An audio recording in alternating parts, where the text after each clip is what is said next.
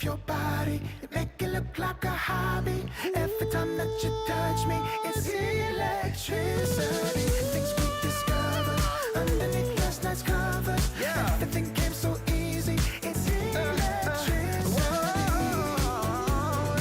Electricity. It's electricity. You move your body. Electricity. You move your body. It's electricity.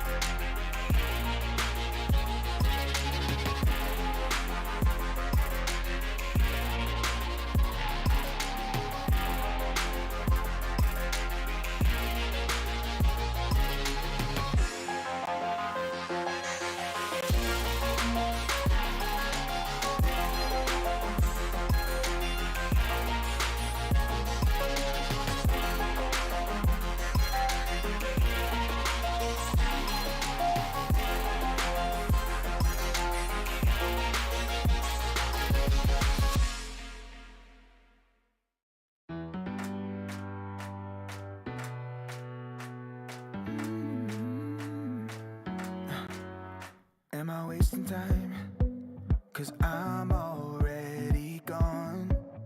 So long, can you stay the night? 'Cause you're the thing I want. I know you're feeling different when you're stressed out, but even with no makeup you still stand out. 'Cause no one makes me feel the way you do now, like you do now. The way that you move your body, you make it look like a hobby. Every time that you touch me, it's electricity. Things we discovered underneath last night's covers. Everything came so easy. It's electricity. Electricity. Whoa. It's electricity. Electricity. It's electricity. When it's late at night, I feel you on my skin. My skin, you're all that's on my mind. It's finally sinking in. You're it. I know you're feeling different when you're stressed out, but even with no makeup you still stand out. 'Cause no one makes me feel the way you do now, like you do now. The way that you move your body, you make it look like a hobby. Every time that you touch me, it's electricity. Things we discovered underneath last night's covers. Everything came so easy. It's electricity. Electricity. Oh, it's electricity. Electricity. It's electricity.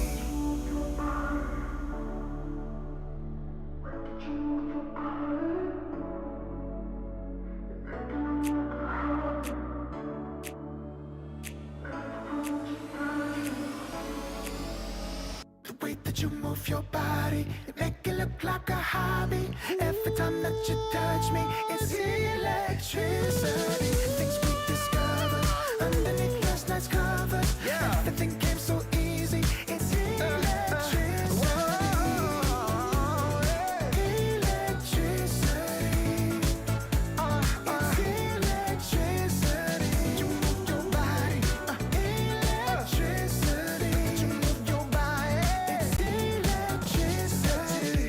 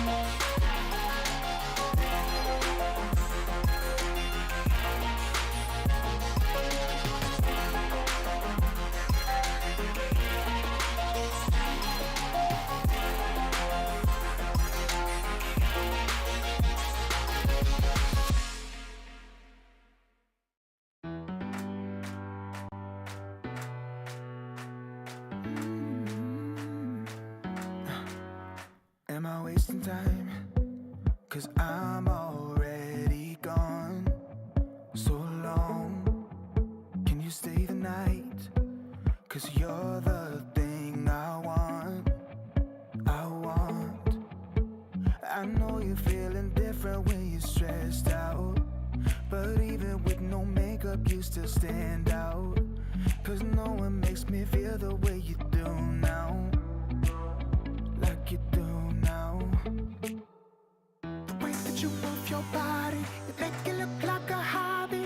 Every time that you touch me, it's electricity. Things we discovered underneath last night's covers. Everything came so easy. It's electricity. Electricity. Whoa. It's electricity. Electricity. It's electricity. When it's late at night, I feel you on my skin. My skin. You're all that's on my mind. It's finally sinking in. You're it. I know you're feeling different when you're stressed out, but even with no makeup you still stand out. 'Cause no one makes me feel the way you do now, like you do now. The way that you move your body, you make it look like a hobby. Every time that you touch me, it's electricity. Things we discovered underneath last night's covers. Everything came so easy. It's electricity. Electricity. It's electricity. Electricity. It's electricity.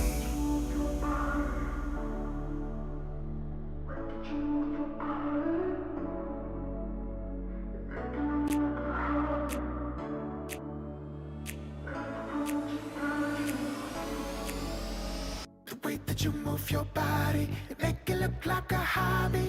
Every time that you touch me, it's electricity. Things we discovered underneath last night's covers. Everything came so easy.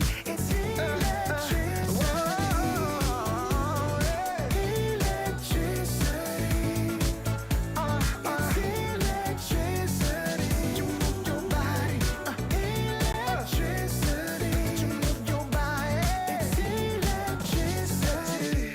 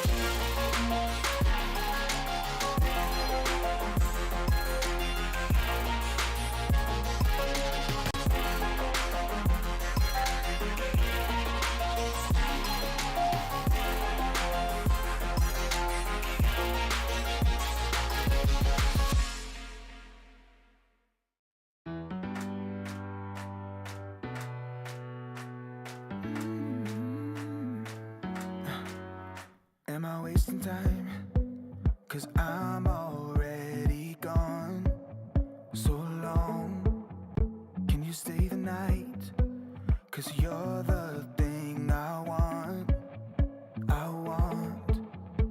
I know you're feeling different when you're stressed out, but even with no makeup you still stand out, 'cause no one makes me feel the way you do now, like you do now. The way that you move your body, you make it look like a hobby. Every time that you touch me, it's electricity. Things we discovered underneath last night's covers. Everything came so easy. It's electricity. Electricity. Whoa. It's electricity. Electricity. It's electricity. When it's late at night, I feel you on my skin. My skin. You're all that's on my mind. It's finally sinking in. You're it. I know you're feeling different when you're stressed out, but even with no makeup you still stand out, 'cause no one makes me feel the way you do now, like you do now. The way that you move your body, you make it look like a hobby. Every time that you touch me, it's electricity. Things we discovered underneath last night's covers. Everything came so easy. It's electricity. Electricity. Oh, it's electricity. Electricity. It's electricity.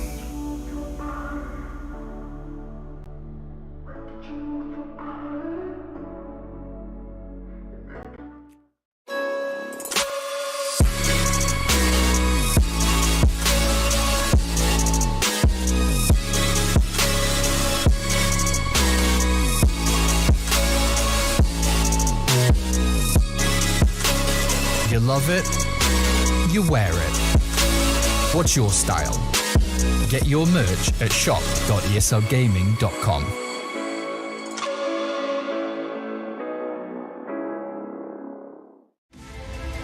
The ESL One Major is brought to you by Intel, Acer Predator, DHL, and Monster Energy.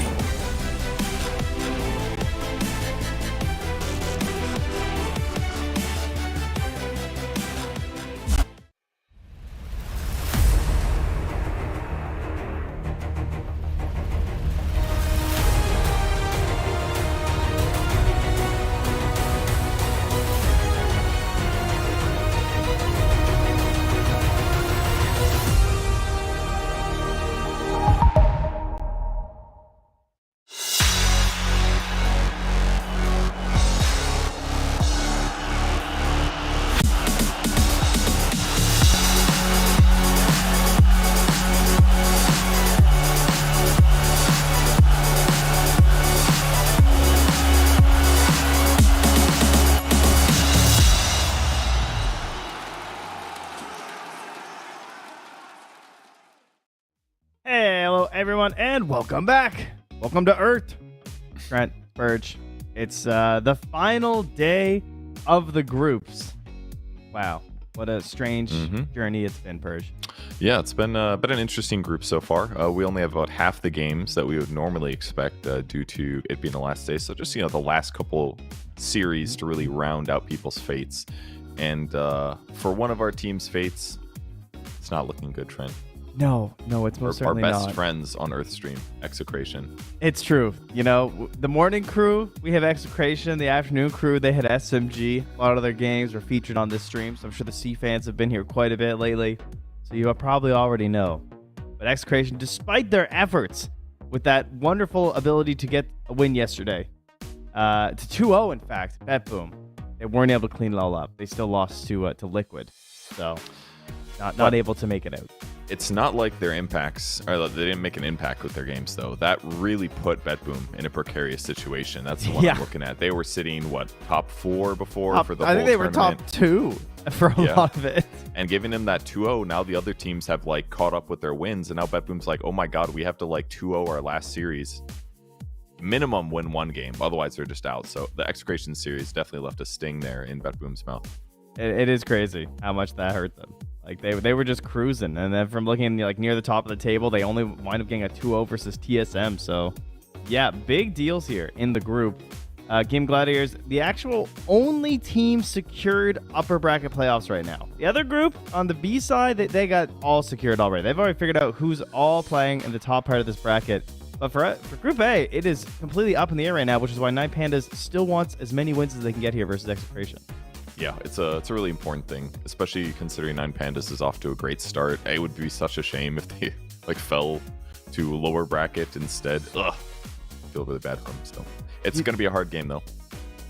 Wait, could they actually still get eliminated? They actually could. Oh my god, they could.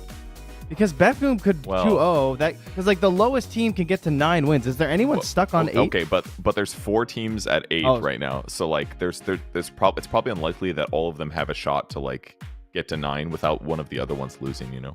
Well, that's true. That's all true. Also, Aster has no games to play today, so they're sitting by and watching as they sit on 8-8. They're the only team who's done at that point. So, well, you're not going to see the bottom of the board on this chart.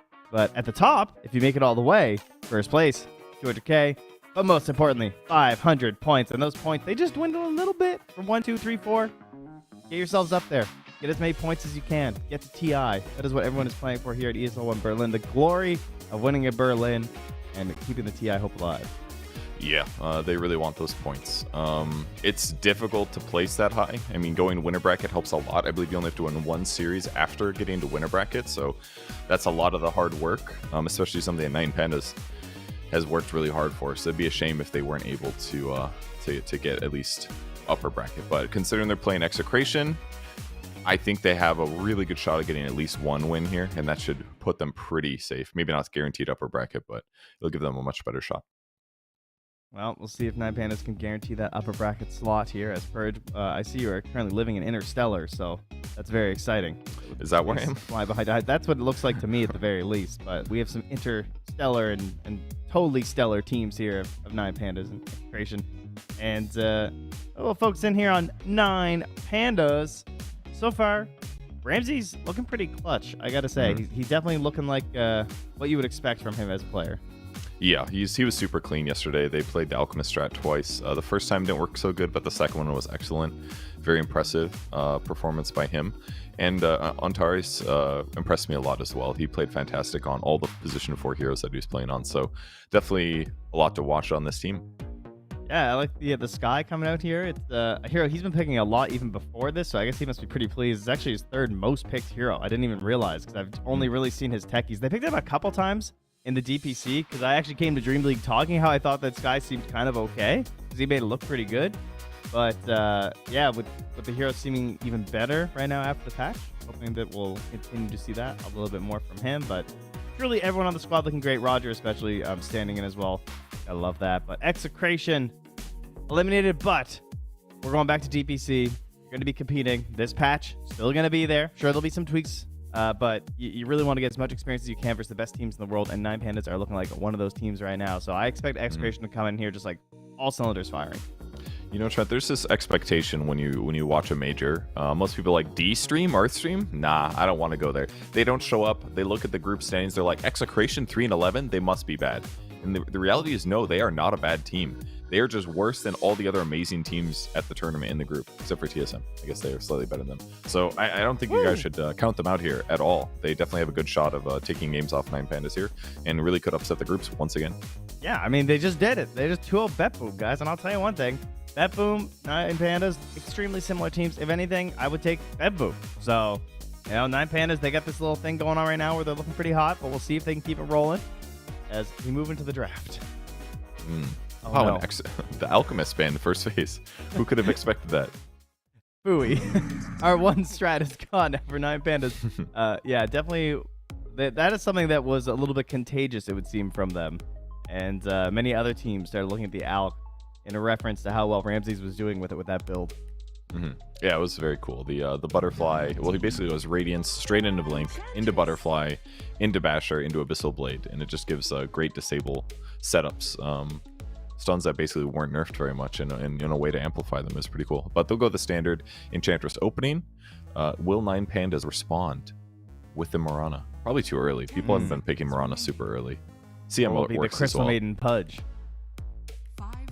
Are they playing CM Pudge? I don't know, but Be cool. that's what we're hoping for, isn't it? Rubik Underlord?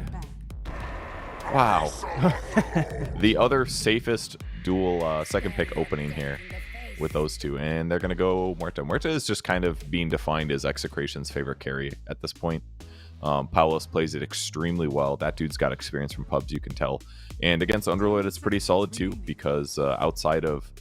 Does Crimson Guard block it when you use your ulti? I feel like it probably does. And Atrophiora also does. So there are some solutions, but Muerta definitely can eat through his tanky survivable nature in a lot of cases. So it's a fine matchup for them. They're not going to be upset with this. And Muerta shred Rubik as well.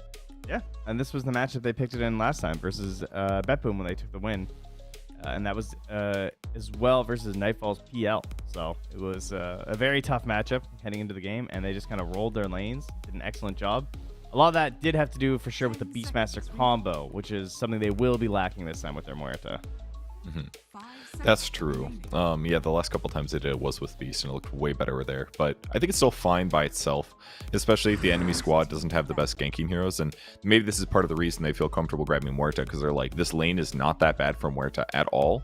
She can lane effectively. She can dead shot away Underlord if she wants to secure last hits. She can easily back up to the medium and small camps behind the tower and clear those with a very easy AoE. And in fact, the few times I've played core so far, I really felt like it was difficult to pull camps together in this patch. They're all pretty spread out.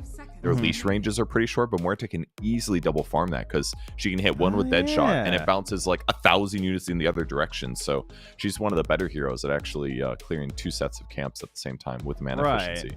And then even if they are close, like when on the close ones, you can also get your like passive proccing and stuff too. That's kind of cool. Yeah, that's true. Interesting. So maybe some other things they're keeping in mind when they pick Muerta against the Underlord like this. I guess we should take a look. I didn't check after the daily update. Looking at the board in terms of like hero picks and how they move throughout the days, it looks like Alchemist had quite the day yesterday. I think he might have been the most popular fella. I see many games and suddenly he's up near the top in terms of the picks. Interesting. Right now. My hunch for that is that, I mean, his win rate went up right as the patch started, right? People started playing him. My guess is that he fell off a little bit afterwards because teams weren't really well refined in item build. And I haven't watched the other games yet, but I after watching Ramses play it, I just got to say that item build was so good that I feel like it has to be the new thing, and that's probably why his win rate's going up, and probably is why he's getting picked again, because people are saying like, okay, we actually understand truly how to play this hero now, because it is actually a little different with the passive. It's not quite the same. I'm a little surprised by the Earth Spirit and Clockwork bans here. I feel like I don't think we've seen a single Earth Spirit so far, as much as I would love to. But I guess the Clockwork makes way more sense in my eyes, because like Muerta Clockwork, that's an ideal laning combo. Yeah, that was a staple in almost all the games. So it was Muerta Clock. Yeah. But Earth Spirit, I don't know. Probably just reveals some hero that they want to pick later on their side that is weak to silence. Not quite sure what that would be. They picked it twice in their series versus Liquid. That explains it. So we missed that one because we weren't casting it. So when they played Liquid, they played Earth Spirit in both games. Maybe they're just like, oh, this guy just playing Earth Spirit. And they had that ridiculous hour-long game versus Team Liquid, which they did have that Earth Spirit. That's true. So they just don't feel like dealing with that, as that was the core Earth Spirit in that game. Gotcha. They've been trying to make it work here. They're playing with 3. Okay. Interesting. Off-lane Spirit action. 12-minute. Wow, he had a 12-minute Octarine. Okay, what the hell? That's Liquid? The Vanguard Arcane probably, which basically completely stabilizes your lane, and then it only costs you like 1,200 plus a Void Stone plus a recipe to get the Octarine, which is why. So it's very easy to get it quickly. But surprising to rush it so fast on an Earth Spirit, I guess, is a really... I mean, you get more stones, I guess. The next game, he went Vessel first into Octarine, and then he had double Wraithband that he picked up at 23 and 24 minutes. Yo, that's a sweet build. All right, Tino's on something. This is good. I mean, we only got to watch literally Doom and Underlord. Was all Tino played for like 8 games or something. So I'm glad that he got to play a different hero. Maybe he's been like begging his team, please let me do this weird off-meta shit. I swear it's gonna be good. Guys, we're out. Let me experiment. And once they're like eliminated, basically, they're like, all right, let's go crazy, dude. We're not gonna win. I hope that continues. Very Them stable not for winning here. or the crazy stuff. The crazy stuff. I believe in the wins. They're free Yeah, now. Sad we're not going to see the Bob Void Spirit, though. Bob looked great on that. It was very enjoyable to watch. We got he was 2 good. little Frozen friends here of the CM and the Tusk picked up, though. Do you ever miss Frozen Sigil? I do. I really do. I liked it when it was really a neat. shard. It was a cool shard, I thought. Yeah. Especially because it's new shard, it doesn't work with my Whiskey Penguin cosmetics. So, like, what's the point? I'm not buying that shard. It's going to ruin my little igloos. Yeah, it's pretty mediocre half the time anyways, I find. That's a good hero. Okay, there's some cover from Huerta between Tusk Snowball and the Dawn ulti if they do end up going on her. And the ability to kind of globally counteract some of what Underlord is doing is kind of cool. I'm into it. Their disable's kind of bad right now, as is their initiation. So that's something they desperately need out of their mid player if it isn't mid Tusk. Void Spirit obviously Yeah, that's perfect. true. Some puck type thing maybe, but I'm not sure right now. 9 Pandas will have the double counter pick option here. Probably looking at their offlane duo here. It could be Tusk Huerta as a 5 and a 1, and then Ench Dawn. That would be pretty solid. Or do you just run the Tusk? I'm trying to think how like Tusk 4 with Dawn would look. It seems kind of scary versus a CM anyway. So yeah, maybe you don't really care about doing the whole ranged melee duo if you can just do melee and run at a Crystal Maiden. Yeah, that part seems good to me. Yeah, because if they ice shard somebody, they're gonna hit by Dawn's Q for sure. Like they're both gonna long distance gap close very easily. Does it tag team all the swings of the hammer? Probably. Dude, that's dope. It's pretty cool. Yeah. I've never thought of that. It's a little bit better than attacking. I mean, you're talking about maybe a difference of 2 procs of tag team extra, but it is cool for sure. Yeah, it's cool to boost it since you're stuck doing it anyway. But I guess yeah, you can go tag team plus shards and then get snowball afterwards. That's probably fine. CM Nova is pretty good against tag team arguably because it lowers attack speed on multiple heroes. So CM's not a terrible solution, but she is very squishy, so she's gonna have to be very careful how she plays the lane. And then we look to those classic like PL. I remember always being a pretty usual one versus the ice shards, but that's a lot of damage in the lane. I don't know if you want to go Phantom Lancer, just some mobility. Not be mega threatened if you're stuck under. Yeah, normally you'd like a Snapfire to solve that problem, but probably not the case here, considering the Underlord off lane.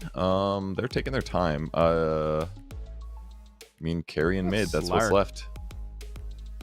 Slark against Muerta.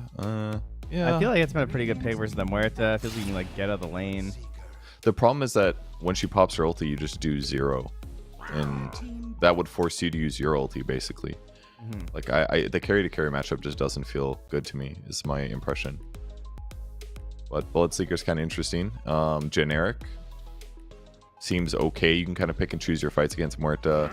You can stop her from moving. Rupture against other heroes is good. Laning stage should be fine. Against the Dawnbreaker, you can offset all the harass. Fight to the death kind of a thing. With the like, once they go on either your CM or you just slam down the blood whatever. Blood ritual. God, I don't even know what it's called. The second skill. The blood mist. That's the ultimate, or that's the Ags. I'm just naming spells. That's what I thought. You mean first. just normal blood, right? Blood, right? There we go. Woo. Yeah. Yeah. In terms Actually, of blood mist is a good idea. They could blood mist against Muerta. That's a cool idea. And you can deal damage to her even through her ulti. see if he manages to make his way there. I saw that Bloodseeker was the highlight hero of yesterday, with Yaldro having a big rampage. So that one made the rounds on the clips. It's still a very good hero. But yeah, the Ags alternative option is really interesting. Definitely gives him a lot of potential value in a build switcheroo at the late game. So with the Tinker ban and the Ember ban, does that mean it's going to be a T? No, they don't need TB. So I see Tinker last phase. I'm like, must be a TB pick. Yeah, I think the I wouldn't want to deal with Kia talking the Tinker. Tinker would kind of like, I don't know, give them this big like win condition. I feel like out of the mid, it's like Bloodseeker and Underlord are both a little. I don't know if they like win games. Like they kind of win games, but they need like a big helper. seconds remaining. Yeah, they definitely do. Yeah, both teams basically just need some setup mid 5 seconds remaining. to prep for Dawn ulti. So if they ban Ember, that, I mean, knowing that they get to pick first, that must mean that whatever mid hero they want to grab could be countered by Ember. And it's not Kunkka, but Kunkka will work. That's a setup hero that they needed. Looks fine. Yeah. I want to see the Ags, Trent. I know. Maybe we'll get there. Maybe we'll get a block of cheese. We have a long list of wishes here on the Earth stream. It was a lot more likely with the Execration Bet Boom series, though, where they like both just didn't fight each other for 40 minutes. Soon. We'll see. Maybe they can find it. Kunkka mid lane. Doesn't have a lot of terrible matchups, but doesn't really punish you all too hard. You can get a little bit risque here if you're 9 pandas. Trying to find your own mobility across the map. And okay, well, we'll find something that does pretty well versus Kunkka. Take the DP. And that is definitely an engine to just run this game. This does put Ramses more into like the I'm the game winner role, but Miro and Kiyotaka can be able to really try and push down these objectives together and make all the space on the map for Ramses. Yeah, it's a cool idea. I mean, you basically just, rather than go like, oh, we're going to jump you, he's instead like, I'm going to front line with a tanky objective taker that buys BKB. And then when you go on me, I can protect myself. I think that's a cool option for sure in this game. So, yeah. Interesting drafts. I guess both of them look relatively standard, I suppose. But yeah, 9 pandas, their ability to gank, not the best. Yeah. But at least like when the fight does start, Underlord's going to show up and that'll effectively work. As long as it's an alternative to ganking, is having this like tanky frontliner. That way when your opponent's going you, you'll survive long enough for your allies to get there. Another pretty rough Rubik game as well. Sometimes these early Rubik picks it feels like it's just random whether it ends up being good or not, honestly. But Deadshot looks okay to steal. That's about it. The Tusk stuff's okay.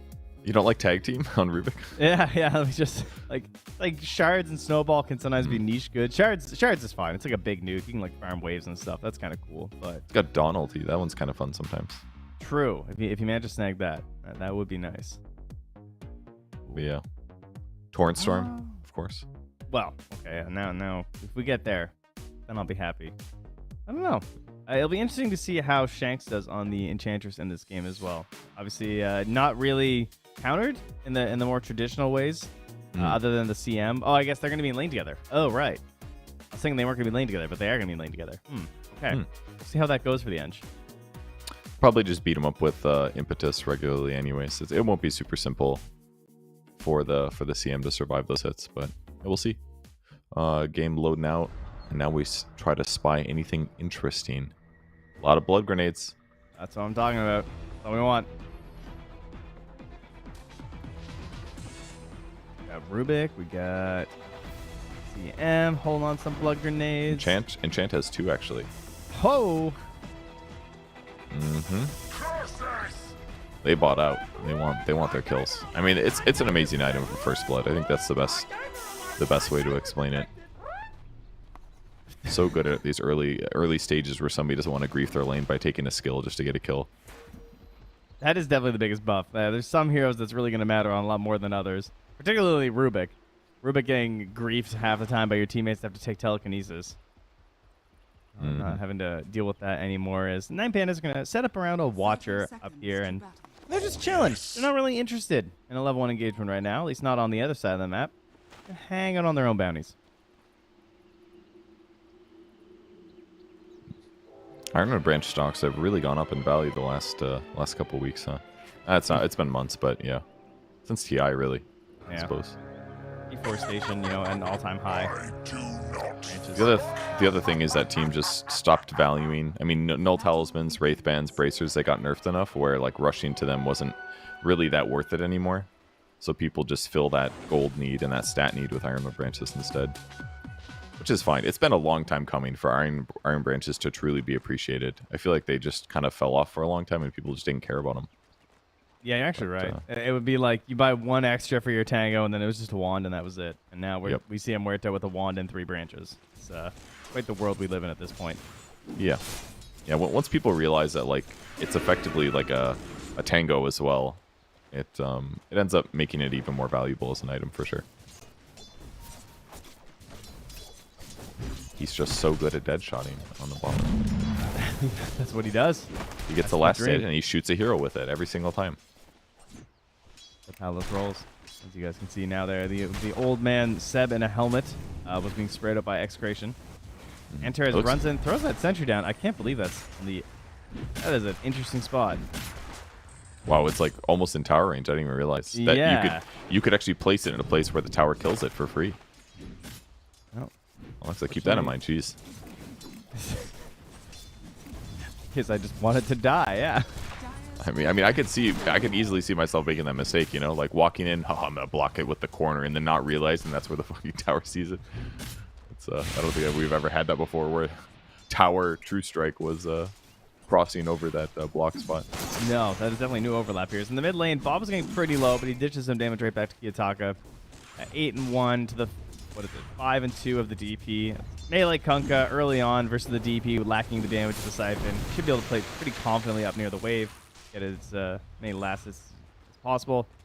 Only real concern comes from like 2 points in Spirit Siphon, but then the X has to maybe come out or something, get forward.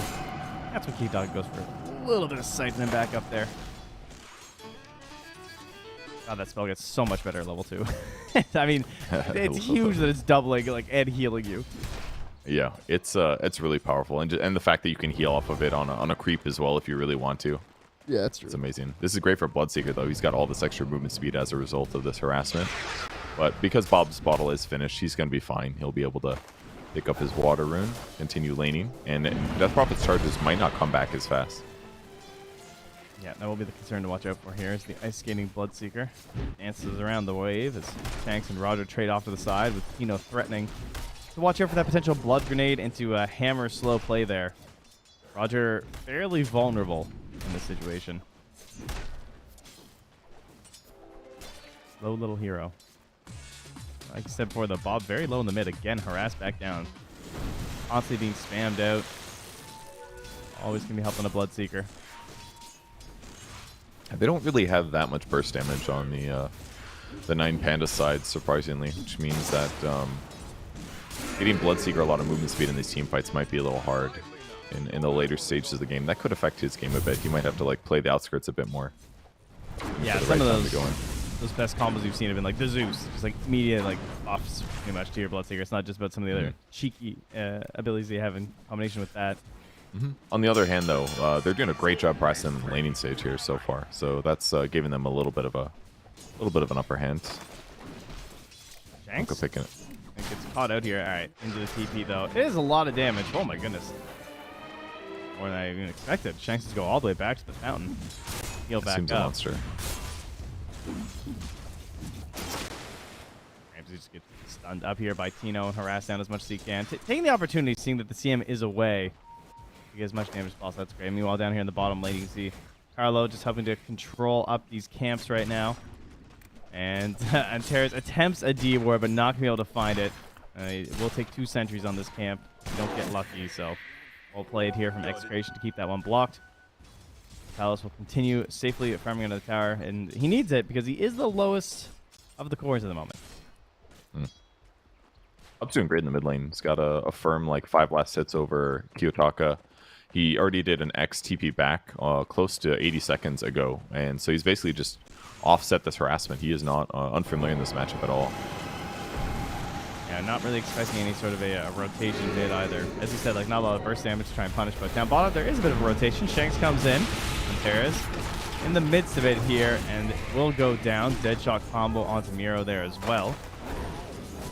Can't keep it going, but the first blood goes to Palos. Well needed here. Roger attempts to help by coming through the Twin Gate. Now thinking about, I'm not sure what he's thinking about doing. Trying to get out this way instead. Did he think he wouldn't make it through the Twin Gate? I was not watching. I was watching Bob almost die 3 times mid. Now Roger gets caught by the S shards. This might have been the wrong way to go, my friend. Miro comes over to help him. Throws down the Firestorm. Roger getting low with the tag team. Carlo snowballs. Very nicely done. And there's nothing left in the tank here for Miro, so Carlo can just walk it off. We'll see. Roger, I guess maybe you just think that Ramses didn't need his help again, but unfortunately he might need some help because Bob makes the TP up top. Well done. Torrent into the hammer. Do they have the damage? So fast, though. Yeah. It's tough. They're still low on Enchantress, so... But Enchantress does rotate top. They're going to have level 2 enchant.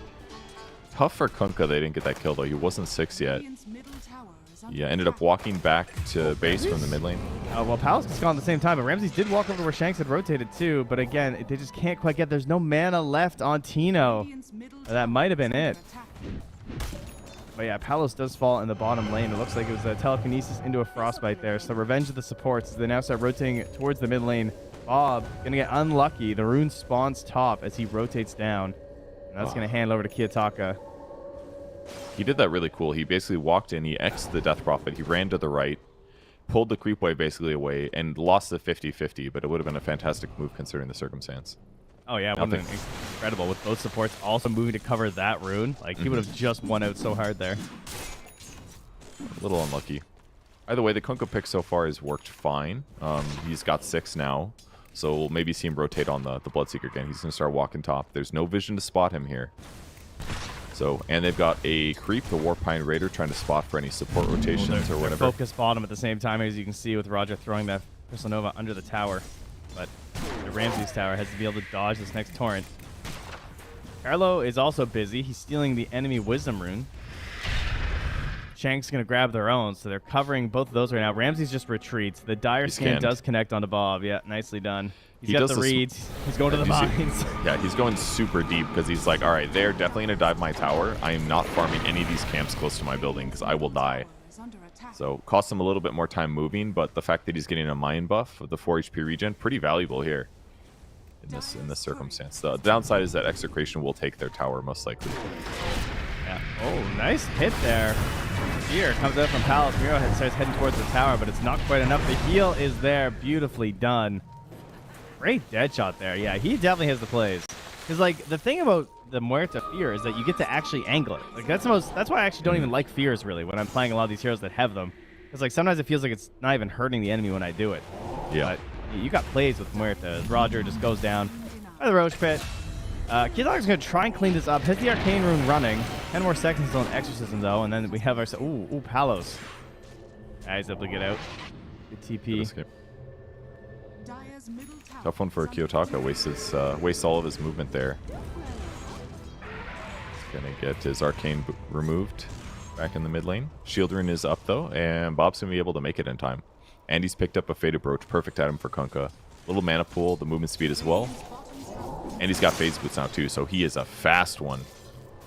Good, they need those rotations, and obviously has his boat. Ramsey still sitting on level 5 as they once again surround him. He's got enemies on all sides. Will he get stopped by this tusk is the real question. Oh, it's not looking good. Centaur coming in, just needs to find the exit for the ice shards. There it is. Get the stop up before the blood right. Doesn't even need it. All right, much needed kill. 5-1 now for Execration. Kiyotaka very wisely going to keep Bobs away from the creep wave. And now he's going to ulti in too. Ooh, with CM Crystal though. Nova. He has Fairy Fire, and he's still just holding the shield rune, so he is not concerned right now.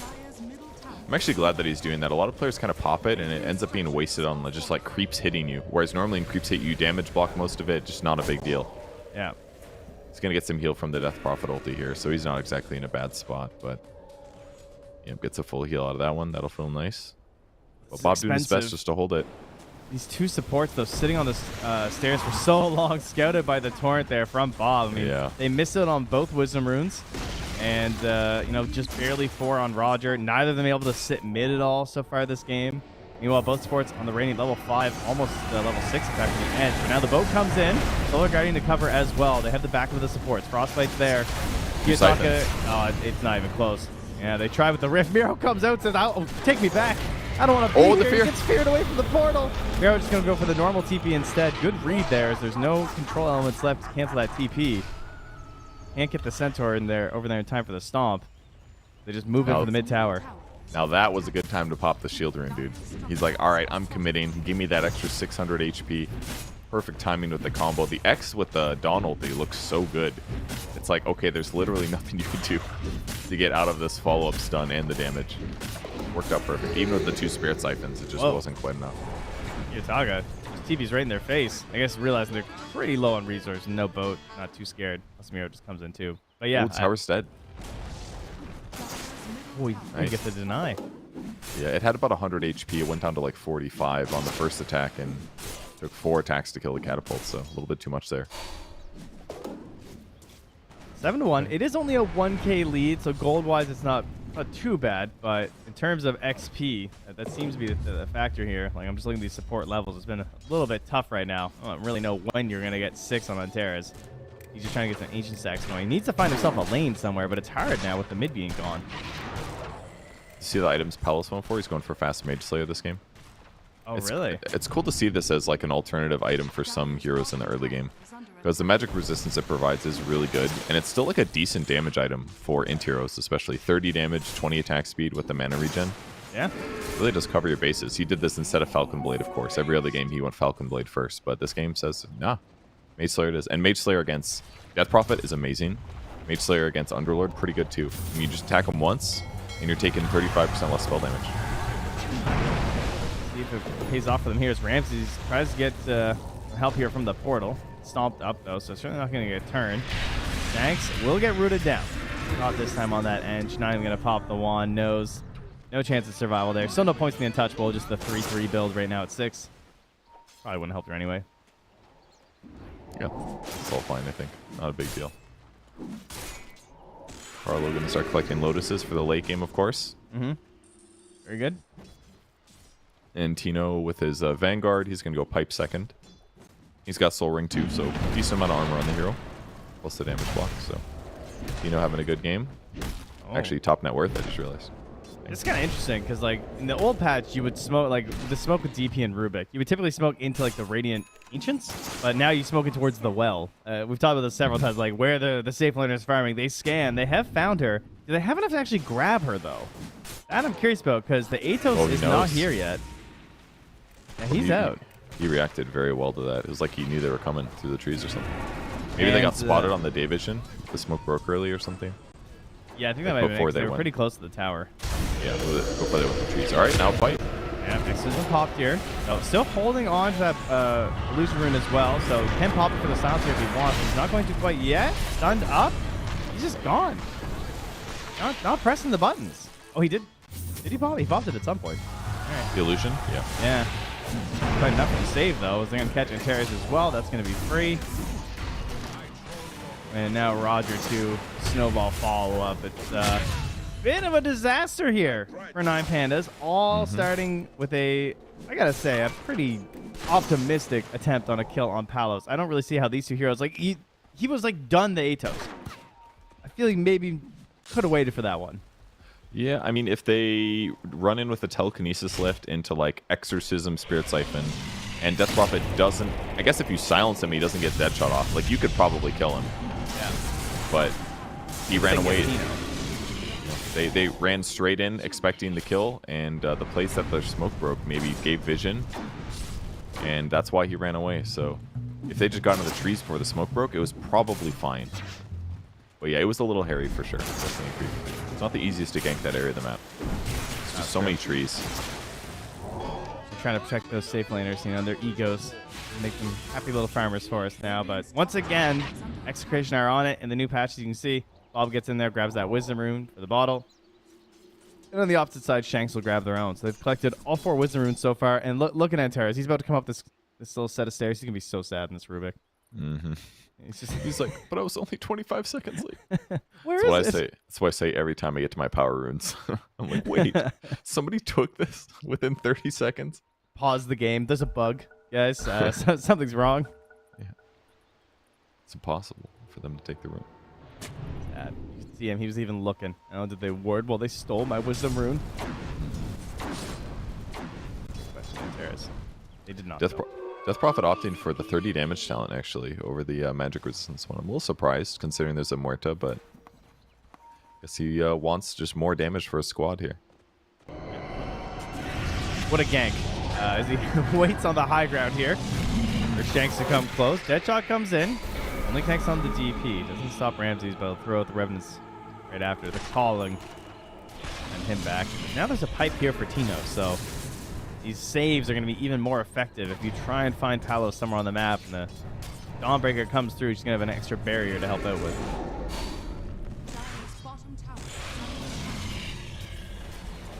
Oh, they're going in? Yeah, Ooh, I don't like what this is one. this Rift doing? Because Underlord's also coming through. He was kind of ready for this play. Staying nearby, there's that help. And then again here for Palos. He's trying to make a little bit of space. Get to the back lines, but now he's ruptured. Protect Palos at all costs. He's turning, thinking about hitting. Remember, he's got the Mage Slayer, reducing that damage. Kino, stand guard, my bodyguards. Surround me. I will click them down. Palos continues to hit. Now he moves on to Roger. Still level 5, the saddest Crystal Maiden you'll ever see. Snowballed upon. Carlo in his death throes tries to get Roger, but he can't. Roger does escape. Oh, coming through now as well. Not a lot of defensive power on this one, but gets a double stun. Palos still in the back. He's still clicking, but it's not that much damage quite yet. So they are turning this fight. A long extended one should favor them. Ooh, but not quite. Now they're going to lose the second support. Without the Bloodseeker, the longer fights aren't necessarily that great. Especially when the spells start to run out here. But the resource is also getting low in Execration. Low mana, low health here for Tino. Has he gone a bit too far? Because things are back now for this DP. Mm-hmm. Oh, and it was stolen boat. Very well done there as well, Manteras. Yeah. Yeah, he used the Sucker Punch to kill the Tusk right before Tusk punched somebody else. So then it was able to steal the boat back at that point. So nicely done. They're going to TP bottom. The fact they kept Palos alive was surprising to me. When he got Rupture, I was like, that's it for him. And they already used Dawn ulti basically, but he just stood there and fought, and it was kind of hard for the 9 Pandas to get in there and do a lot of damage. Because without BKB, Bloodseeker doesn't feel comfortable hard committing. Death Prophet can kind of go in, but she is a little vulnerable too. And the Mage Slayer just helping him to stay alive. Anybody that commits on him, he's like, nah, less magic damage. And that affects Bloodseeker too. Yeah. His Maelstrom, it's not magic damage, spell damage. So it affects Maelstrom, Rupture damage, Blood Right, all that stuff. It's hard to It's commit. really interesting too. It's like, again, it's one of those things you just can't really see, so it's always hard to tell exactly how effective it's being in a game, but that feels like one of those moments where it looks pretty clear that he likely would have died without it here. As Kitaga's gonna find Bob, help the Crystal Nova here to try and slow him down. It's got This is BKB. BKB, yeah. He's just gonna pop it. Might have been a bit too late though. Woohoo! My God, he lives. He lives without the patch, guys. Yeah, that's true. The Maelstrom procced as well, doing Yeah. half damage, but still did a little bit extra there. Yeah, he just didn't want to pop his BKB, but he waited just a little too long there with the Bloodseeker catching up. So tough for him. Indeed. All right, well, Purge, give me your read on this game. What do you think? Where are we going from here? Who's looking like they're in the right spot with their draft? I mean, it all comes down to how effective Bloodseeker is as a late game carry, I feel like. And there's some weakness matchups, obviously, that he has against the Muerta. That part kind of worries me. Like, yeah, you can Rupture him. I think the Ags could do it, probably. The Ags on Bloodseeker could probably kind of shred Muerta, is my hunch. Yeah. But I feel like Muerta is always going to threaten Bloodseeker, too. Kind of like Medusa, I guess, in a sense, right? Where it's like she's just going to stand there. In terms of like why people used to pick Medusa versus Bloodseeker. Yeah. Just be here, so you're not really going to have a good time. Yeah, exactly. He does find Grow Bow on the Muerta, and he picks up a Crystallis, so a little different item build than normal. But probably knows, like, I don't need 4 staff, so... No. Yeah, he's wilding out here. Looks like they're going to head towards the Roche. I mean, they have definitely the tools to do it. No doubt about that. The only real question of you, are you worried about any sort of pests from 9 Pandas? That doesn't seem like it's going to happen.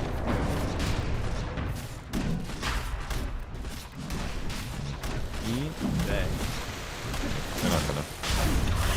Underlord's still farming aura items here. Pipe, Crimson Guard's the plan, normal stuff. That'll help, but just feels like Execration's teamfight is so much better to me.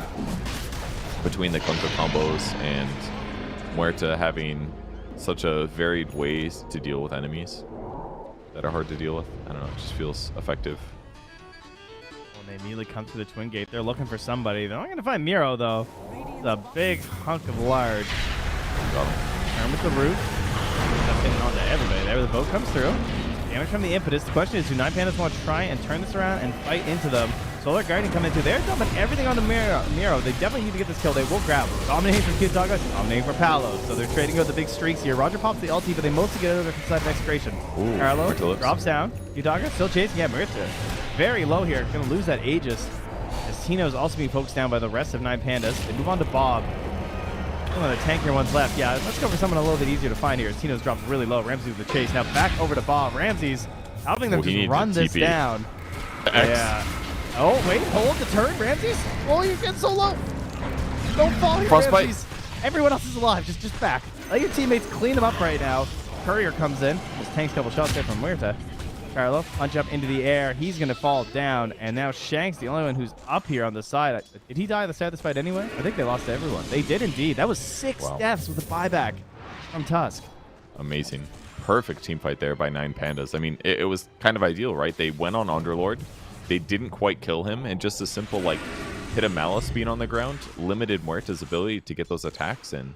Because they are a little disable limited on Execration without committing like X and boat. So, in fact, that's what they did, right? They did Torrent for Vision, then they had to do X into Ghost Ship, so they didn't get to layer Torrent, Stun, or Slow. So by the after the boat stun ended, which is only 1.2 seconds, he just zipped out of there basically. Is there a drum on somebody? Yeah, drum on Crystal Maiden really got him, and he has phase boots too on Underlord. Interesting build, but he's recognizing like they don't have the best disables. So if I just use phase and run away, it could work. So he gets out. They commit even deeper to kill him. In the meantime, Muerta's kind of out of position then. Like it was just like a lot of resources spent for not benefit, where the 9 Pandas kept getting away. He had just gotten those drums too. Because Roger was kind of useless, honestly. Like before that fight, he didn't have ulti and he didn't have drums. Like the last time they actually engaged with them, so his gameplay was a lot better after that. Fight was drawn out enough too that he got off a lot of spells. I mean, when you look through the fight recap, it was like 4 or 5x on so many of the spells from 9 Pandas, like spamming out everything. And I think the other thing that really hurt them too was like that was the first offensive solar guarding we've really seen. Like the other ones have mostly been used to really cover Palos, allow them to like surround him and try and keep the fight contained. But because they just couldn't quite get the early kill onto the Underlord, they had to commit it offensively to finally bring him down. But at that point, they just used everything. Oh, that was close.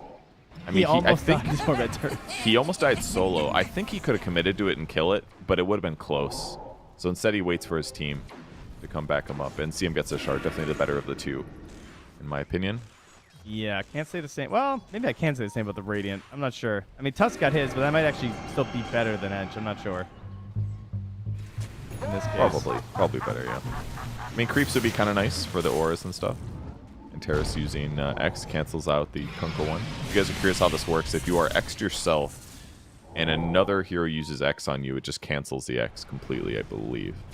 It's like not exactly the way you'd think it would work. It's like kind of bugged. Right, it's going to create a second X. Just like, it acts as if X return is used, right? Or sort of? It just like cancels it, I think. Yeah. It's like it just stops. It's almost like, it's like, well, another X was used on me, therefore it's done. But because it was an enemy X, it doesn't actually send them back. It just like overrides it, and it's kind of goofy. Oh, we don't have to worry about it for now, as he has lost the spell. As they smoke up, heading on in. Another one of these Solar Crest medallion games here, the value item being picked up quite a bit. That lower buff time, though, only hurting the item. It's not quite as cool anymore. You know, they have like permanent uptime here. They're making this one look real easy.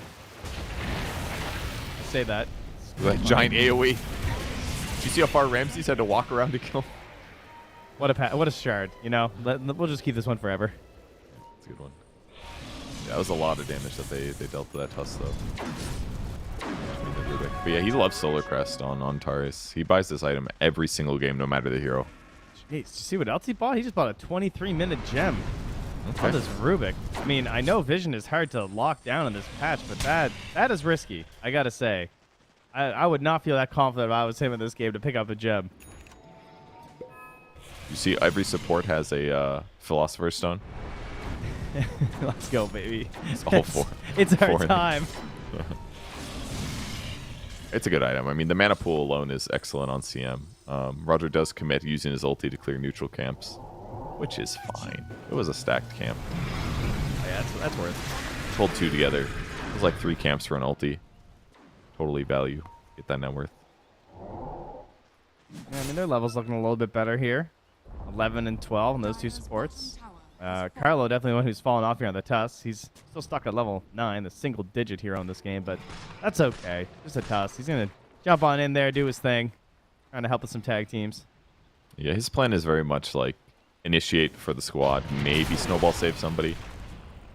Would be nice, but Muerta needs to spend some time in the mines. He's got no HP. In fact, they're running at him with their whole team.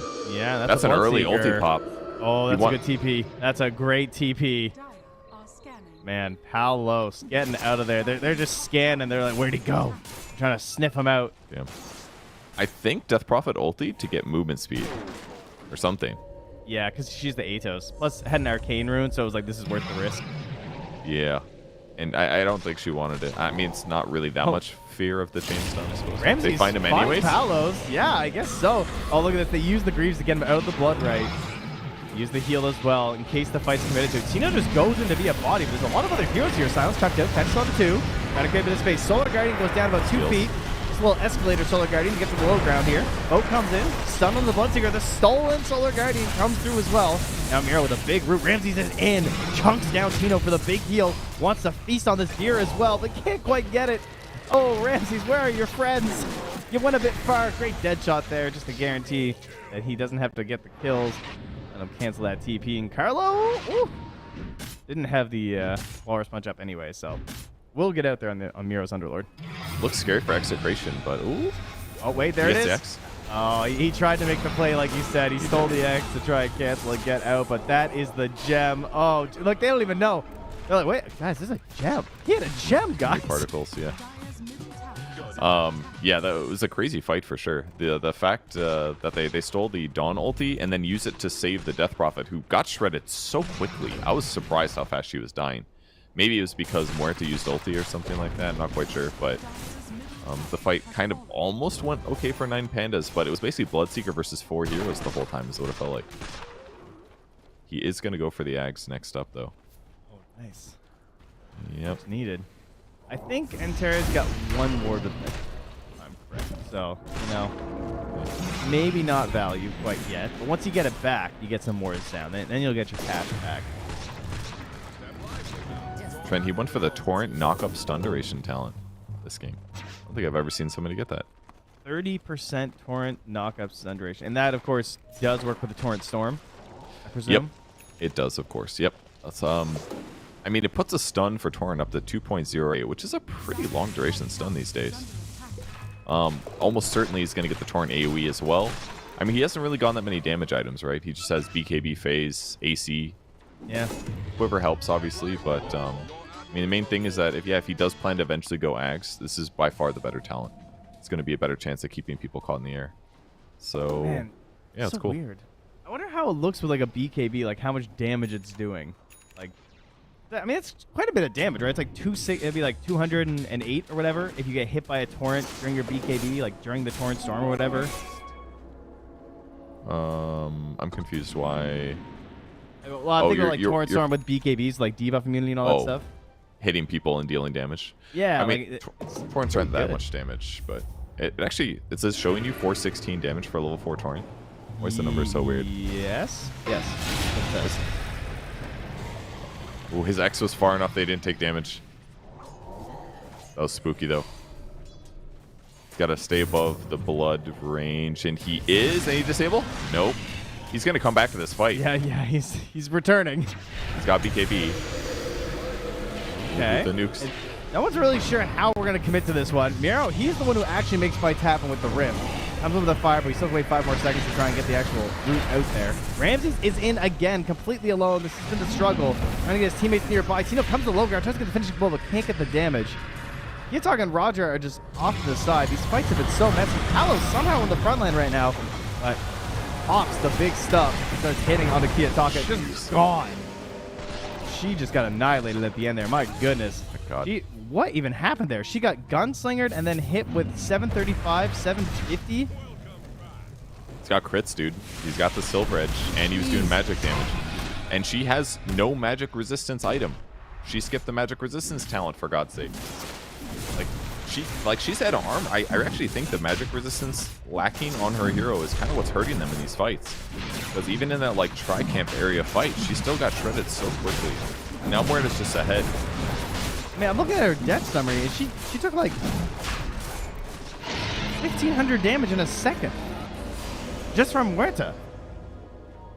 That seems insane. It kind of looks like he crit on both of his attacks at the same time. I think he did. Because they both did 750, which is probably too high. And that's only a 30% chance to crit, so that's pretty wild if that was the case. That's like a 10% chance. Actually, it's even crazier because the gunslinger has to hit. Yeah. It's like 50% chance, and then 30% of that, and then 30% of that, basically. So it's like 15, and it's a 5% chance to proc all 3. out of your on your average attack. So So if he that's rolled what a happened, d20, basically. I mean, that guy was He got gonna the die. nat 20. He got the nat 20. That guy was gonna die no matter what because he was getting X back, and there were 3 heroes wailing on him. But still, yeah, it was pretty wild how fast it happened. I don't know if magic resistance was gonna help that much. Well, we'll see if he can repeat the feat here. Ooh, that rhymed. Palos comes in. Doesn't find him, though. Tower is under attack. He does have a Shivas. That part's nice, I guess. And he's got 142 int, so in that way, he's got magic resistance. All right, Purge. Now tell me what Blood Mist is going to do and why it's going to win this game.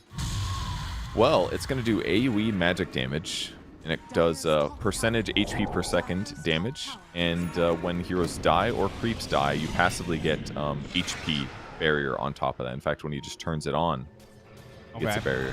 So he's got like a 500 barrier just right now. Hitting Ancients. 700. Yep. Okay, 800. All right, so then he TBs in the fight after killing Ancients. Kind of cool. The problem is that it's going to be affected by Mage Slayer. So no matter what happens, he will be... That damage is going to get reduced. I guess if his BKB is active, it won't, but... Why does that last for so long? It just slowly goes away. Second here. Rupture starts. On a Carlo, goes to the TP, but... Force Staff... Oh, sorry. Ogre Seal Totem forward. Oh, no, it wasn't Force Staff. It was Antares. Okay. I think it was at least. Either way. That's rude. Yeah, basically... so weird. He's doing it right now. Mm-hmm. Just leaving it on. Doesn't have to leave it on, but he is. Why isn't he turning this off?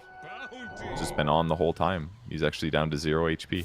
He finally turned it off. That was bizarre. I don't know if he's not very experienced on this or not, but he'll figure it out. He's learning. He's reading it right now. That's why he's standing still. Trying to figure things out. Yeah, he needs to heal more than his base and his full HP to get the barrier. See, Shanks did the thing. He just took the Tormentor by himself. Oh, did he? Yep. Nice, nice with the Hurricane Pike. Excellent. Who got it? Himself? Okay. Himself, yep. So, you know, pulling up by your own bootstraps. Although I think Dawn would have really liked to get the Starbreaker one, but that's not good. I'm surprised she doesn't have it. She must have just been counting on it, honestly. It's really good, this game. And they're going to grab the Tormentor to get Underlord his shard as well in the top. Also better. Screw the Rubik one. The Rubik one is like good sometimes. But the Underlord one's like, okay, your Firestorm just does more damage. Sick. That's pretty good. Oh, and there it is. He got the eggs on Bob.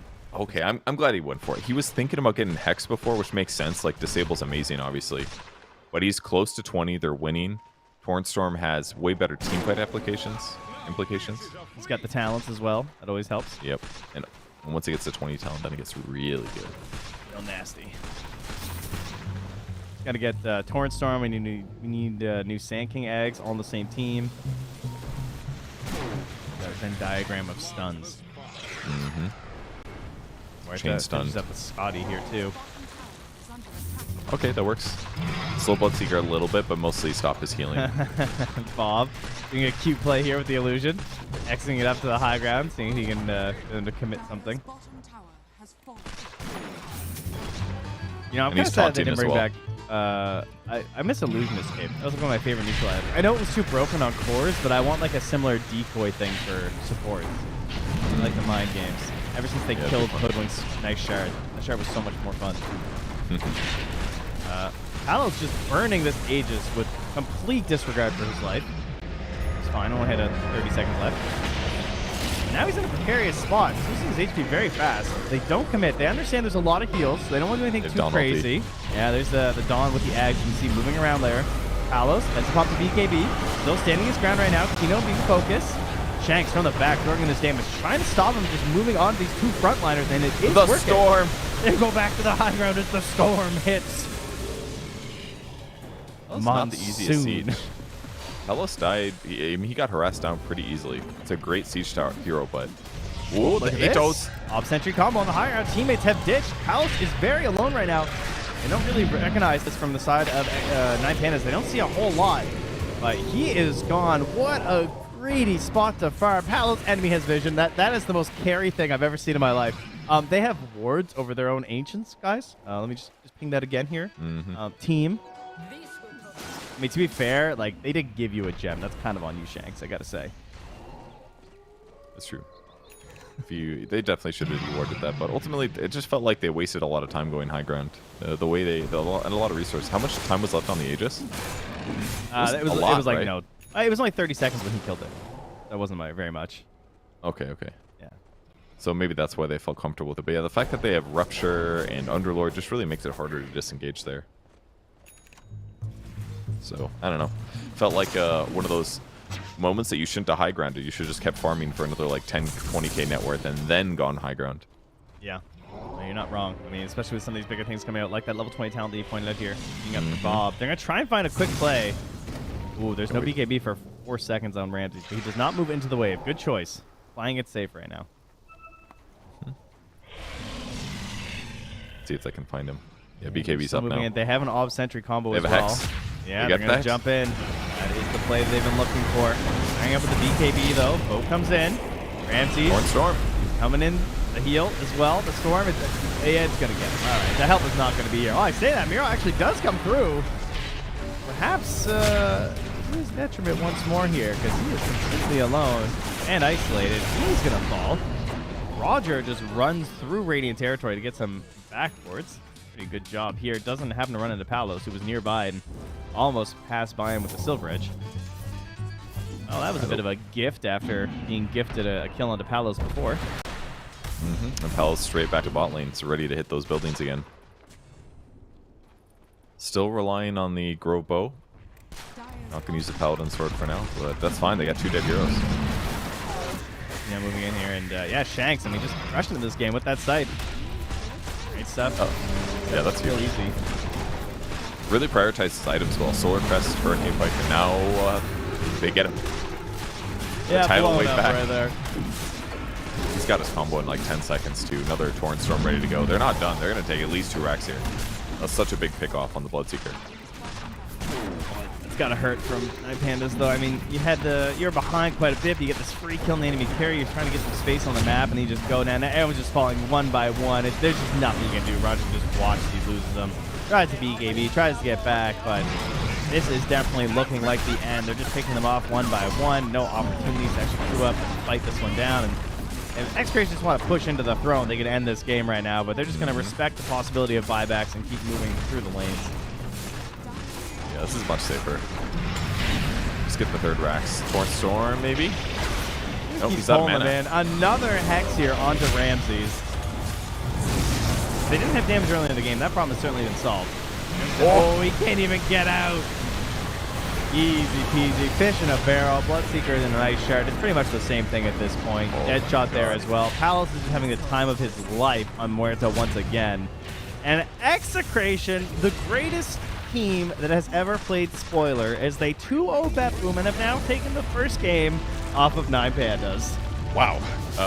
Very good for them. And that was their first pick. Like, they picked Enchantress into Muerta. They're like, all right, you know what our carry is. Good luck beating it. Because we just feel so comfortable on the hero. And yeah, okay, maybe their high ground first attempt wasn't so good, but then they just got one more pick off. And I think the crucial hero that just underperformed was the Death Prophet. It felt good for most of the game, but like in those mid and later game stages of fights, she just died so easily. So easily. Yeah, typically I'm a pretty big fan of like the Atos when you like really recognize, we don't have great initiation or like beginner lockdown. We need a little bit more to like layer through. I love when that comes out because it usually looks pretty good because the player recognizes why it's necessary. In this game, I feel like they struggled to really snowball anything off of this Atos at all. Yeah, I forgot he had it. The magic resistance decision I think was truly wrong. The 10 talent probably as well, the 30 damage over the 12 magic resistance, and I would have liked to see him have a cloak. This fight did go well for them at least, is where they threw a lot of their spells onto the Underlord to do almost no damage. And then from there he kind of runs for his life, but the everyone else just kills the other heroes in the meantime. They got a lot of value out of it. Nice punch on the BKB Bob as well. CM ulti was pretty effective, and Bloodseeker kind of just got to run everybody down. Yeah, this is like what the ideal fight I think looked like for them. Then some of these other fights later in the game also did get a little bit scrappy, and they looked like this, but unfortunately they lost Ramses pretty early in a lot of them, so they weren't benefiting at all from these extended fights. Another person who was really having a great time was kind of like the DP, but he obviously doesn't skate around as nicely as Ramses can on that blood. He really almost died here though. Very close. Mage Slayer literally affecting everyone on the enemy team in that last fight. It was a cool pivot on the itemization that definitely made Death Prophet a lot less effective. If he doesn't get Mage Slayer, Death Prophet probably feels like a much bigger menace, because just remember that the heal that you get from Spirit Siphon is based on how much damage you do with it. So that takes into account how much magic resistance they have and what your spell damage is. So, you know, the Mage Slayer against DP really limits her lifesteal too. Yeah, and I'm hoping that updated standings. I hope we'll see that item again in the progression. But yeah, as you said, there are new updated standings as to how we stand right now. So 9 pandas here, sitting at 9 and 6 at this point. Thanks, courtesy of Xtreme. And meanwhile, we got what? Bet Boom have won one of their games, it looks like, because I believe they were 7-7 before. Does that sound right? And PSG LGD 8-7, Liquid 8-6. So that does mean that Liquid are theoretically, yeah. Oh, how's my brain working? Yeah, so if Bepin wins the next one, they can go to 9-7. So Liquid have to still win some games. It's still up in the air right now. We'll of course keep it updated, and we have ourselves the lovely squad stream to keep a look. And yeah, so let me just double check. Bepin are 1-0 versus PSG LGD right now. GG are 1-0 over TSM, and EG and Liquid are still currently playing. That's what's happening across the various streams right now. So go check those out. Continue watching the games. Keep us up on the Earth stream. And we'll be back in a little bit for Game 2. We will see you then.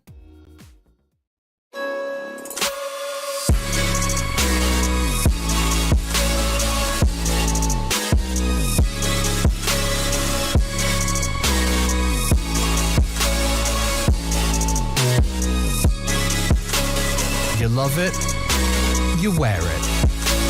What's your style? Get your merch at shop.eslgaming.com.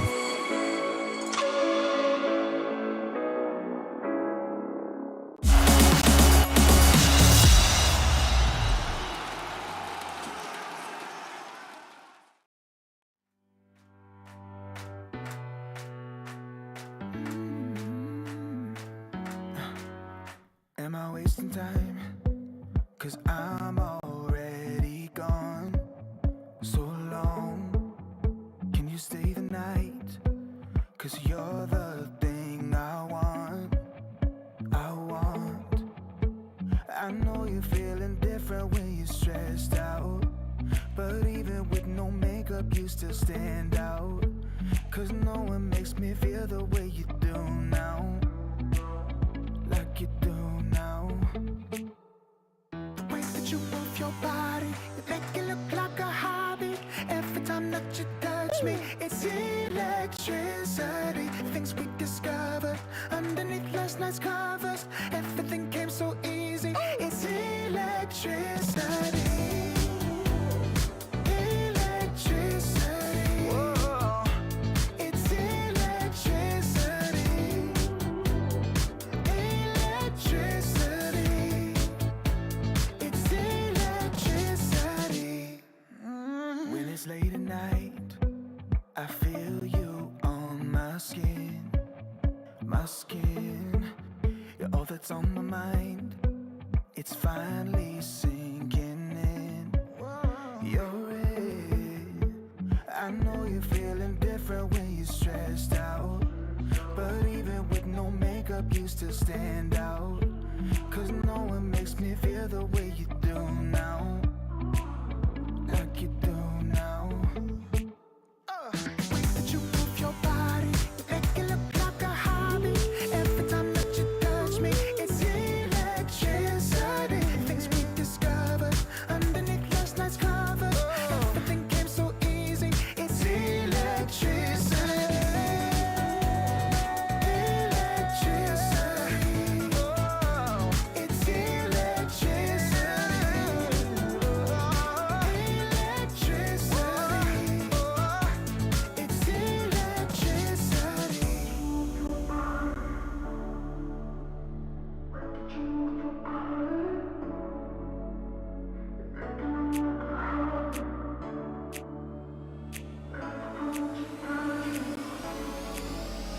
The way that you move your body, you make it look like a hobby. Every time that you touch me, it's electricity. Things we discovered underneath last night's nights covered. Everything came so easy. It's electricity.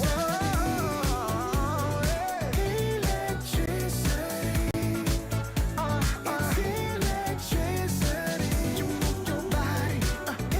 Electricity. You move your body. It's electricity.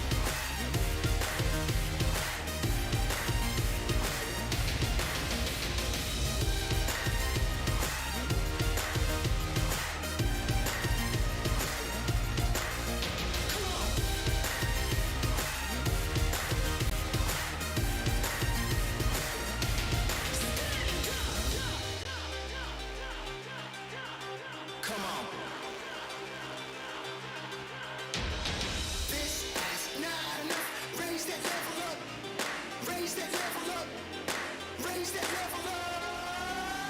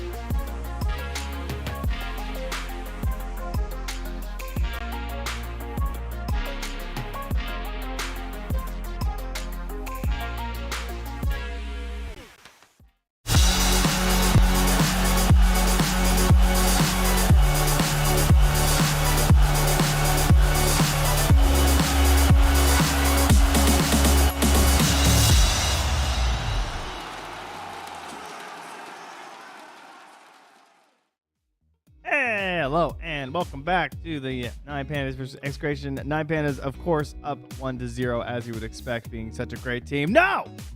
Xtreme have done it again. They're 1-0 versus 9 Pandas. They're ruining things, Purge.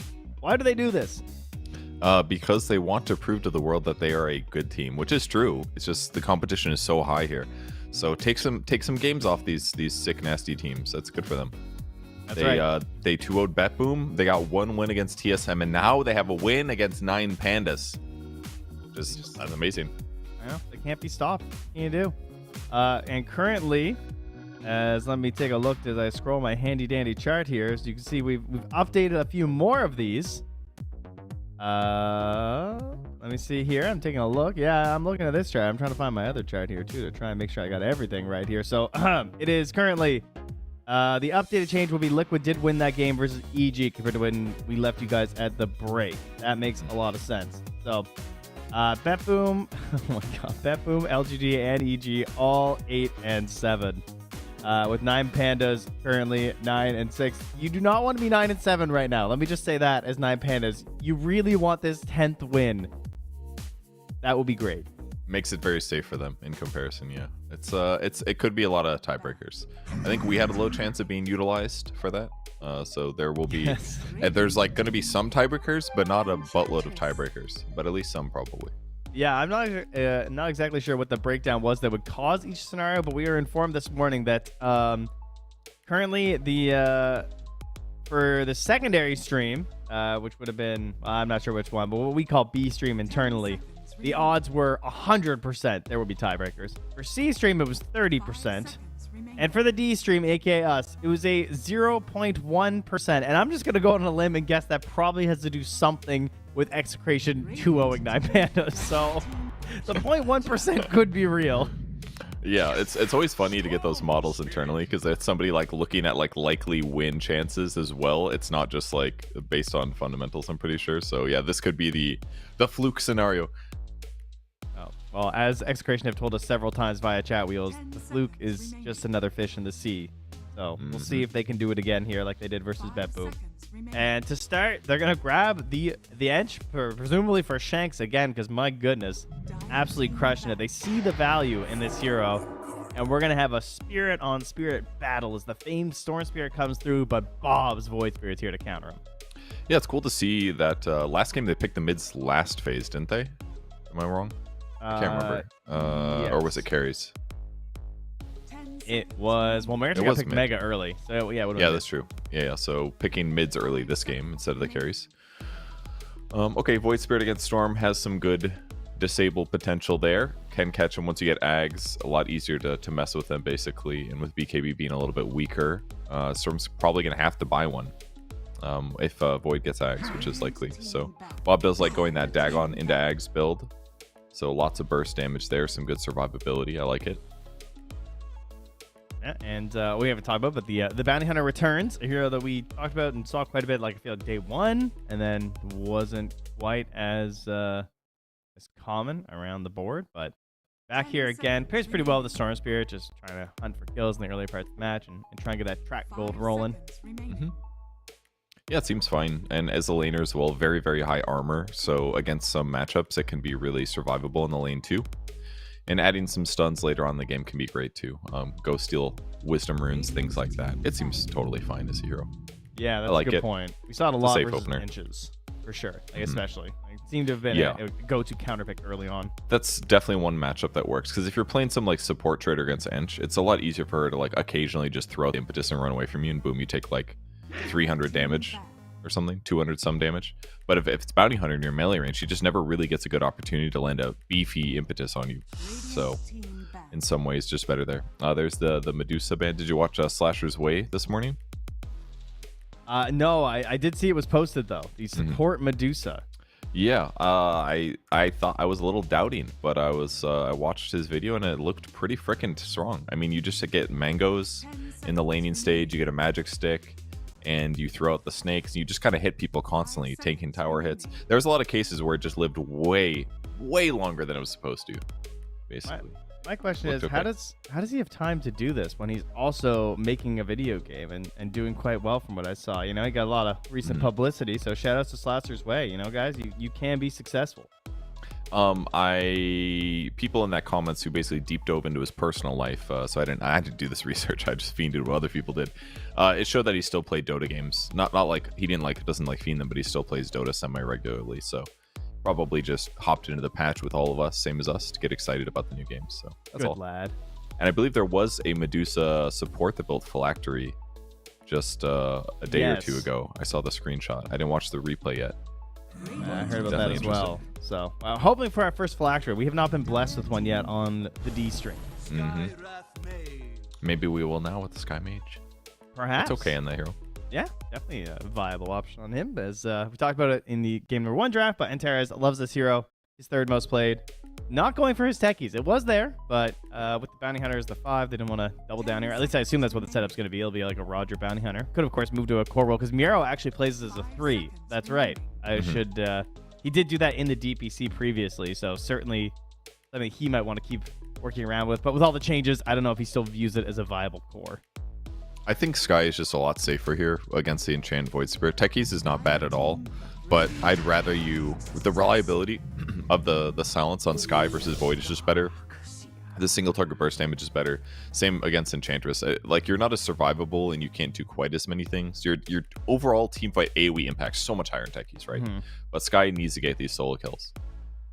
Yeah, and it makes sense with tracks as well. It's just like we are getting kills with these heroes, but it's a double combo quickly after from Execration, the Nyx Assassin and the Darkseer. A really nice combo, just works well together in the lane. It's a melee hero with an Ion Shell. You can even do some wacky vacuums into Impale if you get real nasty later on. I like it, yeah. It's good. And it's a combo that kind of saw some popularity the first day of the groups, where Darkseer was seen as like, oh, this is the best offlaner right now. That eventually got replaced for Underlord in a lot of cases. But no, this will be good. Bloodseeker will be decent to offset it since he has really good lane sustain. So we'll see another Ramses Bloodseeker this game. His item build will be surely a lot more flexible this time. Well, it might be the same, honestly. You might build the same freaking items, but at least he doesn't have to... Did they ban Muerte yet?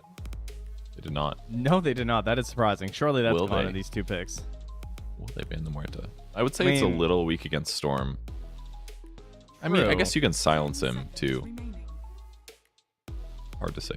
I feel like Palos just looks comfortable enough that I would just want to remove it personally. But you are right. Like, theoretically, it's not actually the best looking hero versus the ability to just like jump the backline right now. Look at her win rate in pubs against and see if she has any bad matchups, because my hunch is that she just doesn't feel that weak to much of anything. Let me see. Her worst matchups are... Her worst matchup is Spectre, 3.45%. Then it's Batrider, 3.1. Then it's Wraith King, 2.7. So it's like, she really doesn't have any major hard counters. Yeah, just like a little bit of jump kind of, I guess, like blown up. I mean, the Spectre vision makes a lot of sense. She's pretty fragile if she just gets like literally comboed down because she likes to build all these like high damage items.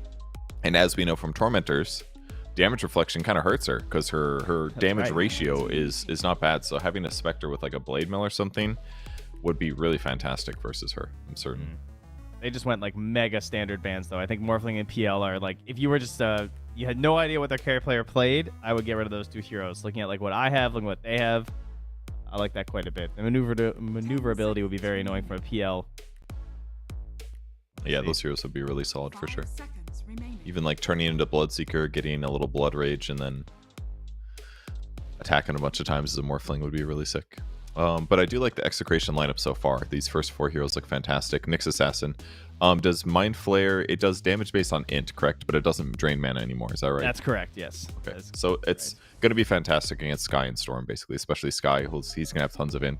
So Mind Flare at almost all cases will be good there. And decent chance that he can just easily set up that kill every single time. Walk in with Spike Carapace, it's going to get hit on Concussive or the Sky ulti, and then you just hit him with the combo and that guy dies. So I forgot he was universal now. Right. On Nyx. That is huge for his item builds. Oh, this is 3 universal heroes on the Execration side, actually. More Dagons. It could work. The mass Dagon game. Maybe this is it. Nyx and Void Dagons. Probably not, unfortunately. I don't know, maybe. Yeah, I don't know. I assume Nyx won't get one, but we'll see. You never know. There's some pretty sweet heroes. He'll probably go standard. Just Arcanes, Wand, Force Staff, Blink, maybe. How boring. It's all about the setup. The setup's very important. Boring and good. Same time here. Every carry is left in the pool. Okay, not every carry, but there's so many carries left in this pool. It's fine. Execration just thinking that. I'm sure they're just going to pick Muerta. Like, come on. I feel like that's all Palace wants to play. It seems obvious to me. I think he's got to be a little worried about Storm and Sky, though. And Bounty too. Like, they're going to be able to spot the backlines, and if they do find him out of position, he's not going to live for more than 2 seconds. Ooh, okay. Again, this is spicy. Safer. Way more magic resistance, especially when he transforms. So the burst that's coming isn't going to hurt him too much. If he gets ruptured, he doesn't care that much.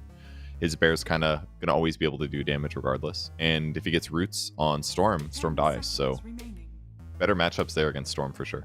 It also puts way more pressure on your chain stun when you're playing versus the Lone Druid. It's really frustrating when he just gets the roar off. Like, you can't make a mistake at all.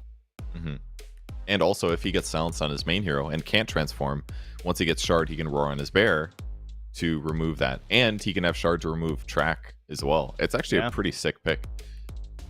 Yeah, they have a lot of time left. They used it really well here from Execration. We'll see if 9 Pandas can do the same, as they're now going to decide, is this going to be the Miro Bounty Hunter?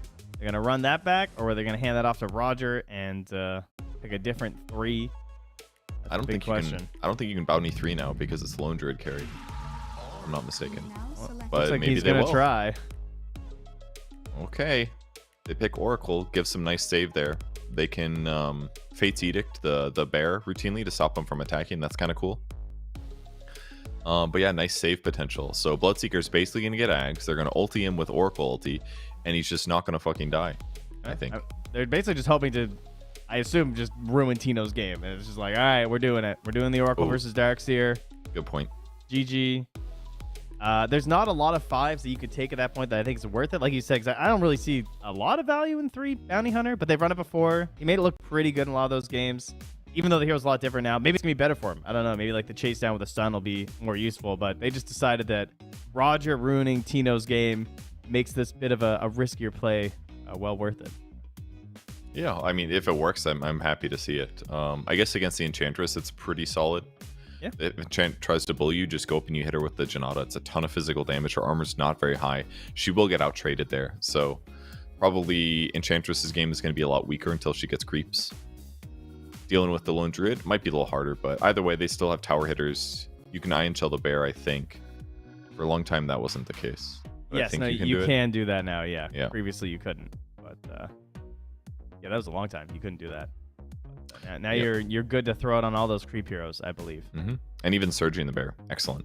It's going to help them go, and having like a low cost disable like Root against Bloodseeker is fantastic as well. get him locked down without having to commit any like really hard stuns if you don't want to. So that can be really good. So it was a really cool Lone Druid pick. Murta would have been fine, and I would have been like, okay, Lone Druid looks good. Like it was just a smart pick. Oh, it looks like the health increasing talent fully affects the Spirit Bear, but not other creep heroes. Interesting. There you go. Fun Darkseer fact, it seems. Okay. It's the have the that 15 the 15 health talent. I think he does. I can't even remember if that was still in there. I think it's still there. Yeah. Yeah, I know it got moved around a little bit because I feel like it used to be like really big and then it got reduced down a little bit. But Tino, he's ready to Darkseer it up with his friend Shanks on this Nyx Assassins. It's disappointing not to have Shanks on the Eng because I feel like you're not going to get the same value this time because you're probably not getting the Hurricane Pike at an earlier time here with it being the 5 Eng. But we'll see how it goes. And off they go. Time to cross the map and look for some blood grenade kills. Nyx is ready to throw his bug blood all over him. You think it's like green? Should it be colored based on the assumed color of the blood of the unit? I think that sounds like great lore. Color is bug blood. That's a good use, I think, of our devs' time. Yeah, I think, guys, I would get on that right now if I were you. It's difficult to tell what color blood bugs have. Somebody probably knows. They do have blood, right? They do. What? I think so. I mean, they got hydraulics they're working with, you know. Yeah. That's how they all function. The Owlbear will get scouted out here. This is fine. Ouch. Just a bunch of damage. He's gonna have to resummon faster. This could mean that if they kill the bear and then kill him, it could like really ruin their game. Yeah, he's gonna do the safe thing and just go back to heal right away with the bear. Yeah, I think. send that thing home. He's working on the micro. He's not. Yeah, I thought he was too. Just gonna be safe. I guess the return 30-second cooldown. Yeah, I don't know. I feel like you could have just sent it home. He maybe was thinking about going for the bounty rune, but it's too dangerous. Yeah. It's got 8 HP regen as he runs under the tower. It's fine. You know, he should have ran it through the Mighty Mines. That was the play. That's true. Sit it in the mines and then return it to him when the lane starts. Actually, yeah. Give him like an extra 100 HP or something. Or you know, to die. Got to the well. Anyway, that's the best. So. That's the best voice line in the game. Yeah, I want to die one. True. Wait, did he just voice line? Yeah, the Oracle one. Oh, I didn't. I'm not getting it. Oh, do you have Roger muted from a pub? That seems very unlikely. They're doing the double ion shell thing here to... Oh, they ran out of ion shells! Oh my god! Oh, that was almost so crazy by Roger. Did you see that? He lands the Fortune's End. Yeah. Puts them all one hit away from being denied. They blood grenaded him. They're diving. Oh, yeah, it's not looking too good here. Multiple units under the tower as Bloodright tries to save him. And got him. Carla will take the first blood. And the courier. Oh, no! Ramses distracted. It's no tangos for Ramses now. I like how Tino takes the time to grab that Watcher. Just jumps away. They did burn a lot of ion shells off of Darkseer, though. That part was good. Very well done. Carl's going to pull the creep wave, though. Hand it over to Tino. And they will jungle with it. And he goes back to the top lane. Fine for Palos. He still has decent experience. Didn't get as many last hits for the first wave, but it's okay. Now, the thing about the debuff is with the Oracle things, remember this being confusing, is that it will remove all buffs on enemies that it hits, right? Like, yes. It'll remove both of their ion shells. But if it's an ally, it'll only remove debuffs on the one person you hit, I believe.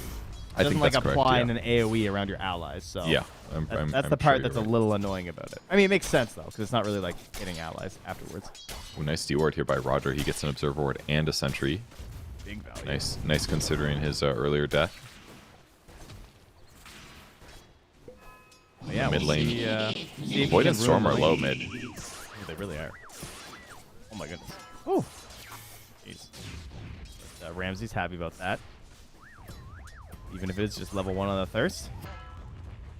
Those heroes low, as Kitaka will get the top rune here with his empty bottle, so pleased with that.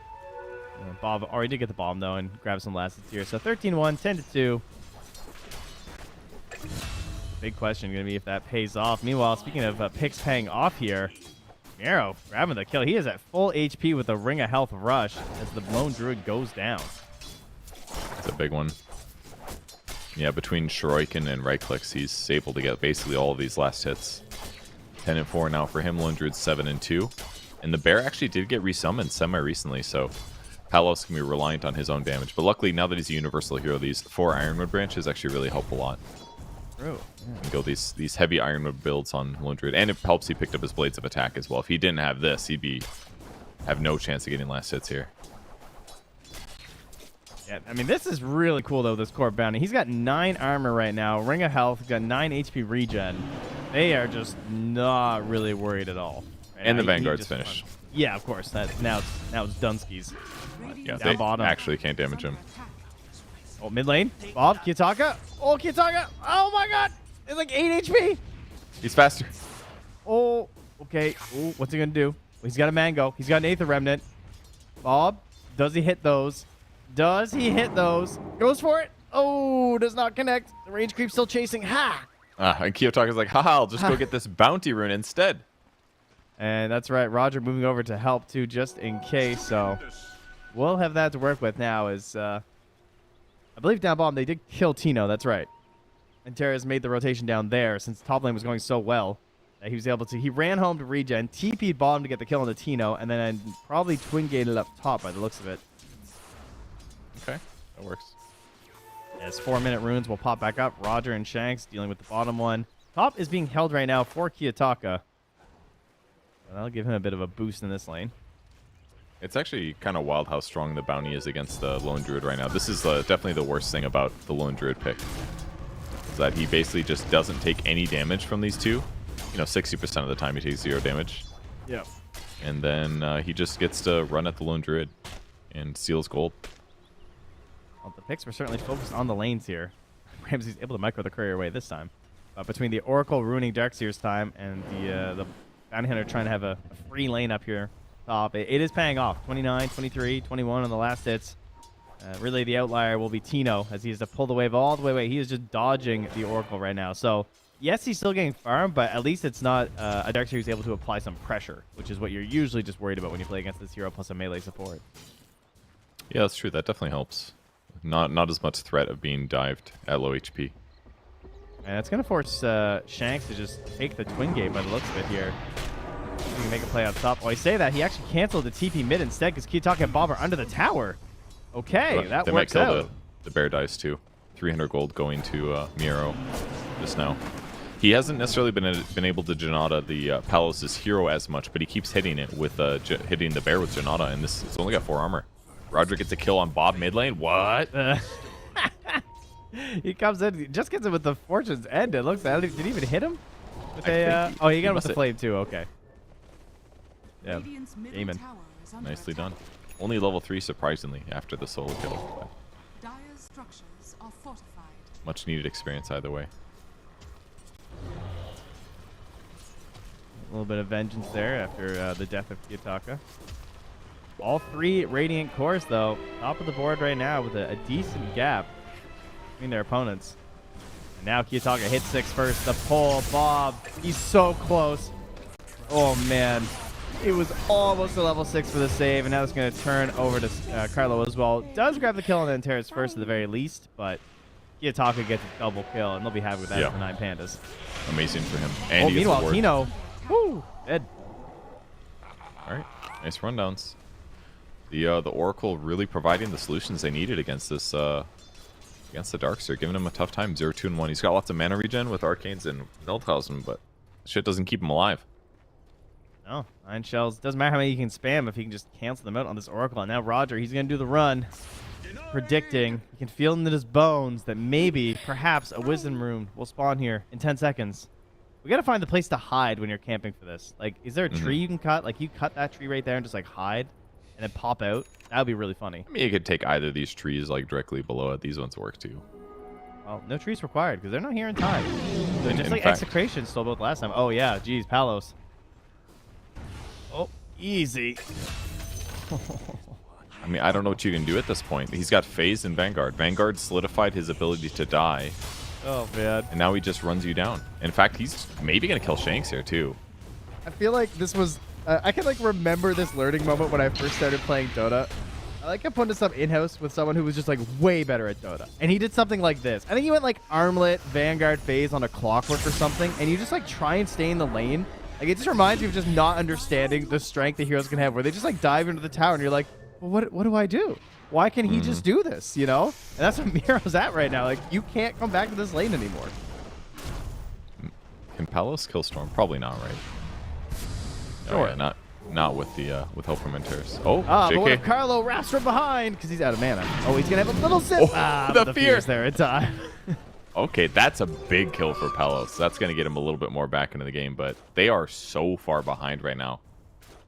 Bounty is 4.7k net worth. He picks up an urn now, and he's going to go Spirit Vessel, and then he's going to go Pipe. Now, JK bought a wand first. He's like, I want to be as strong as freaking possible right now because my team is not going to back me up, which is totally fine.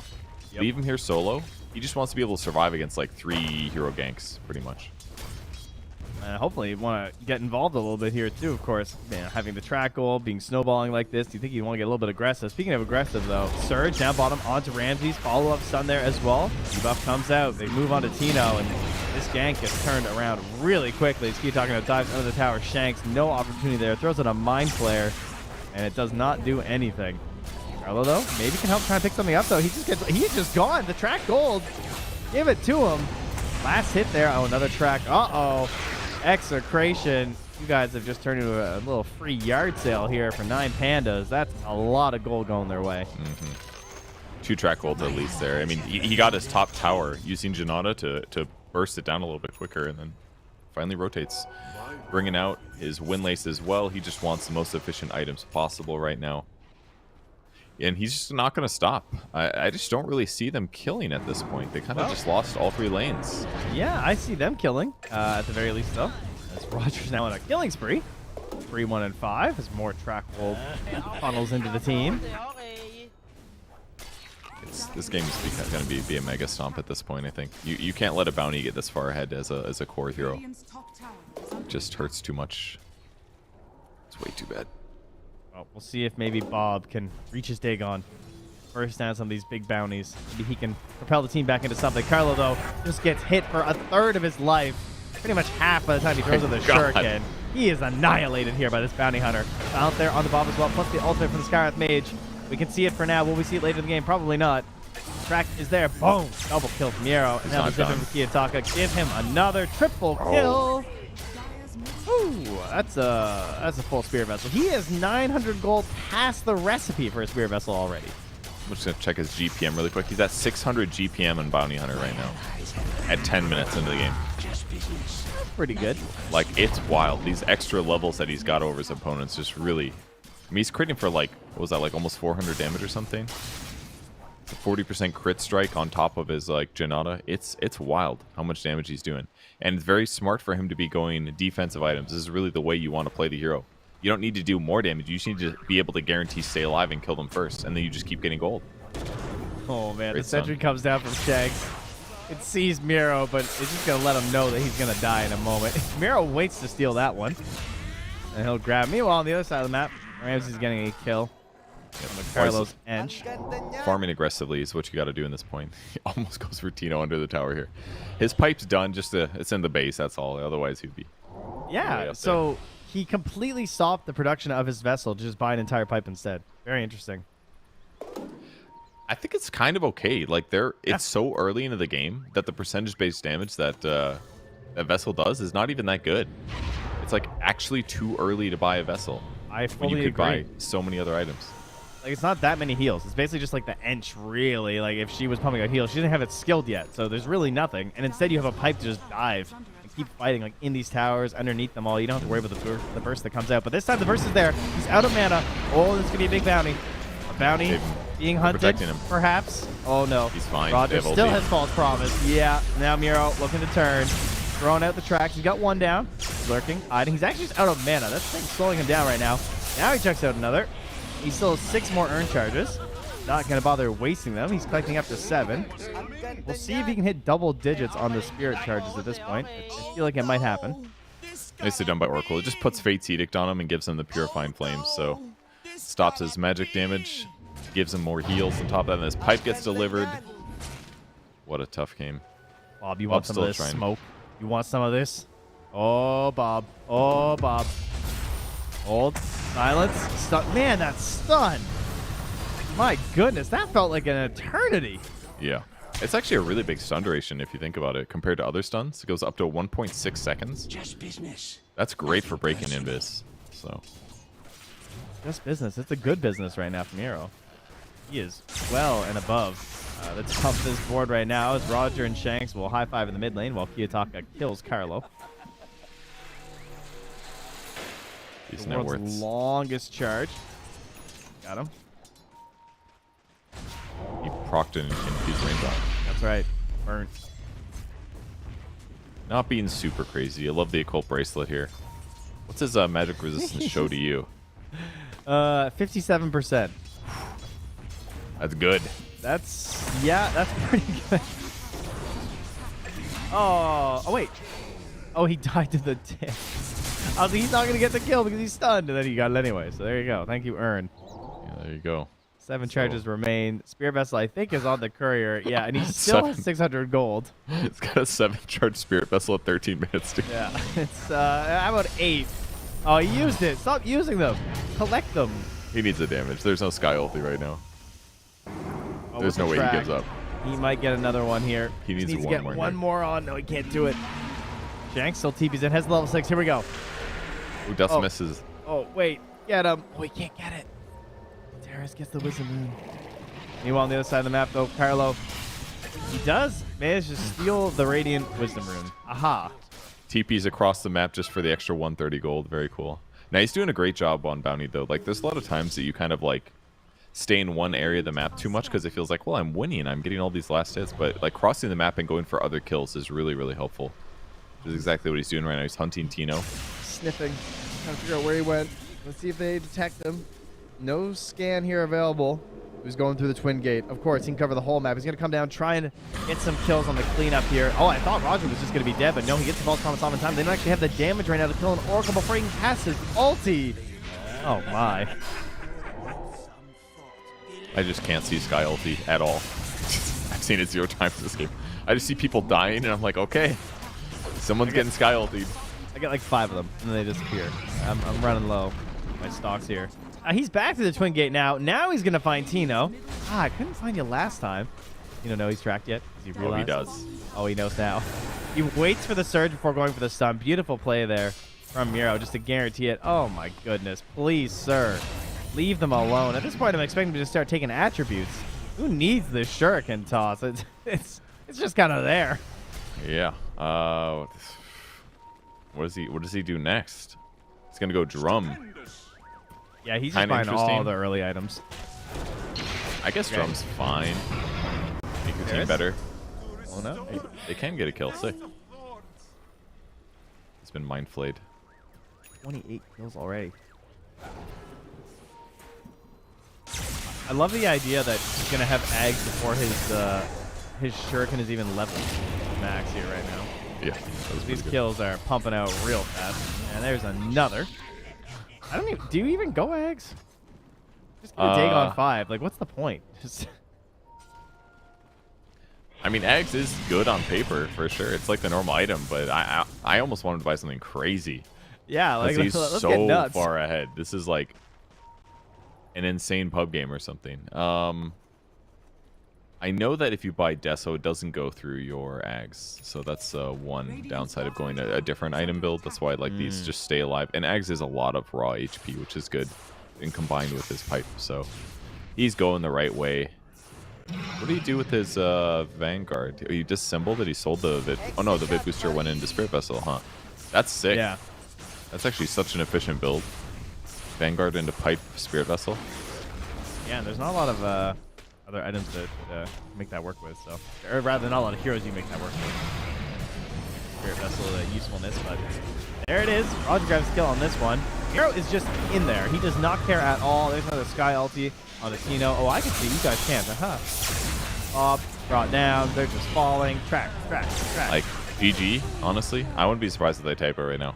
They're trying, but I don't think Yeah. I mean, they can tell how far behind they are, but 22k at 17 minutes.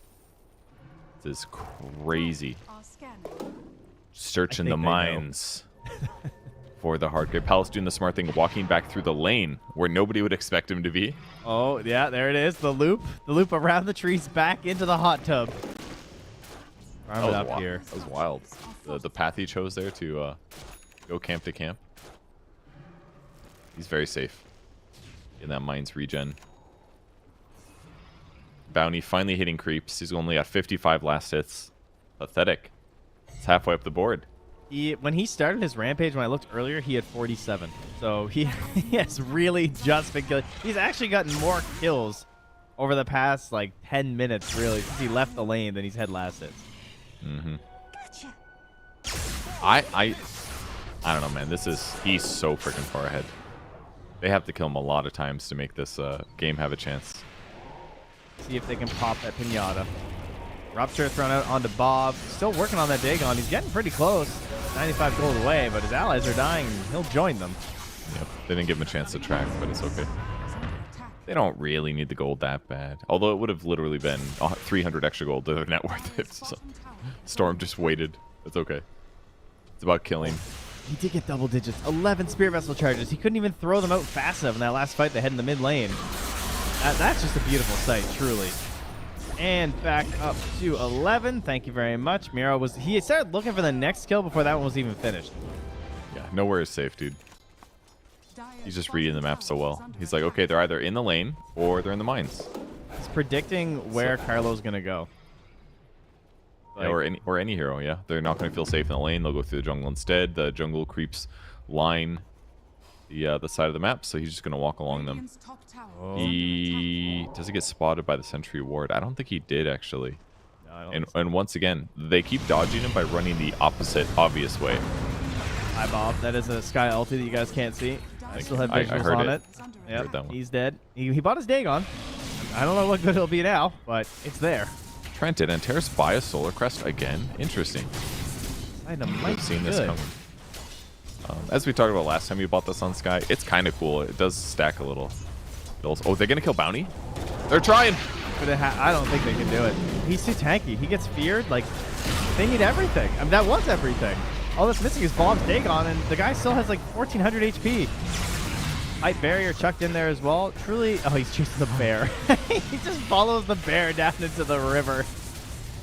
I want to make sure we get all the bounties possible. There's a Savage Roar. Just a second, but can't get it. 300 gold goes to Kiyotaka. Instant TP from Miro to that bottom tower. Sniffs out Bob. Oh, he pings. Oh my god. How does he know?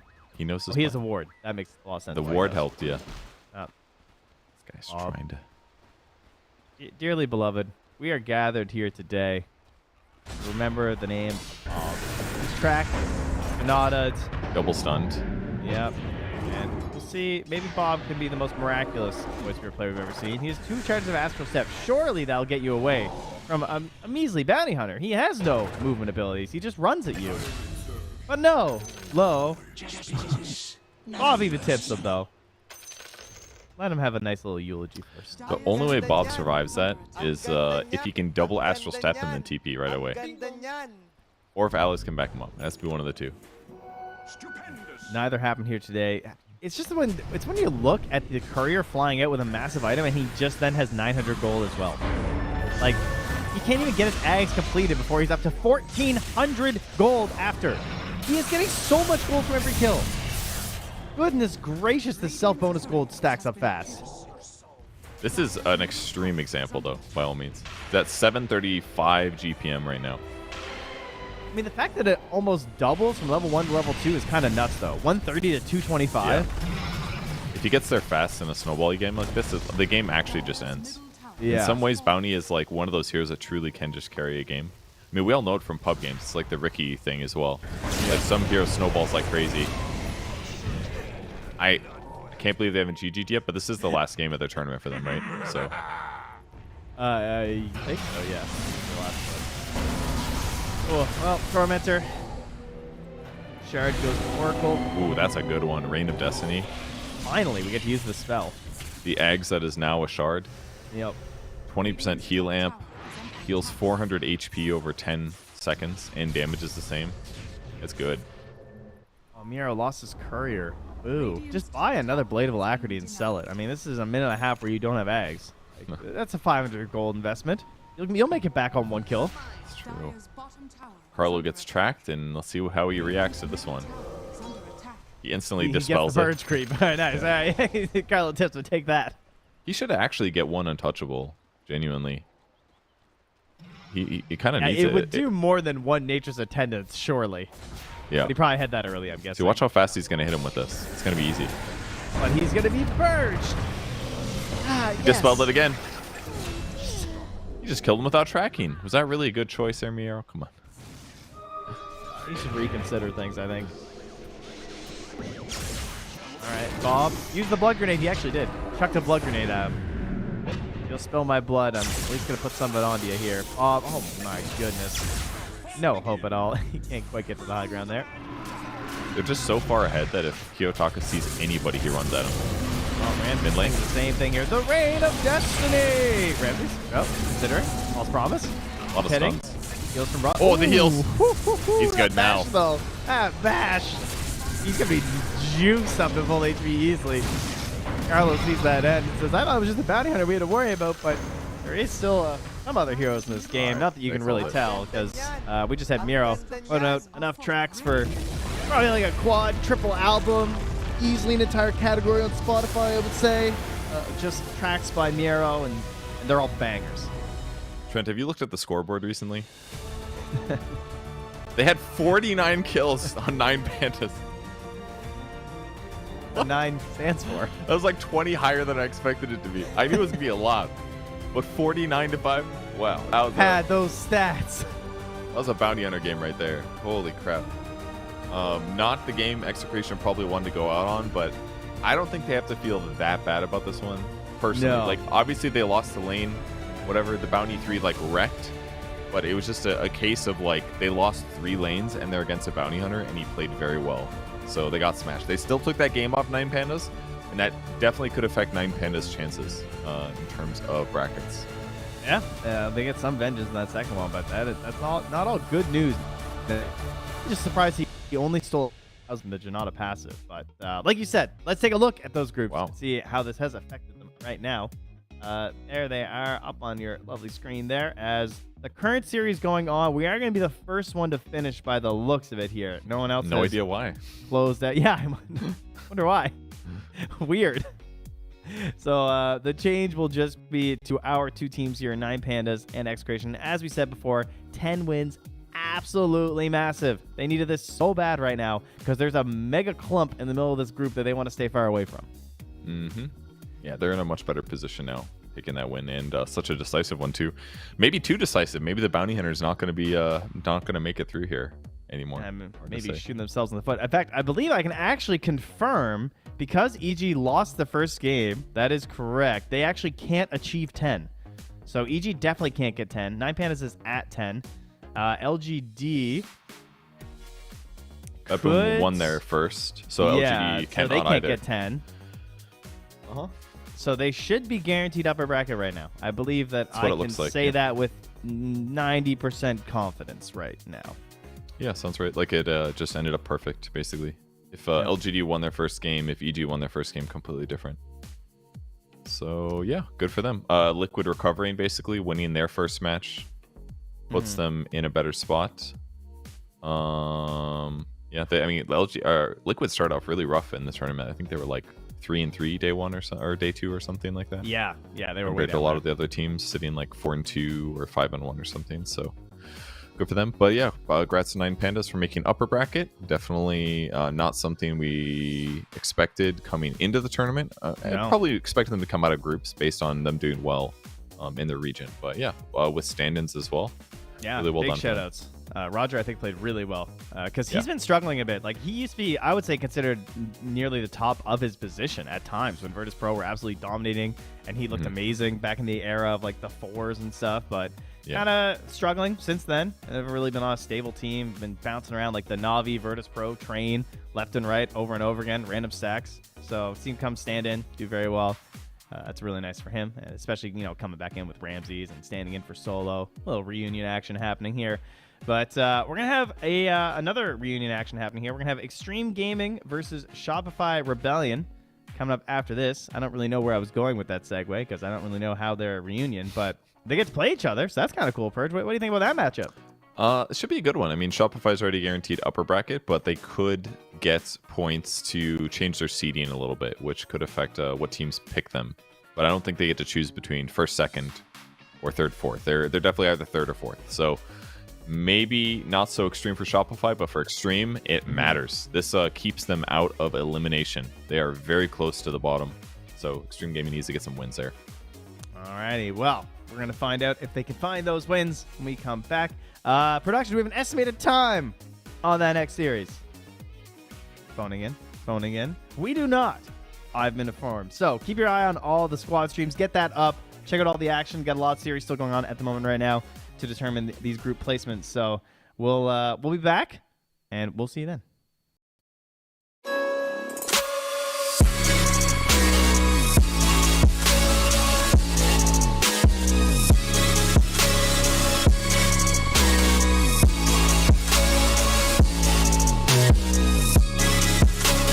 You love it, you wear it.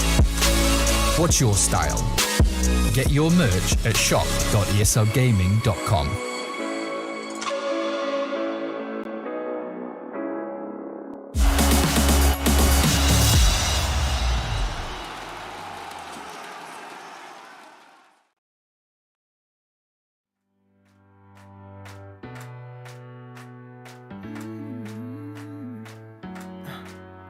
Am I wasting time?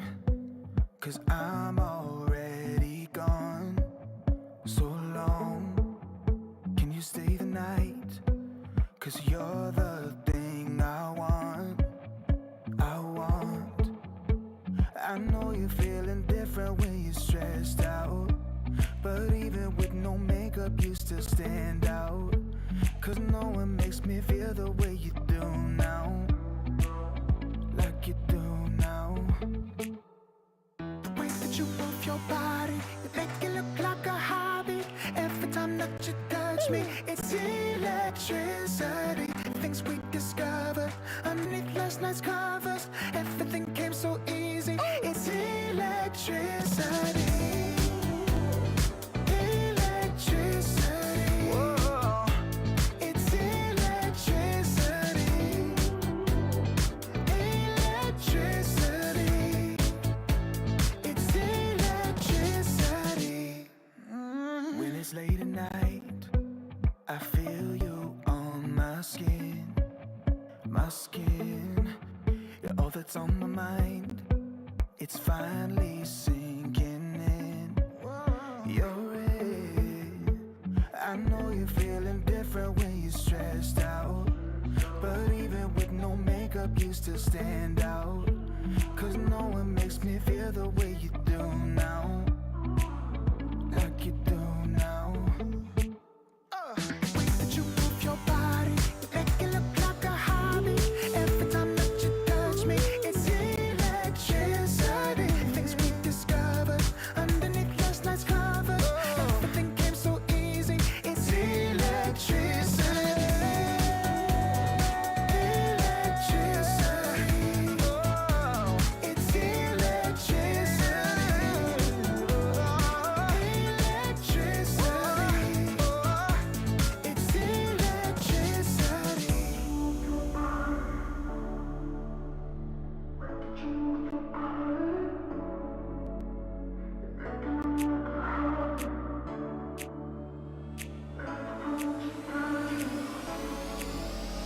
The way that you move your body, you make it look like a hobby. Every time that you touch me, it's electricity. Things we discovered underneath last night's covers. Everything came so easy. It's electricity. Electricity. It's electricity. You move your body. Electricity. You move your body. It's electricity.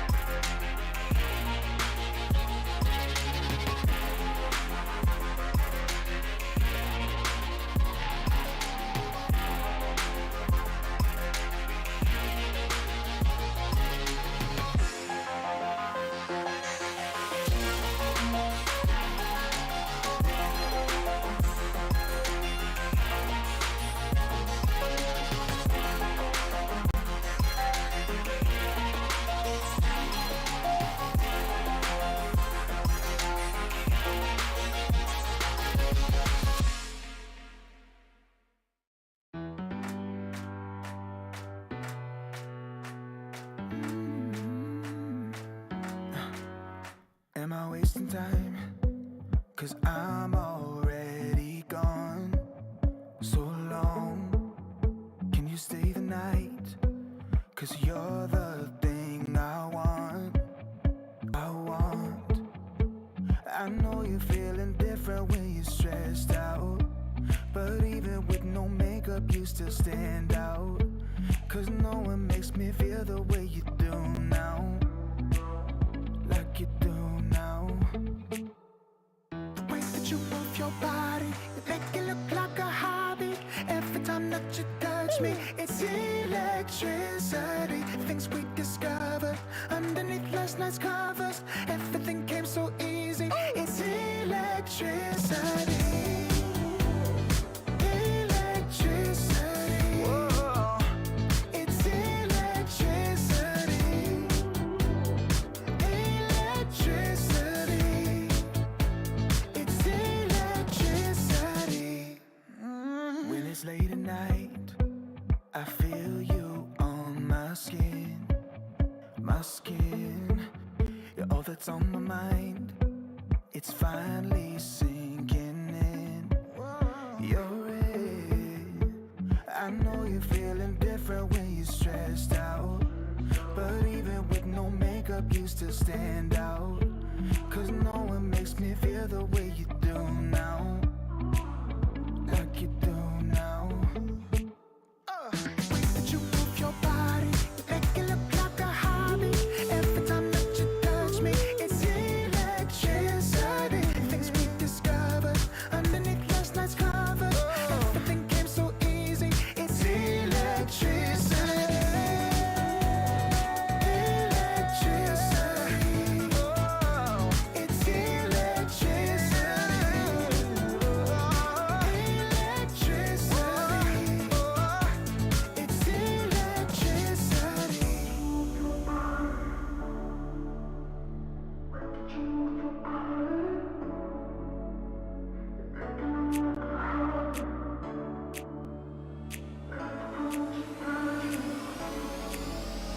The way that you move your body, you make it look like a hobby.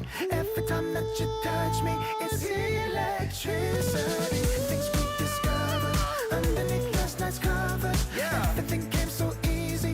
It's electricity. Electricity. It's electricity. You move your body.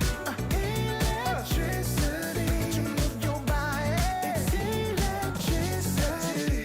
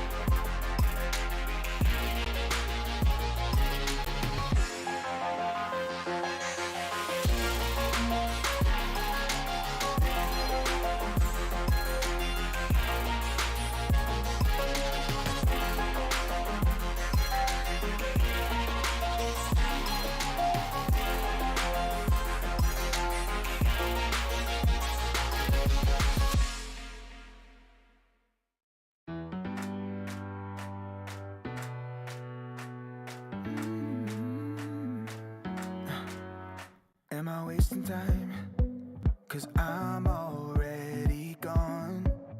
So long, can you stay the night? 'Cause you're the thing I want. I know you're feeling different when you're stressed out, but even with no makeup you still stand out. 'Cause no one makes me feel the way you do now, like you do now. The way that you move your body, you make it look like a hobby. Every time that you touch me, it's electricity. Things we discovered underneath last night's covers. Everything came so easy. It's electricity. Electricity. Whoa. It's electricity. Electricity. It's electricity. When it's late at night, I feel you on my skin. My skin. You're all that's on my mind. It's finally sinking in. You're it. I know you're feeling different when you're stressed out, but even with no makeup you still stand out. 'Cause no one makes me feel the way you do now, like you do now. The way that you move your body, you make it look like a hobby. Every time that you touch me, it's electricity. Things we discovered underneath last night's covers. Everything came so easy. It's electricity. Electricity. It's electricity. Electricity. It's electricity.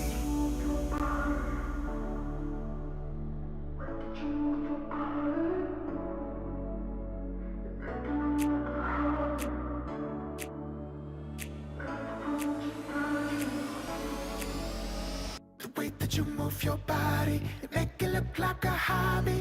Every time that you touch me, it's electricity. Things we discovered underneath last night's covers. Everything came so easy. It's electricity. Electricity.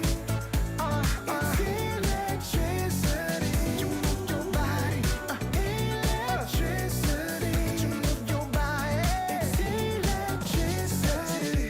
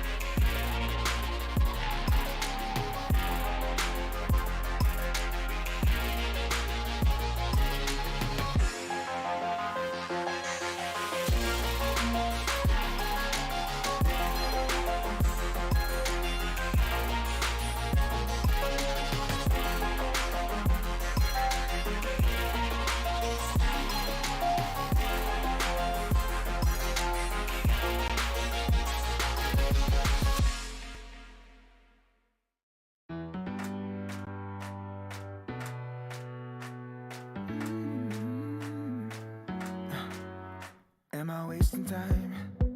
'Cause I'm already gone. So long, can you stay the night? 'Cause you're the thing I want.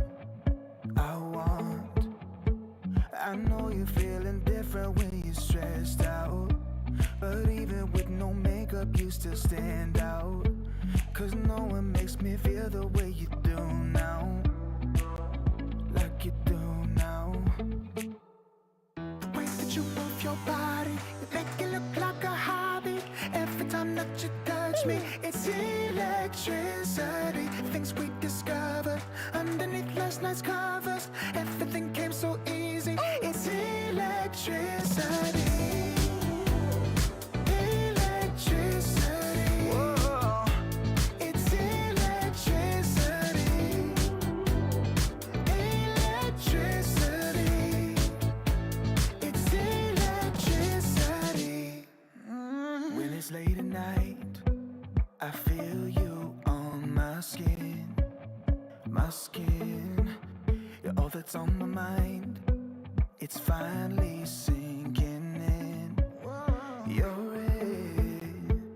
I know you're feeling different when you're stressed out, but even with no makeup you still stand out. 'Cause no one makes me feel the way you do now. Like you do now. The way that you move your body, you make it look like a hobby. Every time that you touch me, it's electricity. Things we discovered underneath last night's covers. Everything came so easy. It's electricity. Electricity. It's electricity. Electricity. It's electricity.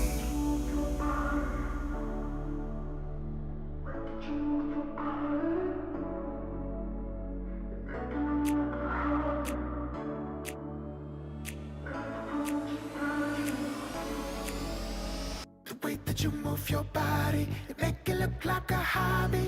Every time that you touch me, it's electricity. Things we discovered underneath last night's covers. Everything came so easy. It's electricity. Electricity.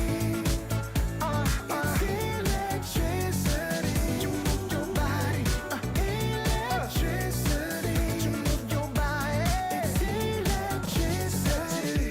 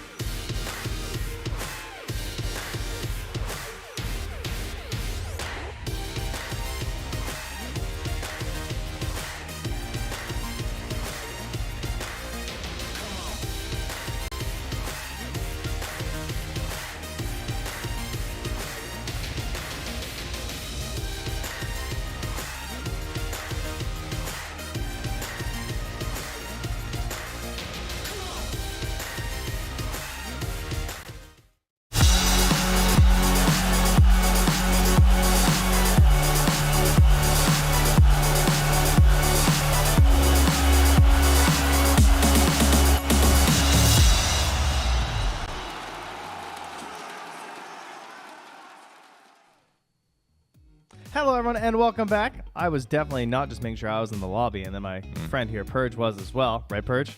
Yep. Definitely that in was the lobby. exactly what I was working on. Yep. Yep, there we are. I'm in. We are in the lobby. We are there. And currently, 9 of our 10 players. Oh, wait. Scratch that. 10 of our 10 players are there as well. And they're putting the password in the lobby chat. So don't show that. That's a rookie mistake right there. Come on, guys. Mm-hmm. Yeah, big mistake. Can't do that. It's a big game here. Maybe not so much for Shopify Rebellion because they are already guaranteed upper bracket somewhere in there.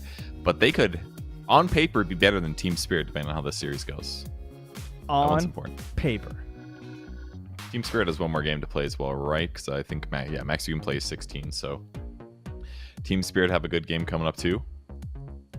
Yep, they're a little bit busy right now. We talked about this morning, but these groups, they already figured out who's in the playoffs. The question remains, though, is to see who's going home, and that's kind of it. Who's going home and who's going to be in that lower bracket? That's what we are here to determine right now. And group number, we got 4 teams still surviving. Talon, Xtreme, Beast Coast, and SMG are all fighting for those last 2 spots in the lower bracket and those spots on the elimination table. So Xtreme, not out of the woods here, 5-9, not safe. Trying to get as many wins as they can here. Shopify, not necessarily a whole lot to play for because I'm assuming that unless you're top 2, you don't get to pick anyway who you face. Oh wait, you won't get to pick anyway. Yeah, probably not. The winner of the other group gets to choose between 3rd and 4th is usually how it goes. So for Shopify, this series doesn't matter that much, but they can basically choose whether, maybe not choose, but they give Team SMG or Beast Coast a fighting chance to get out of their group. If Xtreme Gaming gets 0 wins here, or maximum, if Xtreme Gaming gets 2 wins, they're definitely safe. I think, unless there's some crazy like 3-way tiebreaker, in which case only 1 would go down or something, probably. But Xtreme Gaming needs wins here, at least 1 probably, probably 2 to be safe. So it's still a big game from Xtreme Gaming, and considering that they won their Chinese DPC division, they are going to be disappointing if they don't get out of this one. Well, you're making a good point here in terms of Shopify, because it is, of course, Shopify Beast Coast, a relationship of, thank you, Arturito. We'll see if he can do it again. If they can get these wins, that's big news for Beast Coast. So much love coming between those 2 teams. But yeah, it's Xtreme here, and they're just looking to get some dubs. Get out of here. It's a super quality team. Big fan of DY ever since he started and looked like the worst player I'd ever seen in a pro match to now becoming a very solid 5. And of course, the one who everyone loves to talk about these days is mostly Kaka, despite Paparazzi being on this team. Yeah, but I mean, they have a star-studded roster. JT's had some good experiences. Well, Ghost I'm not as familiar with, but yeah, a very solid team. Cool to see them go into Div 1 and just own it up, basically. But, playing internationally is definitely different. The Chinese region has been a bit insulated from the other teams. And I think with since enough time has passed, it just does feel like Western Europe has been like the dominant region for a long time now. China finally falling behind, whereas in past years, they seemed like so close and so competitive in so many tournaments, but it hasn't really been the case the last couple tournaments. So hopefully they use this international experience to get things a bit more together. Now, you can't talk about Western Europe without their 2 best players, Saberlight and Crit, who we have on our North American squad, Shopify Rebellion. That's true. Although Crit has been on a North American team for so long, does it even count? No, it's true. He is actually NA. We definitely claim him. He started in the NA in-houses. He dissed Europe pretty early on and wanted to come to the great land of North America. He wanted to realize his North American dream, and so he has done so. And now Saberlight's on that path as well. He's brought another European to show him the truth. That's true. Shopify should be favored in this series here, but you never really know what's going to happen here. They're going to start off with an Alchemist ban in the first phase, though. Oh, we're there already? We got yeah. some heroes? Oh, my goodness. We're on time here, ladies and gentlemen. Just love to see that. 14:45. You see it down the bottom right, and that's what we're seeing here in the game. So on time, every time. That's the beauty of the ESL group stage here. I love it. And there goes Doom. Extreme Gaming. Pull up their little stat things if my browser will cooperate with me. Extreme Game. There we go. Okay. Yeah, it's important to go team by team because as we've seen, some teams valuing certain heroes a lot more than others in this newfound era of Dota. Trying to figure out exactly who's the most broken, and some slight disagreements perhaps amongst them, but we're slowly coming to a consensus. 5 seconds remaining. It seems that Storm is the top, surely. Is it? Is it still? Yeah. I don't know. Feels like Alp might have taken over, at least today. Yeah, Elka's been trending the last couple days, but I mean, the dominance of the Storm the first couple days was just bonkers. The Storm Pugna, Storm IO. Yeah, It was just incredible. Wow. Shopify's last game. They lost to the Storm IO. Of course, Shopify known for their dependency on Storm throughout several patches. So Xtreme also already playing the hero quite a bit as well. So definitely going to be contested here. I'm sure the question to Shopify is, if I don't grab it right now, what Storm combo are they about to grab? And they'll take the Underlord to begin. That seems fine. We'll see if Rubik gets stolen on the Xtreme side, since Underlord Rubik is usually the... Oh, I'm sorry, it's banned. Either way, still a good pick. Give Saberlight the auras. He can pivot based on what he wants. The only downside of picking it first here is that it just invites the counter pick, either an Ursa or a Monkey King. So we'll see if Xtreme Gaming does the obvious response, or is that going to leave them too vulnerable? I'm not really sure. Yeah, or, you know, does that give up the Storm combos? They're going to start with the Coddle. Coddle Storm? All right, yeah, could be there. A little shocker action. Beastmaster also still in. If you want that hero, he's probably going to get banned out. But I'm not sure if Xtreme has been as reliant on him. I'm looking through. They actually, yeah, they played one game. That's it, though. That's kind of surprising. Radiant team pick. Wow, double support opener here from Xtreme. Well, potentially, I guess. Obviously, the Coddle can flex between the 3 and the mid right now. That's true. It's a lot of mana for one team, though. Maybe too much mana. Is that possible? A lot of They had creeps. imagine if they had a Medusa on top of this. That'd 10 be seconds remaining. a slightly nice amount of mana for team fights. It's okay. Tons of mana in all of their lanes. Mango nerfs, they don't care. And their lane is fine too. I mean, if there's an Enchantress or Chen, those are the heroes that are actually in the pool. Enchant, Chen, not touch. So they needed the CM to protect against those follow-ups. And they just got Coddle, I guess, to solidify whatever lane the Coddle's in. Seems okay. And their draft is still like so freaking up in the air. Could be anything. Could be, you might need to ban an Ember. You might need to ban a Bristle. Yeah. Could be anything. And then, of course, still the Storm, too. So, yeah, you're right. This is... Usually, opening with 2 supports is pretty weak, but this is really good lane coverage. The thing I'm not seeing is, like, super good disable. Like, if they wind up with, like, a Storm, yeah, there you go. Then it's like, okay, the supports are revealed, like, so what's probably going to be the supports. I feel pretty good playing into this as Storm Spirit, and I'm obviously not going to get it if we go to another phase. Yeah, I'll bet Storm is legendary. The Storm pairing with this squad is not unexpected. But it's just really good to hear. And it's also going to force Xtreme Gaming. They basically have to ban Pugna now. Right? And IO. At least Pugna, possibly Pugna and IO. So it kind of feels like they're both like taking picks that force their opponent's bans to be like really one-dimensional. And that might be a nice advantage that they can take advantage of. There's the Ember ban now. Ember Coddle, very good. Surely Xtreme ban the Pugna. I think Bristle's really solid. I also think the Pango is another one that's really good with the Coddle. It's a good point, yeah. But it's not Oh, really really good. a favorable matchup versus Storm Spirit, to be fair, I guess. I love that one. He disconnected. Yeah. Oh, it's a new one. He disconnected. Oh my god. I didn't even know. There's a new one? It sounded a little different. That's so good. The disconnected one is so good. I like how That's- he's kind of doing the same voice too. Yeah. 10 seconds That's definitely one of my favorite voice lines of all time, because it's like the simplest flame, but it's so fucking funny. It's like, oh man, I don't know. That's my favorite one, I think. Well done. The way they say it as well sounds so good. They ban out Nyx actually. That's a little interesting. team ban. They do ban the Okay. Pugna. They ban the Pango. Yeah. The Nyx is the surprising one to me, I guess. But I guess it would be able to spot and get vision for Storm Jumps and Underlord setups too. Really fun to play versus Coddle and Crystal Maiden too. It's like basically unplayable for those two heroes versus 10 Carapace. seconds remaining. Yeah, that's true, I guess. Horse CM's ulti never Yeah. gets to be used. Gaming's turn And there back. goes the Ursa ban, as you said. Don't want to get punished by that one, but there's still the Monkey. Xtreme Also a Gaming decent option here, and there goes the IO. So Radiant by taking the Coddle, taking the CM, and now picking the Dragonite, what they've done is they've removed the good mana batteries, either through bans or through picks, and now they have a solid stun. This looks like they planned this whole setup specifically for them to take Storm on 4th overall. It does kind of feel like 10 that. seconds remaining. The DK will give them some good options against Storm at least. They can do some 5 seconds disable remaining. setup type stuff, which will allow them to kill Storm between Frostbite and that. But Yeah, seems like an okay draft for Xtreme so far. Like maybe there's some downsides with the forced second phase ban thing, but and here's some offset heal with the Phoenix Sunray on top of either Underlord or some other carry that they end up picking later. That should help keep that person alive. This is their first Phoenix of the group stage, despite playing against it several times. Well, at least a couple times, but mostly it's just Xtreme has been picking up a lot as well. As that's pretty well known for that hero over there as well. So oh yeah, they played 3 on Kaka and 1 on DY. I mean, they weren't not likely to pick it here, most likely. no, But just a solid fly hero for sure. yeah, should be fine.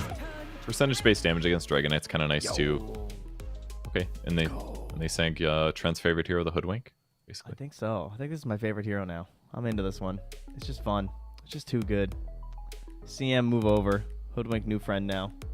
Have not seen her this whole group stage. We at least not on our stream. We have not had a chance. That's probably a 4 I should play actually. I barely play Hoodwink. Basically don't touch Dude, her, but it's like so fun. it's like a 5-ish 4. And typically when I'm picking 4, I'm not really sure what 4s to play. I always want to pick 5s as 4s, so Hoodwink is probably a good happy medium. Yeah, you can do both. You can 5 it, you can 4 it. Feels good. You can definitely get away with that in pubs. And now you can scurry to Wisdom Runes. You can. I was thinking at first that like, oh, this is a pretty big nerf to Hoodwink and Tree, because like the trees are now gone. That was your area to play. No one else could abuse it like you. But now it's kind of like I can still abuse it, and now there's just like free food in there sometimes. You know, you never ran into a low HP core along the tree line before, but now you know you make your way into the well, and you're like, oh, sharpshooter kill, thanks. And sometimes they're like low ground too in a toilet or Yeah. hot tub or whatever. The toilet's way better. Okay, yeah. 5 seconds. Dire, it's the toilet. Radiant, it's the hot tub. That makes sense. That's yeah. how it works. One of them is clean water. The other one is not as clean. That's why they have to give you HP regen on the Dire side, because otherwise you would die from the bacteria. Yeah. infection. Oh, I guess maybe that is the hot tub then. That's the hot sauna up there. Well, who knows? Tough stuff to figure out here in the new lore of Dota 2. But we have another Bloodseeker. This will be the 3rd straight game for Bloodseeker for us this morning. It kind of just feels like it's safe as a carry picked in this phase. It's like people are getting kind of low often. The blood grenades help with like more kills in lanes than you normally would get, no matter what the heroes are. Phoenix is almost always a little bit low in HP in laning stage as well, so Bloodseeker should just be fast. You know, silence setups after disables are great. Rupture against a lot of these heroes are good. 10 seconds Pretty remaining. bad matchup, I would say, for AM. I don't know. I'm looking at like an AM possibility here, but I mean, you could just ban it, I guess. So not that big of a deal. I feel like that's the other ban, at least. I don't know. I feel like I'm looking at Arteezy. Yeah, I'm looking at what they have. I guess AM's maybe a little greedy. They might want to play a bit faster than that. Yeah, I would expect that. And they need something that has a little more kill potential, maybe. I guess AM does kind of these days, but Troll looks pretty good, though. As much as I hate Troll, they've been playing some Troll. I could see with like the Dispel looks really solid this game. And you don't know your matchup anyway, in terms of like, you know, all the other heroes in the game. Could Yeah. be an offlaner swap with a DK mid. yeah, that one looks pretty good. I agree. Definitely solid there. If they go for that. Final ban from Xtreme Gaming. They banned out the TV, and now some other carry that they're worried about. What are Bloodseeker's matchups like? I do feel like he's one of those heroes that's just kind of good against everything. Remaining. Doesn't have too much to worry about typically. They got rid of the Dusa early, right? Oh, I guess Morphling. That's true. He's pretty high up in the old stat counter pick. And PL, fair enough. As a Dispel, kind of annoying to play against. A little hard to I kill. can't believe I actually want to see Troll, but it looks okay. I think it'd be all right. Yeah, I kind of like the Troll. Lane wise, the only downside is you don't really know what the offlaner is yet. So if you pick Troll, you're kind of putting yourself into a potentially bad matchup. If they pick I some think like, that's one of the good things to Troll, though, isn't it? Like, what are his bad matchups? I wonder if some like range semi like int hero as a 3 could like really beat him, because then he doesn't get as Oh. much like harass advantage. What about Muerta? I mean, I know we haven't talked much about her matchups, but she's still in, and Arteezy was looking pretty hot on the hero. I kind of like it. Yeah, sounds kind of decent. There's not that many hard disables on the enemy squad. The Bloodseeker Rupture didn't feel that bad because her DPS is so good. She gets backed up, and they're gonna go Monkey K instead. A little safer for sure. I mean, there's 2 melee cores already. Both of the supports are pretty low armor, so definitely burstable. And this way, he protects himself from any potential bad matchups. Like it'll It be pressures Yeah, pressures the DK to go mid too a little bit. 10 seconds remaining. That's true. But my assumption was always going to be mid anyways, but yeah, maybe they were planning to flex with it. Oh, and if it's Coddle 3, it's also really good because you can mischief dodge the Illuminates. And if it's a 4, and even the 4 against him, same thing. Mischief dodging every 20 seconds is you won't dodge every blast, but you can really gain a lot of extra health as a result. So kind of a cool pick. Not exactly the traditional RTZ hero, but I like it better when they pick his hero last and adapt it based on what the game is instead of like picking TB every game. Yeah, I knew the second you said instead of that you were going to say picking TB because it's just like... They really did. It was man. like, it felt like 50% of the games at least he was playing Terrorblade. They just picked it so many times, but even since Lima Major, since Arteezy's resurgence as a player to respect in a big way, he just gets to play all these different heroes. He gets to pick what fits the game. Oh, there it is. Is that the 3 ogre? It must be. Is it coming out? Yep. One more time. So Collapse, I believe, has been playing it the most. I don't know if JT has busted it out quite yet. Obviously, we haven't even had a chance to cast Xtreme, so we haven't caught any of these games. I'm looking through. I don't see an ogre on the list here of games. So oh wait, never mind. They literally just played it versus Team Spirit. Okay. So the way that Collapse did it, at least, was he rushed Vanguard as the offlaner. No surprise there. He's got pretty high armor. Not much regen right now, so the fast ring of health works. You get the Vanguard, then you buy Midas, then you buy Boots, and Collapse just maxed out Fire Blast and Ignite. He didn't even touch Bloodlust, and it basically meant that he was very difficult to kill in the lane, and he ended up just becoming quite farm. And then he bought aura items, which is generally what you want to do in Ogre anyways. Okay. And you just buy lots of JT did strength the same items. thing. Okay. Yep, he just copied him. He basically did the same thing. Got Bloodlust at 11, just skipping it until then. Starts Midas. Their game went long. They did lose to Team Spirit, but it took an hour and 3 minutes. Even wound up with a Seer Stone in that game, which sounds hype on Ogre Magi, but it was not enough to get them the victory. He's stunning from so far away. And in a late game like that, I'm sure he got heaps and heaps of gold advantage from the Midas and lots of levels. So they got 3 Seer Stones. That is funny. Wow. They had a Seer Stone on a Coddle, a Seer Stone on Jakiro, and a Seer Stone on JT's Ogre. It's great on all 3 of those heroes. That does make sense. The only problem is that all of those heroes are sitting back. Who's going in for your team, dude? Wait, so could you... Oh my... I didn't even think about that. Does it still have the active? Like the vision thing? Oh, yeah, probably does. You could like basically scout the whole map all the time. That's... You can have 3 800 areas scouted for 6 seconds every minute. All right, well, hopefully we don't go that late game. That sounds a little ridiculous, I gotta say. And you can lower the cooldown too, your Octarines and stuff. So it's too much. It's too much right now. But the invasion is coming here from XG. They do the classic pillar award. Shopify staying a little bit further back, but now Fly's in Undervision. So Saberlight here. It might blinding light him back. It's gonna be a little hard though. That's a tough kill. Crit from the high ground. Still can't see them right now. Vision pretty low. Yeah, they're suspicious because they haven't seen anybody yet, I think. So they're just sitting really safely. Monkey King is the secret tree. I couldn't even find him, dude. Not easy. Yeah, I didn't see him either. All right, that's unfair. The observer pressed the hotkey to select player number 1. Cheating. That's cheating right there. He's a genius. You're not mouse dragging. Yeah, that's a big Monkey King buff, you know, because, like, who knows where the tree's at right now? Yeah. I'm never going to spawn out of place tree at the moment. Kind of interesting to see Monkey King be the one to buy the Blood Grenade, though. They both have one on Phoenix and Monkey. They want to get kills here. Yeah, I guess just, like, if you see that opportunity, it's nice with the Jingu Mastery as well, I guess, right? Because you're, like, getting back up to full HP. You got a little bigger pool to work with here. And Jingu's got to be good against Vanguard, too, because it's increasing your base damage. So even if you do get damage blocked, you're still going to do some damage through it. But, I mean, ultimately, what they need to do 100% is kill Ogre before he gets Vanguard, at least a couple times if they can manage it. Ogre picks up the Quelling Blade, so he gets a little bit more damage. So I think that the goal is just they want to beat up this Ogre if they can. Problem is that his ring of health comes slowing down his game now. In 2 last hits, he's got it. So it's hard. Well, Fly going to begin that burn down there. As up top, we see Underlord and Hoodwink versus Crystal Maiden and Bloodseeker. Definitely another one of these lanes where Crystal Maiden will be really careful about her positioning. One tiny little misstep near a tree and just get rooted into Bushwhack, and the damage can stack up pretty fast, especially level 2 Bushwhack when it doubles up to 150. But DYs get quite a bit of regen. 6 tangos, Fairy Fire to play around with. It's a great game for the break, I gotta say. Like, good against Bloodseeker, good against Dragon Knight. Oh, that's true, yeah. pretty It's good. always like a little bonus feature for Hoodwink, it feels like. People do pick it for it, though. It's not... Yeah. It's not always the most reliable because it kind of comes like halfway through your initiation, but it you know, it's a big nuke.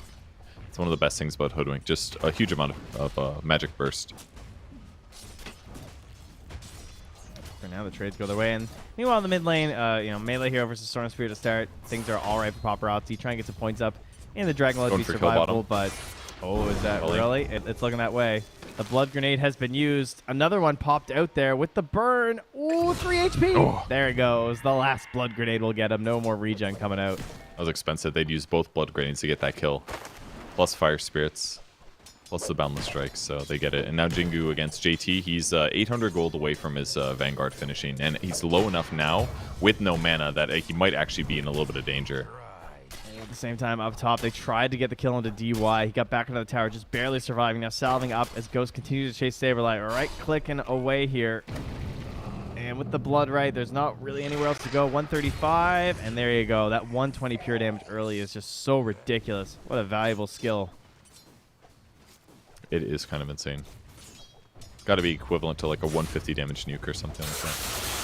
Somewhere around there. The map is there. I'm guessing. It's not exactly right, I'm sure. Well, pull into deny. Abba giving a Storm the taste of his own medicine there. I'm sorry, Abba giving DK taste of his own medicine as he likes to go for the stun into the deny, but has to take the early points on that Dragon Blood to deal with all the harass. So Paparazzi just chilling mid as we continue to watch the lane where they're trying to get that kill on the Ogre, but like you said, you know, the Vanguard is closing in and they are not finding that moment. The blinding light too annoying for Arteezy. I think it's just the reality of the hero in some ways. Like, he's just... Like, just looking at how fast he got the Ring of Health was just kind of wild. You're like, okay, they're definitely nerfing Ring of Health. There's no doubt about it. Like, I just don't see how this doesn't happen. You can just get it so quickly, and it's the base component. That's the problem. You just get the damn thing too fast. It wouldn't be terrible either. It'd be nerfing Pipe, which is probably fine. Eternal Shroud, poor Eternal Shroud. Nobody buys that. And, what if we reverse the values on the booster and the Ring of Health, you know? On the Vitality booster. There you go. Make it like 1,000. Is that enough? They're still too good. 1,000 for Vitality or for a Ring of Health? Yeah. Oh, that's way too expensive. They'd have to buff the regen. There we go. That's what I want to hear. 1,000 gold it is. Thank you. That's not that bad. It's like, you know, a couple last hits. They're still coming to lane with 600 gold. You think that'll stop them? They're maniacs. Yeah. Okay, yeah. Hopefully, 1,000 is a lot. I mean, the fact that you the going the 0 items with Quelling Blade into 2 last hits to have a Ring of Health just is a little bit too wild because it just fits some of these heroes way too good. It's just way too good. Abed gonna take his rune top. Even picks up the Fast Sage's mask for the old Falcon Blade, of course. But last hits wise, we're pretty close across the board. Underlord's a little bit lower. Nice bushwhack by Crit. Catches 2 heroes and the bouncing Acorn Shot. The blood grenade out there as well. Crystal Nova. Oh, everyone's getting real low. Ghost running though, and Fly Fly comes rotates. from behind. The backstab. Saberlight with that bonus damage gets the grab there Oh, on and the he DY. lives. Nicely Ooh. done by Crit. I mean, he set that up so perfect. Plays near the creep wave, catches both heroes to a tree. The Acorn Shot bounces back and forth, and he had a 20 stick when they committed on him with the blood grenade. So And he's running to the tier 2. Get really, me out of really there. well done. Flies out, comes back. 2 TPs against Abed mid. This one's not. Yeah, gonna work. he got deep in there. But he also ditched really fast, like anticipating this potentially coming. Just a I mean, frostbite. a lot of damage. Ooh, that's pretty nice. Okay, Not enough though. it's a good attempt. With the chakra to lower the cooldown of frostbite was an option. They did force Abed back, but it's kind of a TP for 2 TPs. Really, that's all right. It's good for Paparazzi at least, but. Well, luckily JT doesn't care, since he does have his Vanguard, so he's just chilling. No help required in this lane. Crick gonna come mid for a little bit of help, and quickly catches the obs. Nice deny from Kaka. Crick gonna be annoyed. He loses a raindrop charge just to a blinding light. And all that golden experience. I love the experience you get from the observer where it says the support. Feels really good Yep. for your 6 timing. Yeah, it's real painful when you miss out on that one. Abed just doing a bit of jungling right now as Crit absorbs some stuff in the mid lane. Figures he's going to get the most out of this, but Kaka will also be stealing some of this as he's on the low ground right now. Abed's trying to pull them away while he gets the XP. Trying not to give too much over to Kaka. Paparazzi ready to dive here. He's got ultimate available. DY also in position.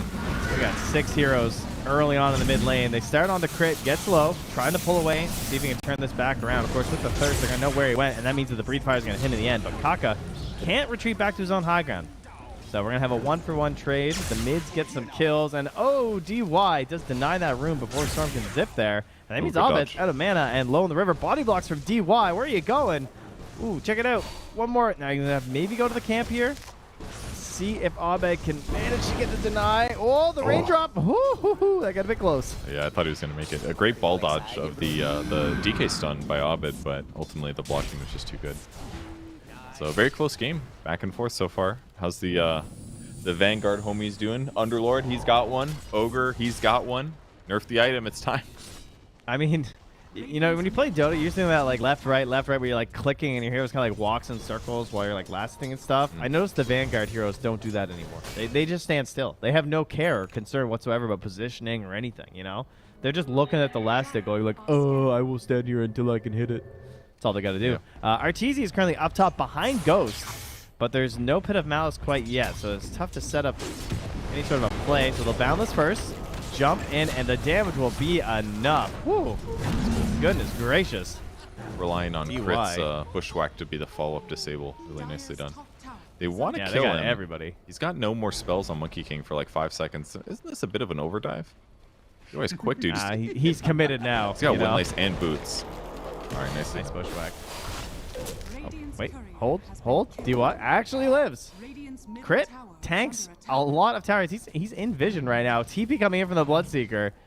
He's gonna lose the thirst now though, and able to scurry his way out of there. Okay. So they did lose their tower though in all that commotion. All right, so not too bad in the end for Shopify Rebellion, even though they're What?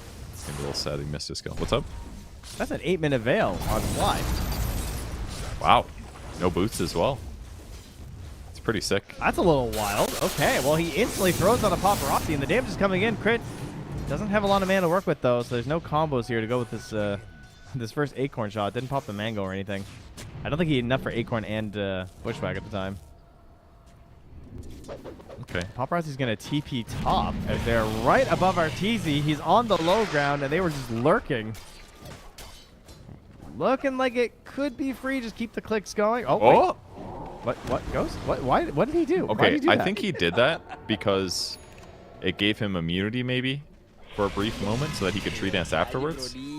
What's his thought? Because if he just stopped taking damage for 3 seconds, he jumps into trees, right? So they stopped attacking for a moment. He pressed it to like confuse them, and then he jumped in the trees. That simple. But why did Ghost stop attacking? Am I dumb? Yeah, Ghost should have kept attacking probably. Reasonable point. That was weird. Okay. Ooh, that's what they used the veil egg. for. That was actually Finally a killing sick, Ogre. That was a sick kill, actually. I mean, that's Phoenix 6, Budwing 5, Saberlight was 6. So they just used all of the magic damage nukes that they have to kill him, which is a cool solution against the Ogre, right? It's amplifying all their magic damage by 18%. Works. That's not exactly like the 3-hero ganking combo you expect to see normally. It's kind of like a almost in a way less risky and much cheaper Spirit Vessel too. And we're dealing with like DK and just like Ogre, big bodies. Really good thing to have. Yeah. Only downside to Veil is that, well, actually, what is the downside to Veil these days? Not much. It's good on Universal Heroes too. It got buffed stat-wise. $5 attributes, so. Across the Great board, build-up. pretty solid. I mean, I guess it's like a pricey recipe early on in the game, but once it's there, it feels great. Paparazzi jumps upon. It is only an illusion rune here for Abed. It's not the best one to try and help her with this kill, but everybody is here once again. It's always just numbers right now from Shopify. That's going to force the numbers from Xtreme. They're going to TP everybody else mid as well. It's been a total 5-on-5 here in their again. lane. But they've lost 2 heroes. Oh, no. What a Oh, fight wait, there. Saberlight's pausing. What a huge got kill killed. there. Killing Ogre twice in a row. I looked at him bottom after he died. He had 1,000 gold away from his Midas. And I'm like, okay, that's a slowdown, but it's going to be fine. But the fact that he came with and died again. This Veil rush, pre-boots on Phoenix, getting at a good time, that's game-changing for Fly. He's 2-0-4 on Phoenix. The fact that it unlocks the Ogre kills, that basically helps you kill these stupid-ass Vanguard heroes that don't die ever. You just cut right through with the magic damage. Yeah, and it's just still like we're 5v5 and you have a Veil. I mean, that feels incredible right now as Fly. Yeah. Very unusual to have so many like multi-hero battles happening right away. Arteezy's not done. He's feeling like he can get a bit aggressive here. You think he was the one with the Vanguard. Now he's hopping through these towers and diving under, but the pushback begins. One illuminate here, but Fly's trying to take control of this area. Even though he doesn't have the egg right now, he's still feeling pretty confident with their lack of control and having the Icarus dive. Yeah, the momentum they have from this is so good. So Arteezy threatens to jump in with his Orb of Corrosion and Lance of Pursuit. Perfect items for him. They just take the mid tower now. 2 towers now down, and all their towers are really healthy. Just their mid tower's a little damaged from the previous DK. So game's looking good. Paparazzi's not quite at his blink yet. He still needs about 300 gold, and once he gets it, he's going to be ready to fight, but now he's scared. Shopify Rebellion's been missing for a while. Well, DY should be scared as well. Easy bushwhack there. Didn't have any chance to cut the tree and save his life, so he's going to go down. Plus, I mean, there's a full storms here. Dead no matter what. Other side of the map as well. To get the egg directly on top of Ghost. No chance. There's fire spirits, like, absolutely annihilated. I love watching people use Supernova to get kills in the early game. This is so much more fun than the typical Phoenix playstyle that has to rely on being defensive, but Fly's early game was just so good with the Veil that it's just worth the damage if he gets on top of the Bloodseeker like that. Truly pressuring the map. Ridiculous. It amps up so many of his allies too. Like just playing next to a Storm Spirit with that is so gross early on. I mean, Crit is also looking for some more amplification. Instead of a Veil, he's not picking up the drums, which great for a lot of these heroes. Surprisingly amazing with Underlord too, of course. We've already seen Saberlight punching through with like plus 80 damage in that last fight. Good deny by Kaka there, stopping Storm from getting it at least. But yeah, amplifying his whole squad's damage. Monkey King will be fine even without it, but his net worth is good because he's just been ganking really effectively. Definitely a very gank-focused playstyle. Arteezy, in fact, only has 60 last hits, which is not that much behind his allies, but he's been in 5 kills now, so just makes it worth it. They're limiting the map, the farm on the map from Xtreme Gaming. And he's ready again. He pings. He thinks they're there, and he tree jumps right into them. Oh, dodges it. They nearly get the cut. Almost fell down there, and the root comes out onto Ghost. Supposed to be Bloodseeker first, but there is a silence there. He got caught in the blood right, so Arteezy can't help with the chase down right now. And Someone's Saberlight, getting hit. yeah, the Veil comes out after, thankfully. Could have been even worse for DY. Still slowly walk this one off. That was kind of hairy for Monkey, though. He jumps through the trees. All those heroes break smoke. He instantly jumps down. If he gets disabled, like if they just cut that tree, he dies instantly there. I wonder if Saberlight's been doing this a lot where he has this urn as well. I mean, he's still sitting on 0 charges right now, but like maybe this fight-centric playstyle is something they're really trying to itemize around. It's cool. I mean, and even for heals. Very good at that, too. They're going to find JT. Yeah, where's my Veil? Where's Fly? We gotta cut through this guy. It's okay. They got quite a bit of damage right now, and they still actually have the Sharpshooter here, too. It wasn't used on the Ogre, so additional targets are a possibility here. Nice heal. life steal back up with the Boundless. He needed the double. They tried to Delta Split for him. They couldn't find it. Ghost comes in. There's no Rupture right now. That allows Arteezy to just walk it off. And Fly gonna come through as well. Sharpshooter's chucked out in the distance. They were both low. Yeah. Feels good to shoot all these guys right now. Fly is like the scary guy. He dives in and the whole team's like, get out! Retreat! It's the hard carry! And they're owning so hard, I had to make sure this was a Tormentor time right now. They're just all over this dire side of the map, but it is Wisdom Rune time, so Saberlight's going to grab that. He actually went Firestorm Radius early on. Interesting. Yeah, now they're just going to play aggressive. They're clearing this Ancient stack between Fly and Crit. And now the Firestorm going to make it even easier. Doesn't Firestorm look so like bad when he gets the AoE? Because there's still only like 6 fires that fall from the sky. Yeah. Whereas like the regular one, you're like, oh yeah, that's a wave of fire for sure. But this one's just like it hits randomly. Well, it is in fact very good, as you can see. Saberlight's currently top of the net worth. As the only person who has more last hits than him is Abed. He now finishes up his Kai as well, going for that very common build that we've been seeing of just the Falcon Blade into the Kai Assange. And, I mean, that build always looks best, I feel like, when you're just being enabled. It just feels like you're ready to jump into these fights. You got a little bit of backup. Like, he just wants to hit his spells. Yeah. It's definitely the way to go. Ogre's net worth not being top definitely helps him a lot, though. He's got a little Faded Brooch here. But it's going to take him a while to feel tanky. The Vanguard has not been doing its job against the damage type he's being thrown at. He's going to go for a Crimson Guard, which is good. But I don't know, man. I almost feel like a pipe would be better this game. We're gonna try to kill Abed mid. This is first stun, second stun. Oh no! He did. What happened? JT there? canceled his stun. A little bit greedy maybe on the ground. Oh, he's kicking him again.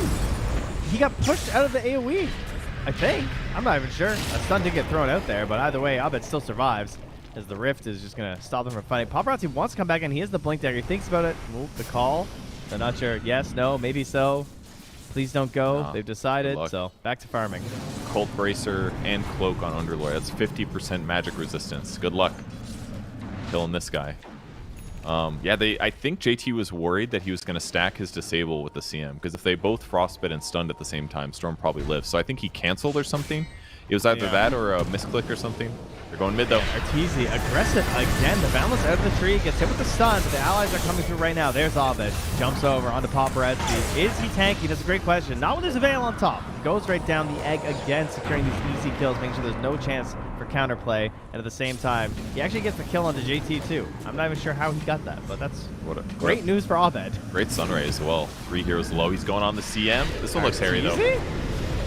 Oh, I don't know, bud. Yeah, that's a bit of a risky one. Okay. It's fine. They're all dead, and they can pressure the two. No, okay, that wasn't good. It's He alright. is out of control. It's actually sick how much slow he's getting. Like, when he ultied there, I didn't think it was going to be that good, but having the Lancer Pursuit and the Orb of Corrosion, it took a long time for the Ogre to run out of there. I was very impressed. Yeah, I thought Ogre was going to live, and they just have to take the DK, but they just could not get out of that one. Arteezy took 1,400 damage to the tower, or from the tower, rather, in that last engagement, so definitely know why he died. As the Solar Bind does come out, they're trying to get crit. Trying to push them out of the territory. Oh, in behind though is Saberlight. He's looking for a big root right now. Instead, he's just going to chase DY at the moment, so...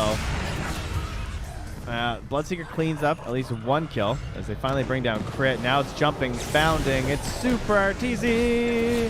And Abed is hit through too. Dominating streak there. And Paparazzi just trying to get back to the high ground. Can he do it? Nice stun to ensure the body blocks aren't there. No follow-up disables coming out here from Shopify Rebellion as Crit, the little dead squirrel, picks up the medallion. Value items. That is the name of the game here from these supports. Yeah, it's a good one. I mean, slapping that onto Arteezy would be fantastic. 70 attack speed, extra armor, some nice movement speed too. He's going pretty selfless here. He's going to get stunned in the mid lane though. Instant Sunray. Yeah. Does not look too worrisome, does it? Unless he keeps missing. See if he can get out of this. Bushwhack comes in, does connect. Additional Firestorm damage, plus the root still going down. Sharpshooter is tanked by DY. He tries to save Paparazzi, but Abed ensures that the kill still goes his way. Now JT. Blood Ray will slow down Abed, but I don't think it's slow enough. Crit is still on the backside holding Bushwhack just in case. Dude, that was a lot of Boundless Strike damage there. That was a long duration Ball Lightning as well, I think. The fact that they got lined up like that, see him trying to block the Sharpshooter, which ends up meaning that Abed's Ball Lightning just cuts through them both. That was pretty cool. But Xtreme Gaming just kind of getting ran at constantly here. They cannot stop the bleeding. There's so much damage coming from the Shopify side, and because their cores aren't playing greedy, I mean, the Monkey King's able to play aggressive constantly. It's just making so many opportunities for them. Saberlight's build is so sick. Like this Spirit Vessel plus the early Shard on the Firestorm. So he's just like walking around in combination with the Veil. They have another egg here too. This could get turned around on. They got to be really careful chasing Saberlight. I don't even know if this is great. He's going to try and start the TP. Does get stunned up. Abed comes in. There's the Sunray as well. Fly doesn't want to quit the play. Oh, Sharpshooter takes down JT. Fly actually gets the kill in the end. They zip back out of the Blood Rite. So it will be an offlaner for offlaner trade, as that is our core Ogre. So much better. To deny. I'd kill the Ogre all day to do a trade like that, even with Underlord having higher net worth than you winning. If you, the longer you keep him behind, the easier the game feels. Like, because Ogre with Midas is cool when you're like equal or above net worth, but when you're really behind like this, it just doesn't feel good. Because even when you're ahead, sometimes buying items doesn't feel so solid. You really need that, like, these survivability items to make the hero feel good, or you need some like Ags or something. But the survivability items work best if you're ahead. So the fact that he's trying to catch up with them and make up for these like level disadvantages that they have against their opponents, it's just going to make the Crimson feel way worse. Now, I have a question about Ogre. I don't know if you know this. Can you triple multicast on level 1 multicast right now? Because it says 0%, but you can get the max strength one, right? Or whatever. Is that how it works? Increases multicast chance by 1% for each 20 strength. I think so, it like, doesn't unlock it. Yeah, that's what I'm wondering. Like, does he have a 3% chance right now to 3x multicast? I haven't actually played Ogre yet. Gotcha. Yeah, I'm not sure about that. I just know it. I think it did say in the tooltip you can't get the 4 times cast. But the way it would be balanced in my mind is that you wouldn't get that unlocked until you hit level 12 and hit the. That would be my idea as well. That's my assumption. Because assuming that's true, that's pretty bad for the Midas in a sense. Because like you can only get 2x on it until you get to level 12. Yeah. Sounds about right. Shopify Rebellion. Don't get me wrong, it's still great, obviously. But they're gonna take the enemy Tormentor here. Classic, you're dominating play, and they're not in any position to defend this. And it just goes down way too fast, and so do either supports have shard? No, they don't, and so Fly's gonna grab it. And both supports love their shards too. So Phoenix with the Sunray now, it gets a slow on Sunray 2 on top of that. They're gonna get both. And now it's Hoodwink or Storm, actually. Storm could get it. Storm and Monkey King are within like 2 gold of each other, though. So this could be Arteezy getting a shard. And right now he has less net worth. Because he used his TP, he lost 100 net worth. There you go. Yeah, I actually kind of want crits, to be honest. Like, the Boomerang in combination with everything else they have seems pretty ridiculous. Yeah, I mean, increases spell damage, right? So it's really good with Veil. Yeah, that would be the better one on paper, for sure. But I wouldn't be... Then again, Storms is just free. Like, it just happens, you know? It would be cool. Yeah. Nearby allied here's 3 Overlord charges. Hell yeah. Overload charges with... or Acorn Shot would be cool. Yeah, and drums, too. Like, they're just... Man... Well, they're terrifying when they ball up. Mike, I just look, everything just synergizes with everything right now. They're like just corporate America's favorite thing. It's just synergy everywhere. Everything looks perfect. It's not going to stay too long top, but the rest of the squad is looking for kills. They might see Kaka. Just seen that. Oh, they got him! Oh my god, how? Was he being bottom? I didn't think that was going to catch, but nicely done by Saberlight. Good reaction. It was kind of funny that Crit stopped right where he did. If he just went like an inch forward, he would have seen the TP, and he would have gotten himself. But yeah, the fast pit of Malice there by Saberlight gets it. Yeah, it's good thing he went for the max range on that one. I'm seeing a max range, max zip right now. Easy follow-up. See you later. Trent, he had a BKB, but you just couldn't tell. No, he did, didn't he? For soul, he did. He had BKB. He just never got to press the damn thing, and that was just 2 stuns. Just their damage ratio, like he's got magic immunity, but he doesn't have that much survivability yet. Man, Xtreme have just had 0 footing in this game. It's actually surprising how much farm they even have on some of these heroes, frankly. Yeah.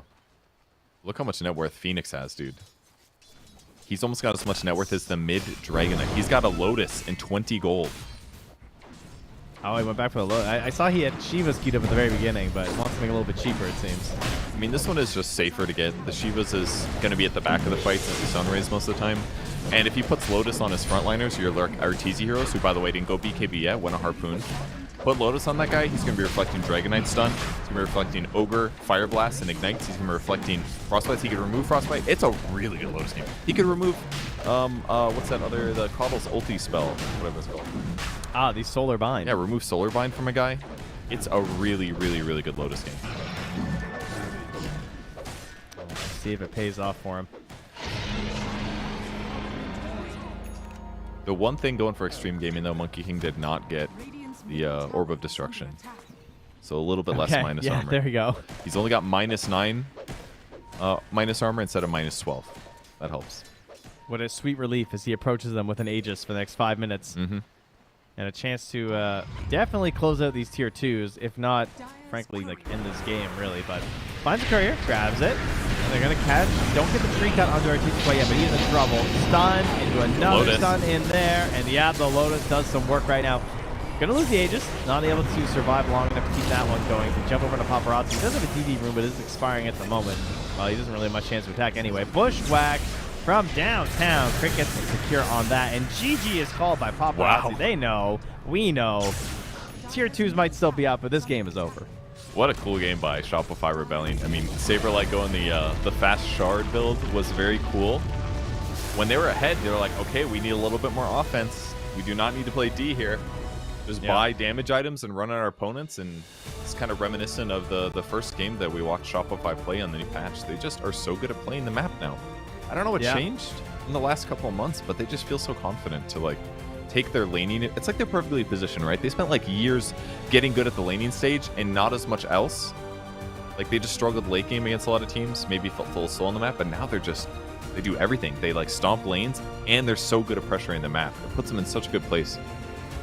Yeah, I was going to say the exact same thing. Looked just like the very first game they played on this patch. And we kind of wondered, like, oh, is this what we're going to see? If we just, like, Ursa running down this whole map the whole time? But then they didn't necessarily play that way. And the other games, a lot of our other games started going later. They were a lot messier between all the teams. And we're still trying to find that balance of the patch right now.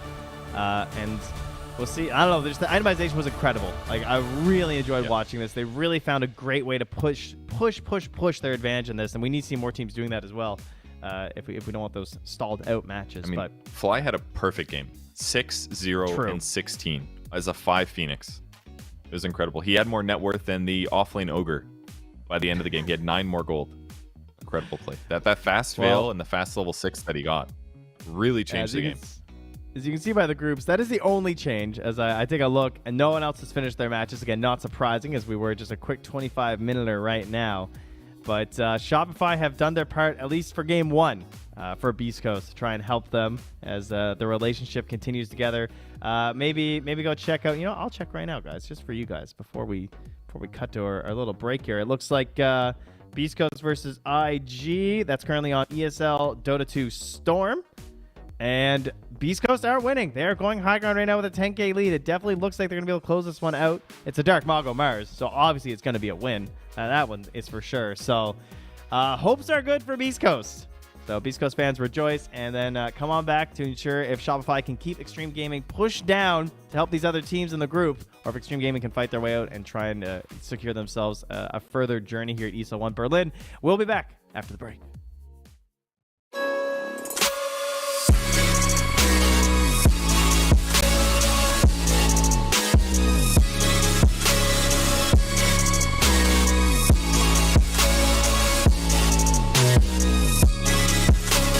You love it, you wear it. What's your style? Get your merch at shop.eslgaming.com.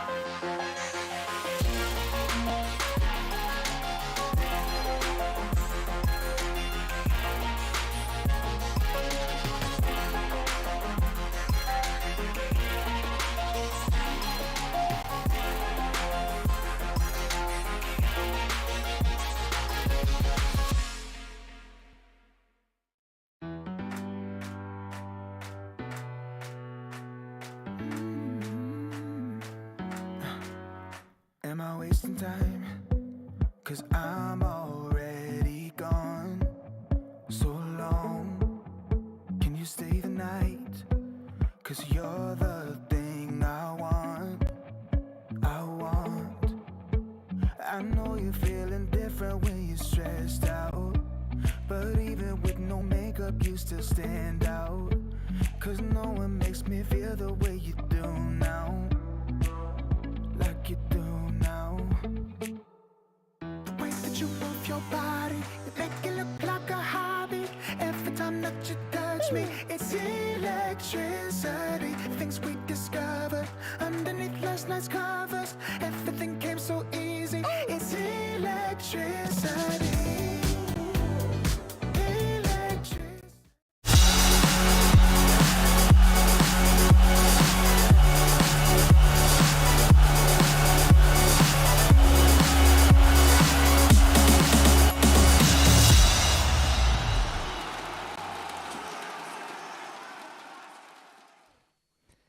Oh, hello.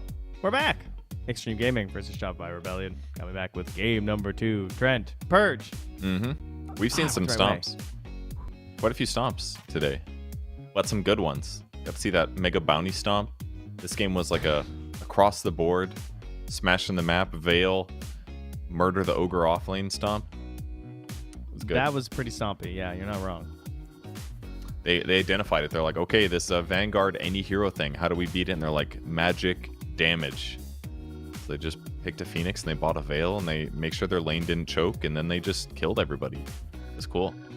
I liked it. Yeah, it definitely, like, their draft was really cool. I feel like it allowed that snowball to happen, and it also made me feel like the heroes that were inside of Xtreme kind of didn't matter. I mean, I guess like Caudle kind of makes sense. The hero that you would think would be like pretty good in this situation, like trying to slow things down and reduce the kills. Like, I feel like on the old Dota, Caudle would have helped a lot by like pushing out the mid wave a lot. But now I feel like the towers aren't even a thought.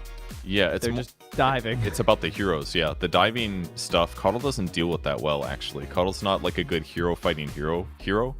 It's a hero that wants to counter pushes. So if Shopify just said, okay, we won't get a tower hitter, we're just going to pick hero killers, which they did, Storm plus Monkey King plus Underlord. It's like, that's all they do. They just aim for murdering heroes. And then the Caudle felt bad, like really not useful. Truly, yeah, no combos as well. I mean, we were like listing all these combos and stuff that were going to be in the draft, but I mean, did they even? I'm trying to think. I don't think they wound up with any like cheeky Chakra combos magics, at all. Yeah, with Chakra. He used it on I mean, CM. DK stun. Yeah, CM's kind of cheeky. That's pretty cool. But those support, they were all dying so fast, it just didn't matter. Like, most of it was them just running away. They needed like heroes that could stop people from running them down and get some turn kills, but it didn't really happen too much. So, and then they just won't happen this time. And then they got so aggressive so early that like BKBs weren't even like a salvation that was nearby. They were just like dying when they were thinking about beginning the BKB purchase. So it was a cool game. Well, they're just going to ban it out themselves this time. And Shopify, I wonder if it's the Alchemist they're considering right now, or maybe the Medusa. Like, Xtreme have been banning that out. We've seen a couple teams banning it. I mean, they banned it just straight up first phase. I could see like a 4th overall Medusa being kind of cool, where you just like pick it and then ban out all the mana burning heroes. But is this it? They banned Slark to pick Medusa? Yeah, I don't know. That's what it looks then, like to yeah, me. Shopify. Well, that wouldn't work though, because then Shopify could take it in the 2-3, because they have. Oh yeah, I mean, I don't think their opponents will pick it first. I assume that they would pick it 2-3. Oh, I was That's thinking my that you'd have to hunch. wait till 4th. Because then they could insta counterpick with like Anti-Mage or something dumb. I don't know. Whatever ruins her life completely. Oh, but then you flex it to the offlaner support Medusa. That's true. Yeah, they do cover it. I mean, the Diffusal Blade Slark is probably just too good. All right, so now it's just support Medusa, I think. Well, I mean, this is flexible. Or is it? It could be flex, but this is like the wildest looking opening we've ever seen for the record in all of Dota. You're just like, what the hell is this shit? This is too greedy, obviously, because Medusa has literally been a carry. I think she's always been a carry. I don't know if support Medusa has ever been a viable thing. No, Legitimately. the closest she had was she was a mid that you could like kind of play like a TA where like she was kind of involved, but still pretty greedy. But yeah, no, she's never made her way to the other roles. Yeah, if there is if it's Medusa support and it's carry Slark, she's food. They will anti-mage because that's going to be the next best mana drainer, which will help deal with the Medusa. He can also reflect her snake. I don't think he can reflect it when it bounces, but if it's directly cast on him, yeah, it can be reflected. But this is a great pick, obviously.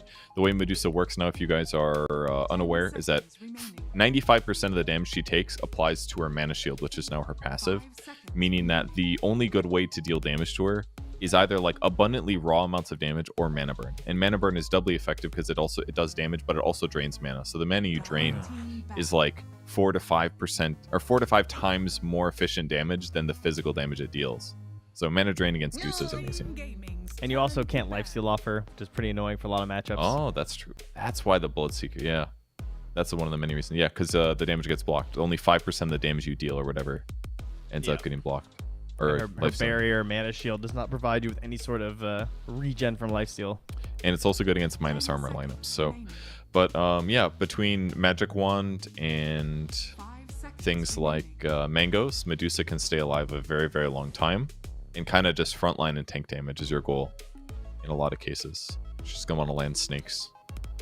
It is worth noting that OG earlier picked the Medusa and then left in the Anti-Mage. They allowed them to get Anti-Mage, and Yuragi still went 9-1-12 versus the Arteezy Anti-Mage. Wow.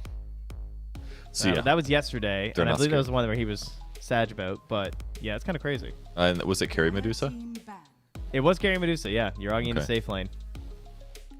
They banned PL and Naga instead, deeming that more important, which sort of makes sense. Obviously, their diffusal could be pretty ridiculous too. And it's harder for Medusa to deal with illusion heroes. You can go Ags so that your snake does one-shot illusions, but costs you a lot of gold to do so and wouldn't be quite good enough against PL, I don't think.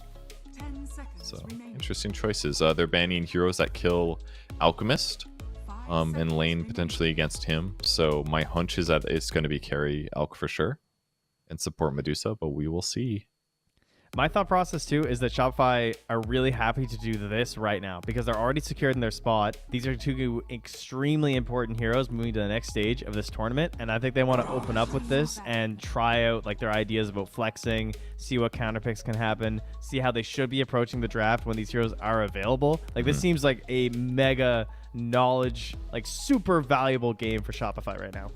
It does, yeah, and it's against a good team as well. So this is a pretty decent scrim coming out here. A lot of bans towards Fly in the second phase there. Undying, Phoenix, and Chen.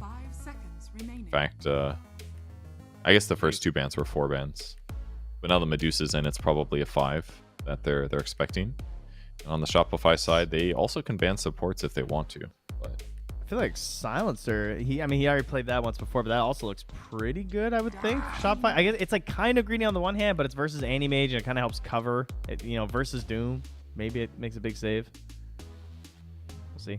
There's still IO, speaking of versus Doom. They banned the Lion to protect the Medusa.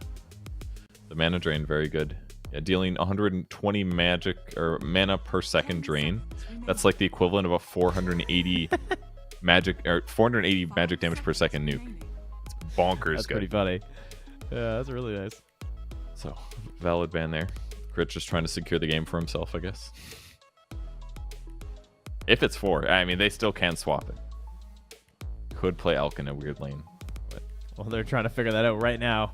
Using a lot of the reserve time to see what they're deciding. Because typically you just like grab your 5 here and it's whatever, but they are really going through the motions of like, so who is playing what here, guys? Like, can I just pick a Fly hero or are we running Fly Medusa? What's up? We got CM. Okay. There she is. Most picked hero of the tournament so far for him at 6. So, not difficult to guess. His next, and then every other hero he's played 1 time. So this is like his standard, basically. They've only lost 1 game with Crystal Maiden as well, and that was his Team Spirit. And now they got the CM Aura with the Medusa. That's Whoa. like an equivalent HP regen of like 1.2 until he gets later levels of Aura. Or if they're in the same lane, then it's actually imagine if she still had that talent where you reduced it had like the aura reduction talent mana use. That was so broken. That's a talent that I always wanted to get, but every time I got there, I was just like, nah. Just always wanted to get the offensive one. No, the best talent was when you got the mana, the magic resistance on the aura, and you could play it, and you got 3x on yourself. And Frev was playing offlane Crystal Bane with Greaves. That shit was hilarious. Oh god, I forgot about that aura. Yeah, that one. She had great talents. They killed them. She's always had good talents, dude. She had GPM talents. Got attack speed talent, dude. She's a classic. I love that talent. But actually, it kind of makes sense to give her the glory talents because she is one of the most popular heroes in the game for the average player. So give her the fun stuff, dude. She's been a classic Dota hero from the very beginning. Bless up for removing that shard that was just frostbite heals. Thank you. That one was not fun. I don't even remember that. What?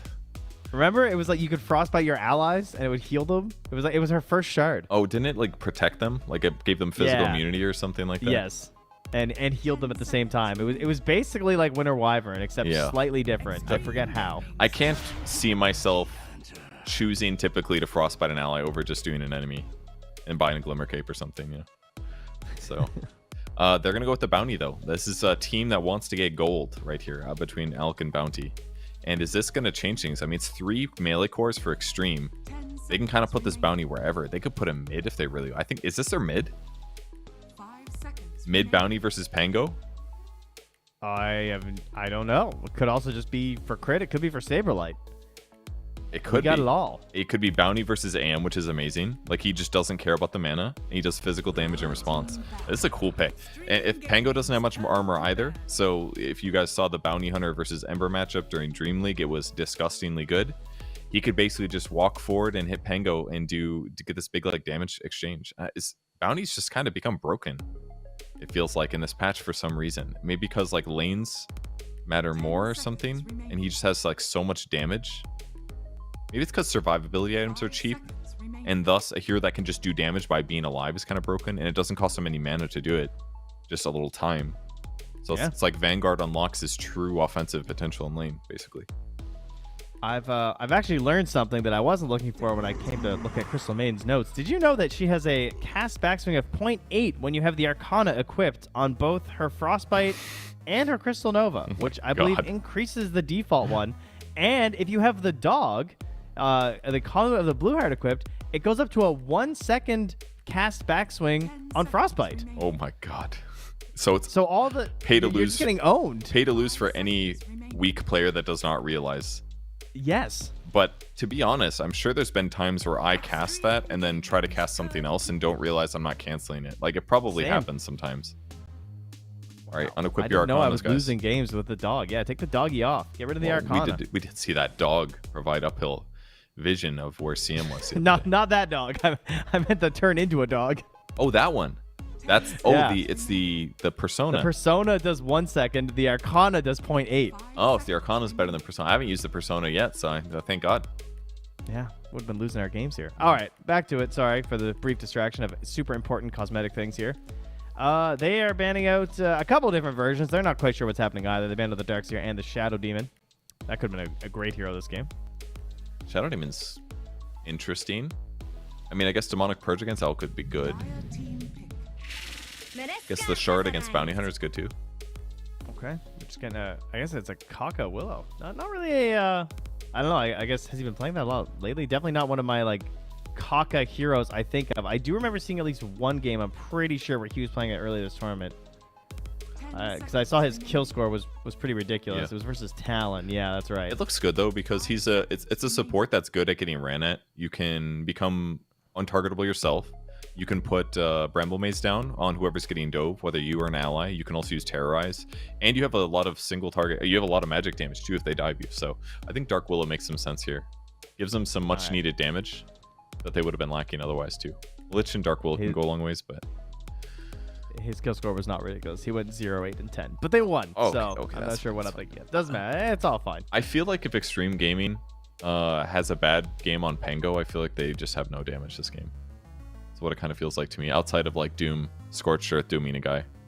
Yeah, or like really getting in there with Lich and Dark Willow, getting a good Frost Nova off, getting off a solid Bedlam, or Chain Frost rather. I mean, it's a great Diffusal game, obviously, because of the Medusa. Pango's going to be great against Dusa with the Swashbuckle, but if his game goes a little rough, if he's against a Bounty or something and gets a late Diffusal, I don't know if it's going to feel so good at all.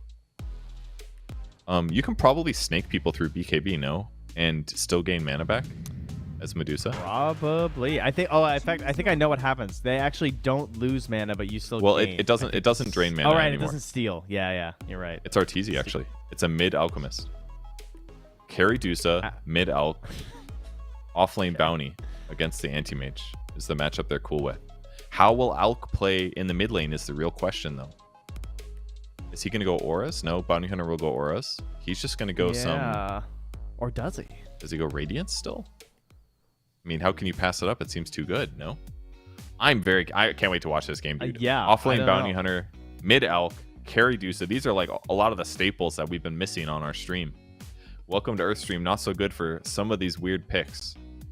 No, but it's true. today We haven't good. been getting the full experience of the meta. But yeah, now we're here. I don't know. Alk traditionally, yeah, Radiant's just a little bit too good. Like the battle build with the armlet and stuff is not really in vogue right now, although it used to be pretty cool out of the mid lane. So I think he's just going to farm it up. Probably. I mean, he either goes some like... He could also do a fast Ags build if he really wants to, but... It's usually not good enough, though. Usually you want to get at least like one farming item first. I assume he's going to go Radiance into BKB into Blink. Or Radiance, Blink, BKB. Radiance Butterfly. But there's also a small chance he just goes fast Blink after like a couple small items. Could potentially work. Help his team set up track kills. Because if he goes heavy Greed, then he's not going to be good at killing the Bounty Hunter, right? So if he goes more add to the team fight playstyle, I think it would be a superior way to play for Shopify Rebellion is my hunch. Well, we're going to find out. As this is a very important game for Extreme Gaming, but more importantly for the meta. To see, can you open Medusa Alchemist, put them both into core roles, and still win the game? I don't know. By the way, I was wrong on Mana Shield. 98% damage absorbed, not 95. And Arteezy's items look so funny, but they actually completely make sense on this hero now. You don't need HP regen because you're almost never taking HP damage. It is literally just mana that you need. So by giving himself 1.5 extra mana per second, he's effectively giving himself 3 HP per second from the base. Fly skills aura level 1. Can you imagine? Huh. Please don't do that in your games. Please do not take aura. It's 1.2 mana per second. That's a 2.4 guys, HP. He'll get it eventually. When he gets it, Dusa will be happy. I'm very curious to see how this goes. Abed looking normal. He's going to go bottle. No surprise there. Their damage follow-up between Hoodwink and CM is great for Saberlight. He'll be happy, and he's going the same build. The Vanguard Rush against an Anti-Mage and a Lich. They could go for a fight here. 2 Blood Grenades on DY. Crit has not skilled anything, but doesn't want to waste a scurry or something because you're probably dead anyway, so just takes the bushwhack and dies. Doesn't even throw it out in time. Yeah. Oh, wait, did he? He did throw it out, actually. I didn't even notice. Still died so fast. Yeah, Rainbow Maze is really helpful in moments like that. There's just no escape. They didn't even use a Blood Grenade, which was nicely done. Thought DY was going to yeet one out instantly, but does the right thing. And look at that, Ring of Health already done on Bounty Hunter. Good luck killing that guy. Whoa! Freaking 8 armor. He was watching that Miro game earlier. It's like, yeah, this looks fun. Like, I would like to do that. Especially, last game, he just goes earn on this Underlord. He's trying to get involved. I mean, he's TPing around the map. That was cool, but he wanted to be a little bit slicker, I feel like. This is definitely going to allow you to snowball even harder. First creep wave in the mid lane went even. Abba got 2 last hits. Paparazzi denied 2. So not giving him everything he wants necessarily, but Saberlight being appropriately harassed here. We'll get a couple hits in though. Yeah, laning versus the Lich looks pretty annoying. Well, speaking of annoying, JT's just getting walked down by Arteezy and Fly. Kage hits a double root though. That was great. That was big value for a... Oh my goodness. Please don't die. All right, that would have been really painful after a nice Bramble opener. Kage just lost so much HP trying to punish them though. Now the wave comes right under the tower. JT still... Ooh, no. Not able to get these last hits. There we go. All right. Could have hit that one. Okay. That's all right. Tough one, yeah. Dark Willow no salves is buying one now, but that's going to make it a lot harder for him to get in the lane. Fly actually is going to kill his small camp instead. He actually frostbites the Zapper creep, interestingly. Guess cares more about the Golden experience than anything else right now. Yeah, that is really interesting. And oh, that's why. Yes, thank you, Pablo. It was the Devour. He doesn't want to hit the Doom to get it. Oh, yeah, were thank right. you. Good call. That's really smart. It's like Pablo's like really good at Dota and like play professionally or something. I don't know. Weird. Yeah, very bizarre. Interesting. Yeah, don't let him have that. Any other good ones? Got Wolves. Yeah, there's another Stormcrafter in the other camp, but he'd have to walk a lot farther. Instead, opts for the Tornado creep. Ooh, he's got the Crimson Medusa. His snakes are red. Oh my goodness. Yeah, Unlike Omni Knight, she did not lose the ability of her custom. Yeah. So sad. Yeah, he's getting his mana back here. He just snaked the Wildwing Ripper and he got 96, so doesn't seem too difficult to get his mana back. Maybe they'll have to reduce the mana gain of this, but they buffed it a lot and puts her in a good spot. So far, she seems to be fine. Like, she's taken some creep damage. She's already got 700 mana somehow. Her int gain is 3.7. That's the hero. I mean, her mana shield gives her 200, but this bottom? is ridiculous. Ghost jumps in. They use the blood grenade. He was so low for all of this. The bushwhack comes in. Oh, they waited so long for that go. At least DY gets the kill on the way out, but Saberlight's probably going to grab him next. He does indeed. Gets a double kill. Ghost was just, he's been so low down here in this lane for the longest time. He finally got his Ring of Health delivered, and they just jump. Interesting. Bounty's, instead of saving for his Vit booster, he's actually getting a raindrop instead. Probably feeling like that's going to get him to his Vanguard a little better against the Lich. Because, I mean, that's gonna basically cover him for, like, 6 Frost Blasts? That's all of Lich's mana. Yeah. And he doesn't have any points in the Frost Shield yet either. I thought maybe, like, with a dive like that on the Hoodwink, kind of useful for the AM, but it's just, they can just disengage whenever you go for that. Yeah. You have to just go for these impactful actual blasts there. It's up top, Kaka. Oh, my goodness, that was close. Barely survives there with the Shadow Realm. They play that to the end with all the changes that spell's had. Then salves up. Oh, didn't backpack his blood grenade while salving, though. Yikes. Oh, huge. All right, mistake. guys. That's a good point, though. Yeah, he's missing this extra 70 HP. Any blood grenades left in the I guess bot I'm just lane? better at Just Dota one. than Kaka. You know, So- ooh. it's hard to show it off like that. As Crit gets pulled in. Good cut. Another by blood Ghost. grenade. Oh, Ghost! He does go down on the Hoodwink. Saberlight gets the early Shuriken toss, though. It may be weak, but it's just enough these days for the kill. Yeah, that was really well done by Xtreme Gaming. Basically, they punish Crit when they see he's in trouble, and he actually cuts down the tree that would have resulted in him getting bushwhacked. Up was top, pretty cool. Kaka's diving. It's like they don't know. They actually aren't quite sure how well this is going versus Arteezy. Because like, you're looking at his mana fall. He's got 200 HP right now. He looks full. He is definitely not. It costs a lot, but they get him far down. And he's eating Crit's the coming to Arcane Aura, protect. too, at this point, so he just wants to snake people.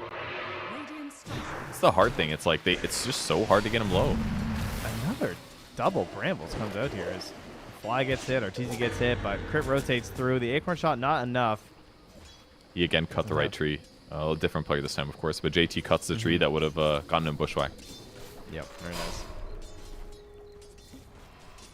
Oh, well, how's how's Abed doing anyway? 26 and 6 for the Pango, 25 and 4. Abed charging up the stun here. All right, he's just going for a suicide. Well done. Oh, nice try. That was cute. Pop Arteezy got that over pretty nice. Back to mid laner, 2 can deny. It's like Pudge is back in town. It's down bottom. The Frostbite from the Twin Gate comes through. The support's rotating as you get a little bit too pushed under your tower. And now Ghost is going to lose what little gold he has to this Bounty Hunters. Right clicks. Give him another one. Oh, steal the gold. Then kill him. He's going to get him again. Doesn't More have gold. boots. More gold. Find him. Oh, give it up. Don't kill him yet. Oh, yeah. Oh, just bleed him like a pig.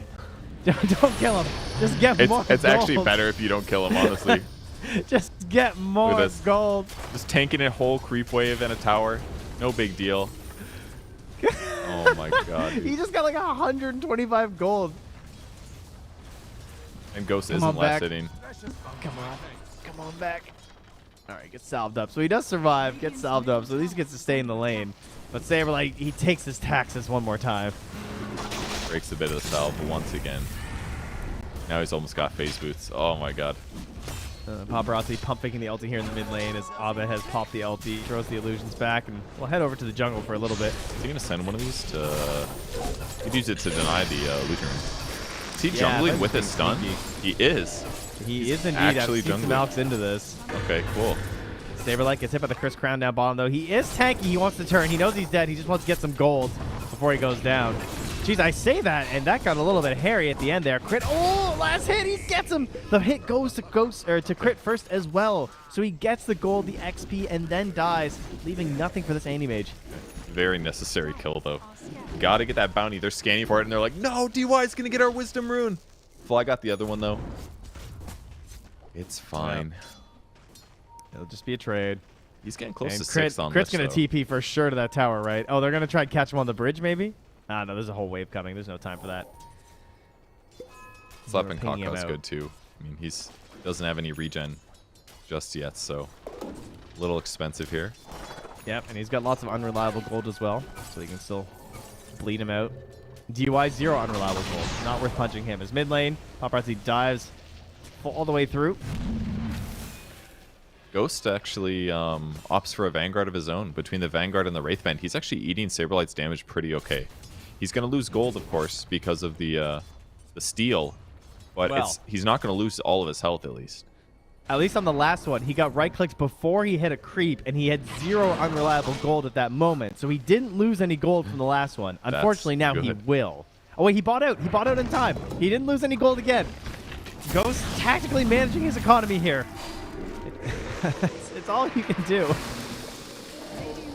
His courier will die. Kaka and Skig really low, but he manages to get out. Now Crit's the one who's being turned off. Paparazzi gonna pop the ulti for this one. Wants to find a kill on this pesky Nice juke. squirrel, but he jukes. Maybe he should. Oh, in the turn, Crit! Trying to find the damage on the Kaka. Can't quite get there though. And there we go. Now Crit's cleaned up.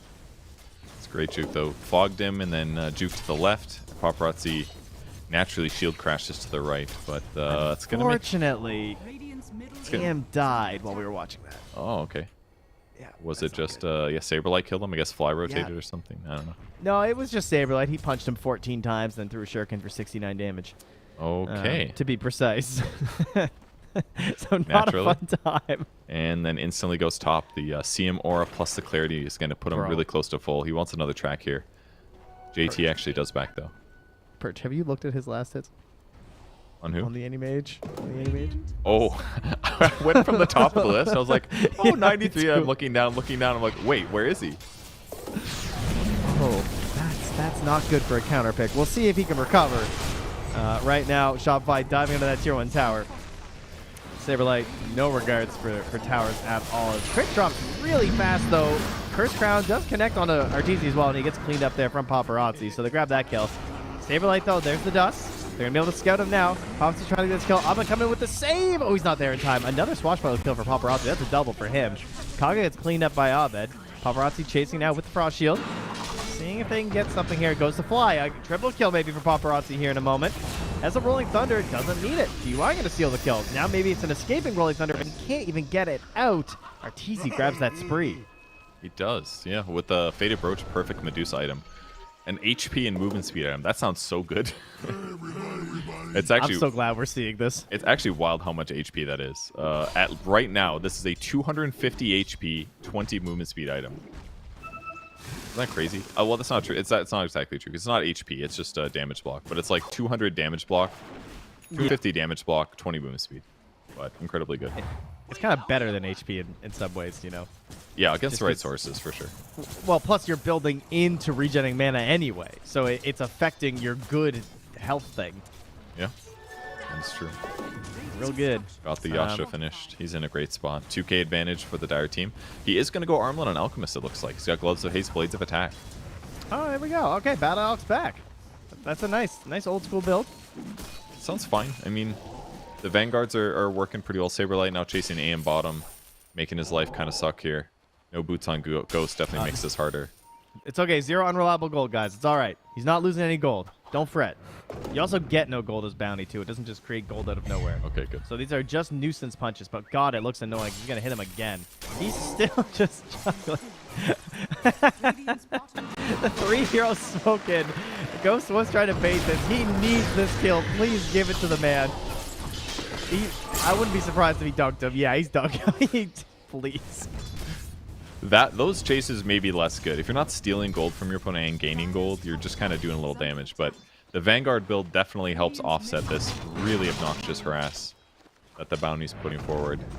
Radiant's Makes it look less oppressive, at least. Oh, the good news is that kill is going to fill his coffers of unreliable gold. So That's now there's true. something for him to pilfer. Is it? Oh, yes. He's very fat on unreliable. 400 He's unreliable very right fat now. now. Must kill him. 395. I like the broom handle pickup, though. Between that and the Wraith Band, that's 6 armor, plus all this agility and the Vanguard. That's going to make anti-mages. He's just going to be able to sustain this better. But if we take a look at his net worth, it's much lower than Medusa's. He's going to Fusel as well. Really? Oh, yeah, he is playing it. Well, if you're going to get if you need, this is a game for mana burn for sure. The slow's kind of good about it, actually. Because his physical survivability is really high, as we just outlined. So now if he can just blink on Dusa and defusal her and attack her like 7 times, that's a lot of survivability loss. Because normally you need like a basher.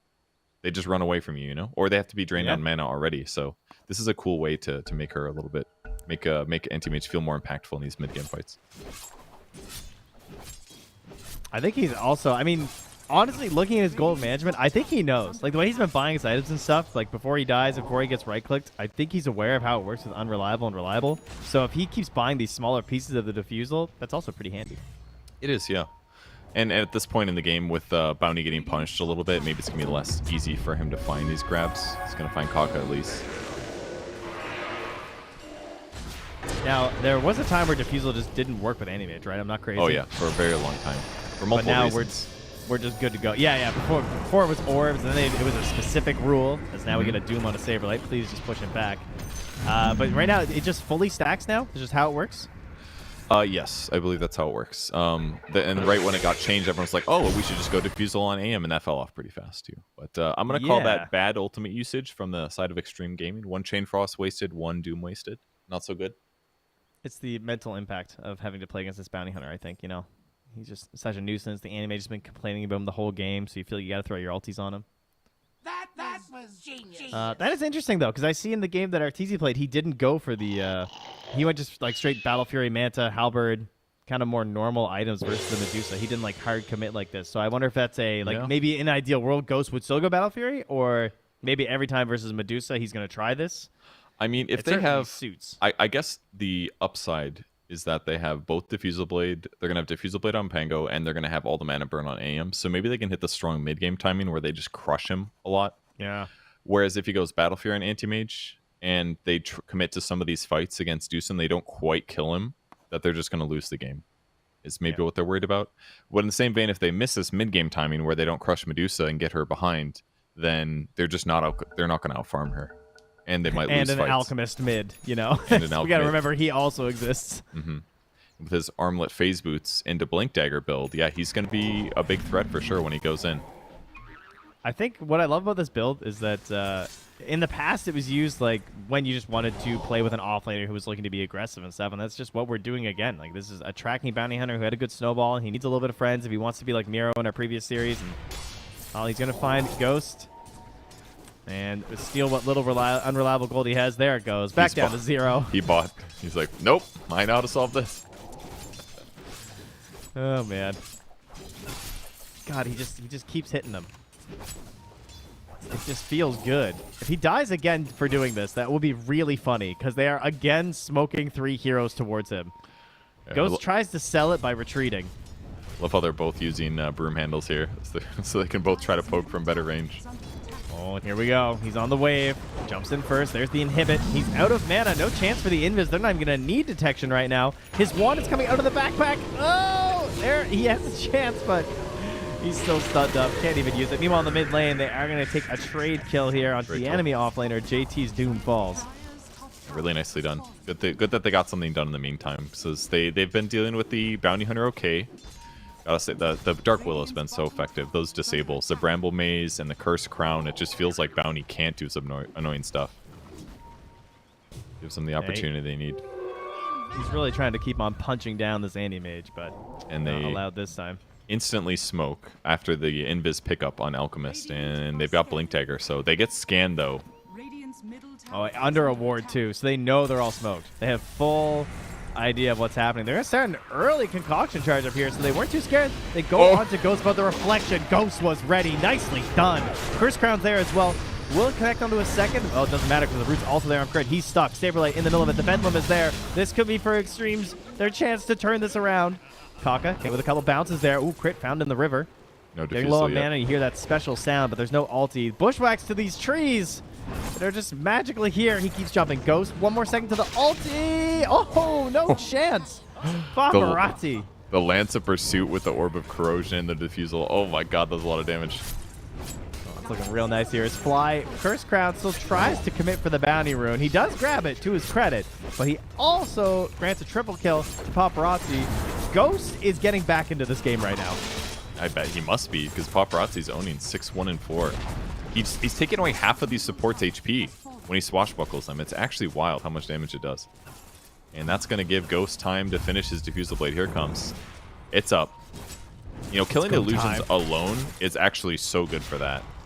If you don't have a Diffusal Blade against these illusions, they're a pain in the butt. Yeah, that's a good point. Very hard to deal with this. The fact that they get the aura now, or the Mana Shield now is... They are moving in here. Great pushback onto 3, followed by the Sharpshooter, but crit is being focused by Paparazzi Ghost at the same time. JT unable to get off of Doom yet, and he goes down. This does not look like a solid fight right now for Xtreme. They're just going to take their 1 kill into crit and retreat out as they lose 3. So Shopify quickly answered back with a triple and a take onto that mid tower. Yeah, Bounty Hunter was ready that time finally. He did the poke and then he ran south right away. The unexpected area, and then he doesn't get Bramble Maced. And the great vacuum by crit with the Bushwhack on 3 heroes with the stun follow-up. Just a beautiful combo there to guarantee the teamfight win. So game continues, and Medusa is now queuing up the Butterfly. What a great way to stretch her mana out. Basically, give evasion against all of these mana burners. That is really solid, actually. Specifically, of course, versus an Animate who's committing so hard into a Diffusal Blade. Like, this is just the dream right now.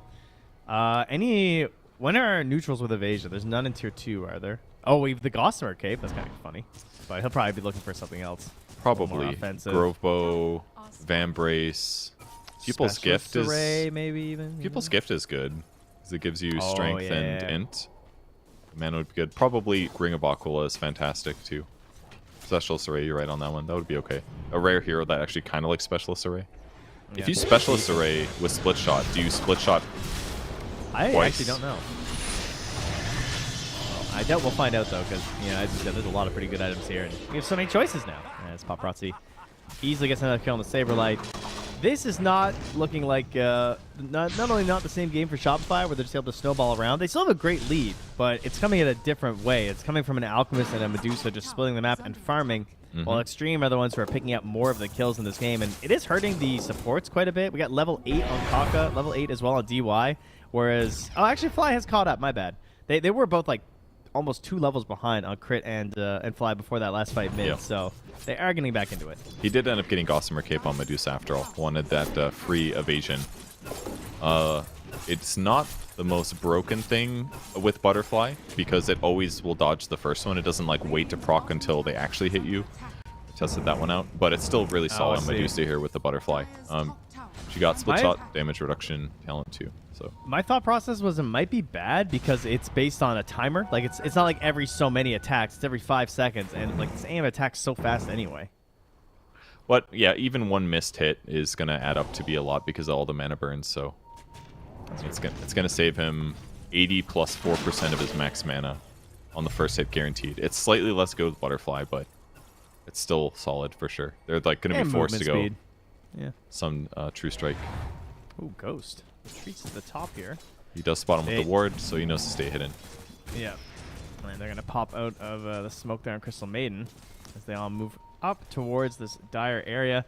It is still dire Roche for a little while here. It would be a bit early, but of course this is the classic timing where we push into the enemy territory and see if we can get the Tormentor. And now they are gonna go for it. Okay. Okay, how will this look? I mean, yeah, you have max acid spray, so it is definitely doable. And a medallion. All right. And he's got Orb of Destruction too, another -3. So. Oh, nice. Very good stuff. Yeah, I feel like we haven't seen many free 20-minute roaches. Yeah, that's really true. They often come later because teams at this point are usually gearing up for the Wisdom Runes and the other important stuff. But because they just have so much damage, it's good. They might know, but they're going to be a little bit too late here as it goes down. Crit comes out first to try and find somebody. It's JT again. Can he actually get a Doom off this time? He's been struggling to actually use his ulti in this entire game. Oh, the coverage is there to terrorize. Will he just panic throw it out? Oh, he stone gazed as well. Please let me cast this spell one more time. Doesn't want to do it on the Medusa, though. Now Abed, BKB stuns in. They're going on to JT. No Trying to find him. Oh, Medusa, she's running really low on mana. She's probably going to fall here with all this mana drain. She'll come back up with that Aegis in just a moment. Fly with a great ulti just running this whole time. It's on to Ghost, trying to help fight into him. He only has 1 point in the counter spell right now, so still taking quite a bit of damage. Tracked up, but gets a killing spree now. Medusa comes back up. Ghost might just want to leave this one. He's tracked up. He's low on health. I don't know if he wants to keep fighting. Paparazzi does, though. Grabs the kill, wants to TP out, but he's seen. Abed gets the stun. The ward. That's a big kill. Dies while trying to swashbuckle back. And that's a 6x streak going to Arteezy right now. What a fight. I mean, it looked bad for Shopify Rebellion, but that Aegis really making the difference there. Took so much to kill Medusa, but also a huge amount to kill the Doom. His Crimson Pipe plus the Ice Shield, the Frost Shield from Lich really made his survivability go far. But that means Shopify Rebellion invades here into the stalwart statues, of course. Yes, of course. Gotta love the statues +2 bonus armor. You know, as opposed to the, the graveyard's +5 attack damage. Of course. Yes. Everybody knows about the graveyard there. And one nice thing, they do have the Watcher on the Tormentor, so they'll be able to spot enemy squad probably taking it or getting ready to do so. And Arteezy actually going Daedalus straight. No more Scotty, I guess. I mean, the Scotty gives you a lot of attributes and stats and survivability, but because of the mana burn, maybe it's just not worth it. He just feels it's better to go more damage, which makes sense. Seems. That'll be the plan here. They jump onto JT. Not really going to be able to fully commit, I don't think. Maybe I'm wrong. I don't know. You can keep removing the track, and that's what he's doing here. Yeah. He's very survivable here. They poked way longer than I expected. They also have a ward right there in front of the tower, too. They're going to see JT go down for the Devour. Abed jumps from the back line, has a DD rune, tries to quickly mop up DY, and indeed he does. JT forced to try and slow down Abed again, just using the bullwhip. Has the purge one more time here, too, if he needs it. So, not able to secure that kill, but get all this territory around the tier 2 tower. That was a lot of damage from Alchemist. Oof. All right, and now crossing the map, gonna go AM hunting. He does not have his Manta yet, so he's very killable.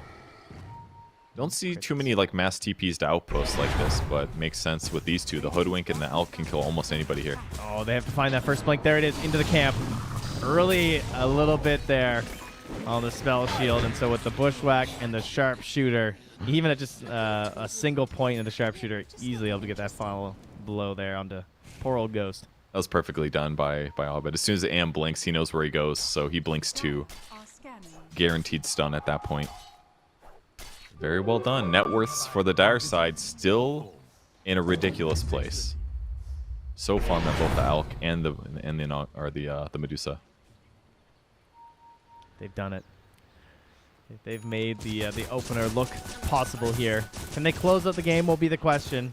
But even if they were to lose this game, I feel like there is a fear now of a Medusa and Alk starting out these games. Certainly going to put a lot of questions in the opponents they'll be drafting against in the future as they continue here in Berlin. Now Arteezy just enjoying his time. Farming up the graveyard while the enemies take the Tormentor. Can these three heroes on the Dire take it at the same time? Looks like it. Arteezy's damage is really high. Single target. The fact that he went Butterfly into Daedalus, not that he is, okay, he's got it now, but Butterfly plus Daedalus plus Manta, it's like he's all damage. If this is like a normal game, he's sitting at like 1,000 health right now and like not enough mana and he'd be way too vulnerable, but this new build is totally viable. Yeah, and he does not have any defensive talents at 20. Like last time Medusa was like really broken. He does have one at 25, but it is all items. I guess you could say Mystic Stone Gaze kind of counts. Stone Gaze duration too. Yeah, maybe those are defensive. 8 seconds where they can't focus him. Here comes the fight. I guess. Yeah, I'm looking for JT to start things off again here. He often is the one that's jumped on at the beginning. It sort of worked out last time. He was so tanky with all the help from his allies. There's Paparazzi rolling through, disrupting this, terrorized as well. What and he's kind of stacked up right now, though. Do they have the damage is the question from Xtreme. That's where they've been struggling. The Doom is there on the Medusa. She's the big target. She's dropping low on the handful. And this time, yeah, easily blown up like a cannon here. Fly gonna be falling next, and the rest is trying to retreat out. Paparazzi right-clicking away here. Oh, hey, Stroon. Oh, well, there's Nullifier. Had it for a second, but Abed just no mana running. First round, chucks the stun over. It'll be a slow burner. Crit actually in the back here trying to get something done. Nice cut again on the trees. They are quick on these versus Crit. Paparazzi tries to get over there in time for the stun, but Crit will escape out. So Saberlight and Crit manage to survive this fight. I mean, it's the same story. The previous ones, they keep trying to kill the Doom, and then they put the Frost Armor on him, the Frost Shield, and they're like, okay, it's not going to do anything. Like, this guy is very survivable against their two cores. They're very physical focused, actually, on Shopify Rebellion. Deuce is all physical damage, basically. Alk is all physical damage, too. So killing this guy is not simple. The items he has and the backup he's got. And meanwhile, on the other side, Arteezy, if he is disabled and no one helps him for, like, 2 seconds, he just dies. Because they have this counter pick of Anti-Mage and the Pangolier. And he got his ulti off, too. Or maybe it was the previous fight, actually. It's still on cooldown for about 10 seconds. He might not have had it, actually, in that engagement. I'm sure time just flies. I think he probably did. Was he? You really think he was dead for 60 seconds there? Does that sound like a reasonable death timer for 25 minutes? Well, I'm not sure. I'm trying to think when he stone gazed before, though, because they, like, did Tormentor and stuff. Yeah, I'm not sure. Yeah, maybe you're right. I feel like every time I've been looking at ultis, I've been thinking that as well. Where I'm like, surely that wasn't in that fight, right? So I don't know. Time is but a construct and a strange perception or something. I mean, as his Ghost. what's Ghost doing? Yeah, he was found by Saberlight, but they're not gonna. I thought maybe Abba was gonna make a play, and then you get the TP, but Crit's dead, so a little bit harder to get the burst. I was gonna talk about how cool the Dusa build is again, because like if your Stone Gaze does proc, it ups the physical damage. It's like an undervalued part of the hero, because then traditionally she's more of like a tanky AoE damage, but if she does get that proc and she's got a Daedalus, she can definitely shred heroes. So her ulti is a really big fixture of these fights. It definitely matters. Queuing up a BKB though, because really what changed the fight was Kaka's monster terrorized in that last fight. Yeah, absolutely huge. Saberlight, focus down here. Curse Crown will pop. No one here to help him. God, I tell you, he looks pretty tanky. He takes a long time to go down. He does. It's probably because they just have like Diffusal and he's got Vanguard, so. And they're just kind of, they're like all spread out. They don't want any counterplay from Shopify at all. Starting to get scary for them though, because this potential Scotty that AM is going to build is going to make him even better against Medusa. I feel like they're kind of losing their moment here. The team fight, impact, the fact that Bounty's been basically accomplishing almost nothing here is hard. Yeah, Crit, looks like he's getting caught again here too. But he gets for D-warding, right in front of his own tower. Paparazzi's courier sniped. Okay. Yeah, I had a shard on it there too. So that would have been pretty solid. That was Pango's shard, I believe. So that would have been great. It definitely looks like they were reliant on that Aegis. Because you see if they just get like doomed on Arteezy and he just can't fight and he just dies. Like between Pango and Anti-Mage, if Medusa's doomed, her fight is over. Yeah, the BKB will help. Certainly, because then he doesn't have to worry about the little disables and things like that. It'll stop mana burn as well while it's active. That's actually a huge advantage of BKB in this patch compared to the previous. That it just works exactly the same against mana burn. So yeah, it's a big deal. A lot of heroes obviously like a lot weaker because of the changes to BKB, but Medusa, that was her pretty big concern for her. There is now a blink on JT, so might have to ditch the purge. It's obviously really important, but I could also see just like war stomping and really trying to secure these dooms being important as well. For now though, still gonna have the dispel active. As Ghost lurks in the Mighty Mines again. Same spot as before. Oh, he gets spotted. The Crystal Nova gave the flying vision over towards him. Saberlight trying to find that track. Last time Saberlight threw one out, he actually got tracked himself with the Spell Steal. Or sorry, the Spell Reflect. But fight looking like it might happen here. JT spot out. Again, has the Blink, has the Halberd. Some really important items versus this Medusa. Abed patiently waiting. He also has his BKB still for 7 seconds. Crit jumps in. Scurries in. They find DY. That's not the target they want, though. Kaka as well being zoned back by this Medusa illusion. Oh, my goodness. Yeah, that's a big crit. Paparazzi, he's stuck in the Lotuses. Oh, scoop him on out of there. I don't know. Turn him into a block of cheese or something. Get him out. He gets Stone Gaze. Oh, that's good news right there for Shopify Rebellion. Tracked up as well and broken to nowhere boot safe on this Anti-Mage. No, there's nowhere to survive. They're just going to go down. There's another great terrorize from Kaka, but unfortunately he got into this fight so late because of the illusions of Arteezy zoning him back. And a doomed Medusa is still terrifying as they're going to see that Roche. Now, all right, now do you just wait? Can I get an eggs instead, guys? No, it's just level 2. Second one. This is the cheese. They're just prepping for the Lotuses. Yeah, you're right. I was thinking we were on third already. This is that was a wild fight. Such a weird one, right? The Medusa illusions move forward. They can't really deal with them without showing either AM or Burning Manta or Swashbuckles. So he just was able to spot almost everything. And then all of a sudden it was just like Shopify's running all over Xtreme Gaming without fighting yet. And then they're able to kill Lich right away. That was really nice. They didn't have to deal with Frost Shield in the same vein. And then they just picked off AM when he got when he got hit by the Deuce ulti. He didn't expect that to proc, but when it did, it's 2.4 seconds of stun. Takes 55% more physical damage. They target him instantly. And then he just blinks into the other guy. There was nowhere safe for him. He took 1,400 damage just while he was stunned by Stone Gaze, and then everyone else finished him off when he blinked out. And yeah, the start of this fight again, this was really interesting. Like, they totally ignored DY. They eventually turned back, but those illusions in the back really messed up Kaka. Because like you pointed out before, he has been so important for these fights. And Paparazzi's role getting messed up, that hurt too. Yeah. And they stunned both heroes. Gaze. Actually got 3 heroes. They got all 3 cores proc. Really effective. Yeah, that's true. We should go back and think about that too. That, like, if he doesn't get stuck there in the Lotus, definitely a dangerous thing for Pango to play around. It's weird that you just get like locked in like that. I feel like that might get changed, hopefully. Yeah, it's or maybe they to deserve fight. it. I don't know. Crit also had a pretty good bushwhack at the start of the fight. He kind of threw it north into the trees, and it caught the Kaka on the Dark Willow, so really delayed his Terrorize coming out to defend his allies. That seemed useful too to me. Yeah. Ghost's gonna lose that career that was nearly completing his Scotty here, just a couple hundred gold away. Saberlight, they have a ward, so they spot Ghost running through there. Still chasing. Oh, so yeah, they also have a ward on the Radiant though, so they also see that Crit is running around, and then Saberlight pops out for a second. So everyone's just ditching, and we're gonna go farm the well. That's what JT's. He's looking for a creep. He's gonna munch up that bird. Oh, I forget about that camp down there. I always forget about that camp. The Radiant one seems easier to find, but the Dire one, it's like so far down, you have to like really move your camera, you know? It has such a weird path too, because like there's stairs that lead into it, and then there's just like a tree in the way at the top of the stairs. I don't really know what's going on there. Yeah. But it's a funny little spot. Saberlight is tracking up onto Ghost. I like the Vindicator axe this game on JT. If he does get hit by the Deuce's stun, he gets 20 armor. Should help offset a lot of that damage amp. Oh yeah, that's nice. Radiant's middle tower is under attack. Smart idea. And, 30 attack speed when you're doing this whole defusal thing versus Medusa is also amazing. And Medusa got the Elven Tunic, so even more evasion. So good. So good. They still don't have MKBs, and they're not going to buy it. Like, once Anti-Mage bought Diffusal Blade, he, like, lost his, like, utility slot, it feels like. Going back for MKB is just not really the move, I don't think. No real chance on that one. There will be a gem picked up here from DY. He's a Greaves Philosopher's Stone Lich. That's pretty comical. Has the Ogre Seal Tomes in the fights, but he hands that gem over to Paparazzi.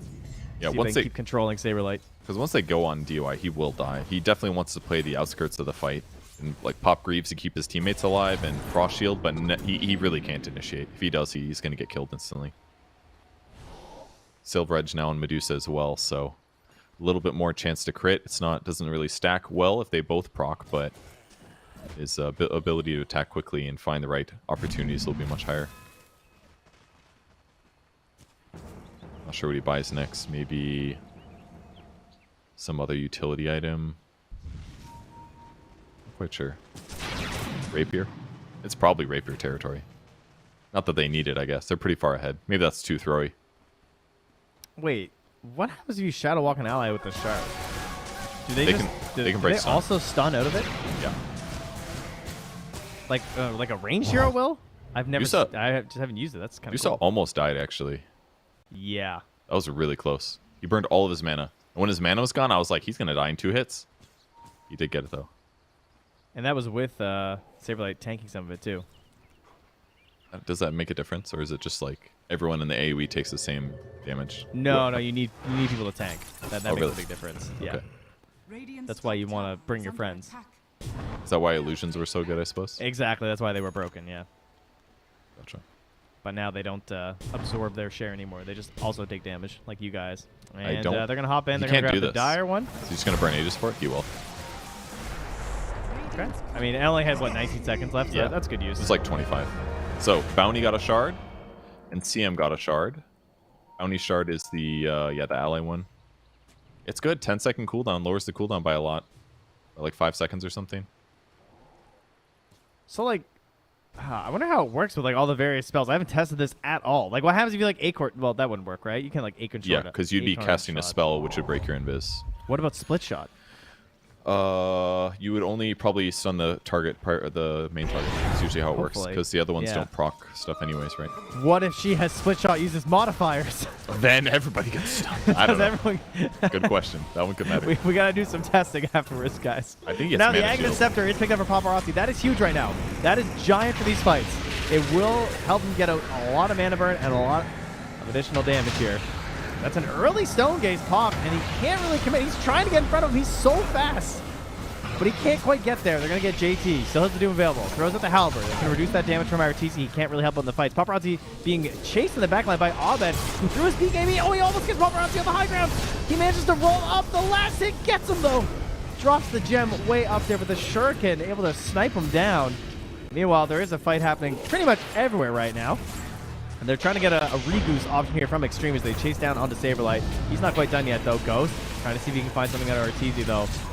He's a pretty scary guy to try and fight right now. He's got the cold blood firing the snakes. It was very different with the acid spray on the ground than before. So Arteezy finally makes it work. He kind of played the outskirts of the fight the whole time. It was a little bit hard for him to commit, considering they were fighting high ground, but they eventually worked down their opponents. I'm sure Abed was just running around doing crazy stuff the whole time.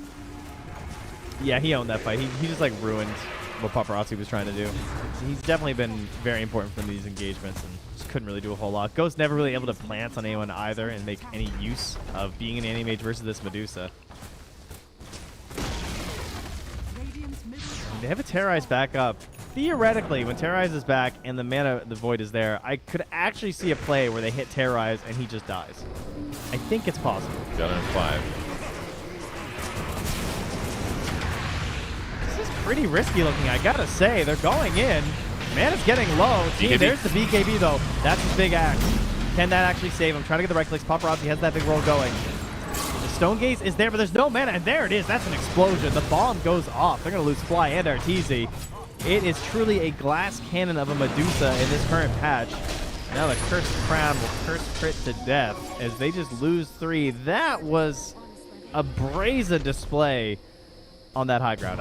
What were they? Yeah. I don't know. They're just feeling too confident, I guess. They didn't get the racks yet. They wanted at least one. They went from the ranged barracks. That got shielded, so he started attacking the melee barracks. And the melee barracks wasn't quite dead, and it bought him just enough seconds for the fall of Terrorize. I mean, it just feels like Dark Willow is the hero of these high ground pushes, because they don't want to have to burn. They don't have, like, easy heroes who can, like, poke and then escape when things go bad. They only have, like, heroes that can pop BKBs and Stone Gaze and force a fight. So if you do this, like, poke initiation option that Dark Willow's so good at, it gives you these opportunities to land Terrorizes too. So it's once they actually commit, when it's a good time, yeah, it goes bad for Shopify Rebellion, even with the 20k gold advantage. She just, yeah, it really is the worst case because she can just like throw a Curse Crown on someone. And so this is forcing something. Like, it's like fighting a zoner or something, or like a trap character in like another archetype of a game where it's just, they're going to make you do something dumb because you're like throwing up Brambles and you're throwing out this Cursed Crown and she keeps poking with these Shadow Realms, and instead of like being patient and trying to dodge through the projectiles, you instead decide to just face tank because you're a rush down character and you don't have any other life in the various fighting games you play. And that was the problem. They rushed down and they died. Eventually they're going to make a mistake or do something a little bit long, and you get to commit. Alchemist opts for a Mjolnir here, so you can farm a little bit faster. Hasn't yet given anybody an Ags, I don't think.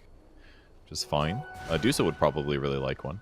She does have the shards, so she can throw back some stuns. But tier 4 token given to Arteezy by Saberlight. Let's see what he picks. And Pent-Edged Sword is his decision. Okay. Definitely thought I was going to see a Trickster Cloak. Well, that would have been the ideal item, but sometimes you don't get the Trickster Cloak, you know? Radiant's current. No free trade-ins here. You got to deal with what you're dealt. Oh. And there's the Orchid, but oh, he lost the Bloodthorn. Oh, he didn't even get the bought Orchid out too. delivered? Ooh, yeah, that hurts. That is expensive. And now Abed looking for the initiation here. Early Scorched Earth from JT. He gets in, gets the pop on the Lincolns. They get the Doom onto Medusa. And they get the finish. Ooh, skirt. Little roll up there. Good forces. Paparazzi changed direction, and the Blinket, it's a constant change on the Transatlantic. Here comes Ghost. The Mana Void is there. He is dead on Arteezy, and they begin the chase. Fly next. Crit able to get away. Abed over to the side, does TP out. I'm just scanning all over the map to see these heroes all trying to desperately get back home. Saberlight won't be as lucky as he falls to Paparazzi and Ghost. JT gets the final hit. Nicely Okay. done. He's clutch, man. JT. Yeah. That was great. They basically forced the fight there, but they're not able to get initiation with Alchemist, unfortunately. The stun hits the Pengo while he's already rolling, so it did a little physical damage, but that's it. So it just allowed them to then doom Arteezy. Arteezy did not get Stone Gaze off, which would have bought them at least like 6 seconds, 8 seconds actually of running. But instead they had to burn every single Force Staff trying to keep him alive. Got to get him away from the Anti-Mage every time he blinks in, and it worked for a while, but the doom just lasted too long. Yep. And no BKB pop there or anything to try and help out. Just gone. And he's just getting lucky shotted. He's getting halberded. And now, hey, the Aghanim is there indeed. So last time we didn't see the instant shift when we were casting it, but it does properly apply this time. I guess because they weren't hitting it on their side this time, maybe. Yeah. All right. Doom, I don't know. Okay, is this a game where it's actually bad to put it on the Doom? I feel like it is. So, I feel like, yeah. I think you actually just want to Doom Medusa. She's all that matters. Yeah, because the problem is always that. I mean, it's harder to start it, but they're going to defend it, actually. Roche has so much armor. This is taking a while. Yeah, surprisingly long. I guess, again, they are built for killing a Medusa, not a Roche. He does not have a mana shield. JD's courier dies, but he does get achievements delivered first. And is Ghost going to get the Aghanims? He is indeed. All right, we got the... Oh, that's really good. Again, even if they fall behind again now, just sending out those blink fragments could be really useful. JT found out first. Again, still using the Purge on himself, trying to keep himself up. Sends out a blink fragment. Fishing on a crit. Saberlight being focused down here. Abed chucks into the concoction. Picking up this fight. Arteezy is swinging right now. He gave popped early. JT, yeah, he is moving on back on that Dusa. They're abandoning this fight. Easy cleanup. Oh, Abed has a chuck out another stun. Has a blink back after. Abed and a crit. Now moving together. Quick TP on the high ground there. Ghost. Oh, doesn't get there quite in time. Blink Ninja fragment. Gear, it worked. The scout. Oh, I thought that was the real AM and it was going to break the smoke, but no, he blinks the fragment, he goes in biz, and he's going to be able to cut the wave, probably. Oh, that is huge. You're right. Crit always on that. Those are the boomerang as well. One lone creep. Oh, two, in fact, survive. Not bad. I mean, the fight looked kind of okay. Dusa got his ulti off. Bounty Hunter, once again, was pretty much just useless. He's got the minus damage taken in Shadow Walk. That helps, but they run him down after getting the Aegis. And JT was the frontliner again. He's got a Shiva's Guard. They are just so one-dimensional in their damage. That's the problem. I think this is why Alchemist went Mjolnir, because it's like they just build armor items and are agility heroes, and they just don't worry about these fights. Now, JT has that Doom up again here, so trying to make these fights work on the side of Shopify, very difficult if they ever get it onto Arteezy. Interestingly, he didn't go Doom cooldown talent. He instead just relied on the Quickening Charm. Kinda Yeah, surprising. I think... Do you think it's maybe because he also has the no Octarine build this game too, so he's just like, it's not worth it. Oh, yeah, that's a good point, actually, yeah. If he has Midas and Octarine, then it all synergizes better, but Scorch cooldown being reduced is kind of important. Otherwise, he's not fast enough in team fights, probably. Good point about that. Didn't even pay attention to the lack of Midas. Connected. Abed used to like that one too. The he disconnected. He used to use that one all the time when he was like really owning. All right, it's time. Shopify queues up the rapier on Medusa. It is time to really commit. He buys it out and flies it to himself, and he's gonna drop which item? The Manta. Okay. He's got 2 crits, so he's gonna do a lot of damage with this baby. All right. Well, Abed ready to defend. He's gonna go. Be it. There is an Aegis still on the Gets Ghost. It's okay. Well, yeah, that was a rapier. Dies right away. What happens now, though? Ghost gets out. Okay, we're going to reconsider things here. Sends in the Blink Fragment with the Spell Shield. And now Shopify trying to force a chase down. They want to get little crumbs, little goodies here from some of these supports. Track onto DY. Oh, he's a prime target with the Overseal Totem. It pushes him away from the tree. Okay. He flops his way to safety. Okay, we're rapier gaming right now. JT again takes up the point position, ready to find some dire heroes. Saberlight, do you want to hit this quick wave? It's a bit scary. He wants the Oh, he wants that gold. He wants it. Oh, he's really close to BKB. That's why. Yeah, he's got it now. That's gonna help a lot because he is just getting wrecked by disables this game. And it's not even like he's been greedy on his items that bad. Like, maybe he bought Lotus first instead of BKB, but Lotus also got tier. But the fights have just gone so bad for him every single time. Yeah. He takes all of the Dark Willow focus, and then the mana burn comes in. He can't do anything. They're smoking up here early. Deuces Ghost and Biz. now joins. There is a DD room bottled up as well on Ghost, so they're ready for that. The Shadow Walk. He's going to stun somebody when he attacks. Oh, this is such a dangerous spot to be. Jumping from the Pango, they get the stun on the Medusa, pops the BKB. He wasn't even sure if he was seen or not. I don't even think they knew he was there. They did once they blinked in. Once Kaka blinked in, yeah, because he's the gem. Oh, And yeah, that's yeah. going to force them back. There's no Stone Gaze right now. Oh, he's going to lose that mana so quick. JT holding that Doom right now. Blow up fly first. They have gotten Arteezy to the high ground right now. Abba jumps in. There's Ghost. He's getting low. He's nullified as well. Arteezy feared back to the high ground. Again, they can try and reset here. Bouncing back onto the snake there. And there are bashes here for Paparazzi as they all just huddle behind their racks. I think they're going to wait for the next lane. I'm pretty sure if they come high ground again, it's going to be dangerous stuff. They actually have no creeps. The mid ones weren't coming right now. That is a giant wave coming mid, though. So they can push this in. That's 2 Medusa attacks, clear that baby out. That's true. That's true. He did go split shot, uses modifiers, so it doesn't get Scotty, but they do crit. So these are going to farm really, really fast. But do they stun Purge? I don't That's the question. Look at those red numbers. Crit. Ooh. Yeah, that's going to hurt. He doesn't Get have a lot of force. chain stun after. Lotus Orb trying to help him out there. And some concoctions, some saves, and he'll somehow survive for the longest time. But eventually It's the goes down. evasion. Does he have the evasion? Yeah, He does not. Oh, it's just the base one. It's 30%. It was the evasion. Yeah, clearly. Still no MKBs, I think, right? Yep, just the Bloodthorn. That is true. That is definitely How useful. did they change this again? Oh, that's right. The Ren damage is now 60% instead of like 30 like it used to be. It doesn't add crit anymore. Doesn't guarantee the crit. It just adds a bigger burst. So against supports, it should be really good. Yeah, and all attacks on the Sun Stagger still have True Strike. So we're still good on that one. But we've seen a lot of Lotuses and dispels happening, so. He crits so hard, dude. Every creep gets crit. It's got a 30% chance to crit the Daedalus, and then a 30% for the Silver Edge, so it's like 50% of his attacks don't crit, basically. Do you think it would be worth it to try and like get in the eggs maybe? I don't know. It's definitely Probably good. not. I mean, it's a second stun that amplifies damage they take during it. But he It's kind of needs scary though if it gets bounced back. Oh, I guess right now if it gets bounced back anyway, he's still gonna get stoned, huh? Yeah. I mean, maybe you could justify Alk buying it or something, but or maybe somebody else has a better Ags. I actually think CM Ags is pretty sick this game. There's so much shit going on that like frostbiting illusions for free would actually feel good. The only problem is he doesn't have a BKB. But if he did, that would be kind of cool, I think.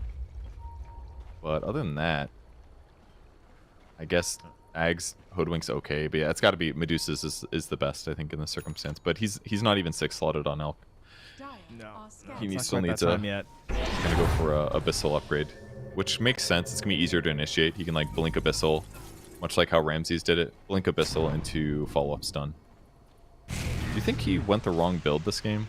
Like I don't blame him for going like Nullifier, AC, BKB maybe, but I wonder. I guess they need a Nullifier because of the Frost armor. Yeah, I don't know. It Frost seemed Shield. expensive. I'm not sure either. The Nullifier was kind of crazy. I mean, it does synergize decently well now with like the bat attack, like the bat and everything at 20. It's Mhm. kind of cool because it's just like raw damage. Not sure. I think his build was pretty hard just because he has a Medusa, so it's like kind of all over the place. He's like trying Yeah. to cover a lot of different problems. Like I'm trying to get some magic damage. I'm trying to use my actives. And now he's thinking about buying a scythe now too because we had Arteezy coming up for a while. That seems smart, actually. I like that. It's just gonna be easier than the Abyssal. He doesn't necessarily have to be in melee range. It's gonna give him mana regen, which is nice if he gets drained. It just seems a lot easier. Blink, And when you Hex, Nullifier, you know? That guy dies Yeah. probably. When you have multiple scythes as well, it feels a little bit better because you can just like keep trying to like, chain them down. So like Arteezy already has his too. Saberlight also considering one. Oh, he sold the Lincolns for it. Okay. That's cool. I mean, it's a lot of HP regen after all. Radiant's bottom tower is under attack. Arguably equivalent stats to Lincoln's, very similar. So, but better mana regen. And the HP regen's wasted. So yeah, it's kind of just a straight up better item than Lincoln's on the hero. He's Yeah. not going to dodge the Doom anyways most of the time. No, it's been very consistent on that from JT. Plus then like the Ags maybe just comes out anyway and he just goes for like the stick on you build. It's just fine. The only problem is if you use the Hex, you're losing like 1,000 damage, or damage block. Because of the high mana cost. Oh yeah, you're right. Actually, that is kind of weird. I guess it makes up for it by giving you like 35 in. So Yeah. And 8.5 mana regen. Jeez. A tanky boy with a scythe. It is really funny to see a level 25 hero with 3.4 HP regen. Yeah. Yeah, that's true. I'm surprised that nobody's really hitting the 26 plus levels very quickly. Everyone's like very slowly leveling. Maybe it's hard in the fights to get a lot of kills, it feels like. Well, I mean, it's 49 right now, so the wisdom runes have come back up as well. They're wishing well on the Extreme Gaming side, looking for some setups. They have one ward plus the gem.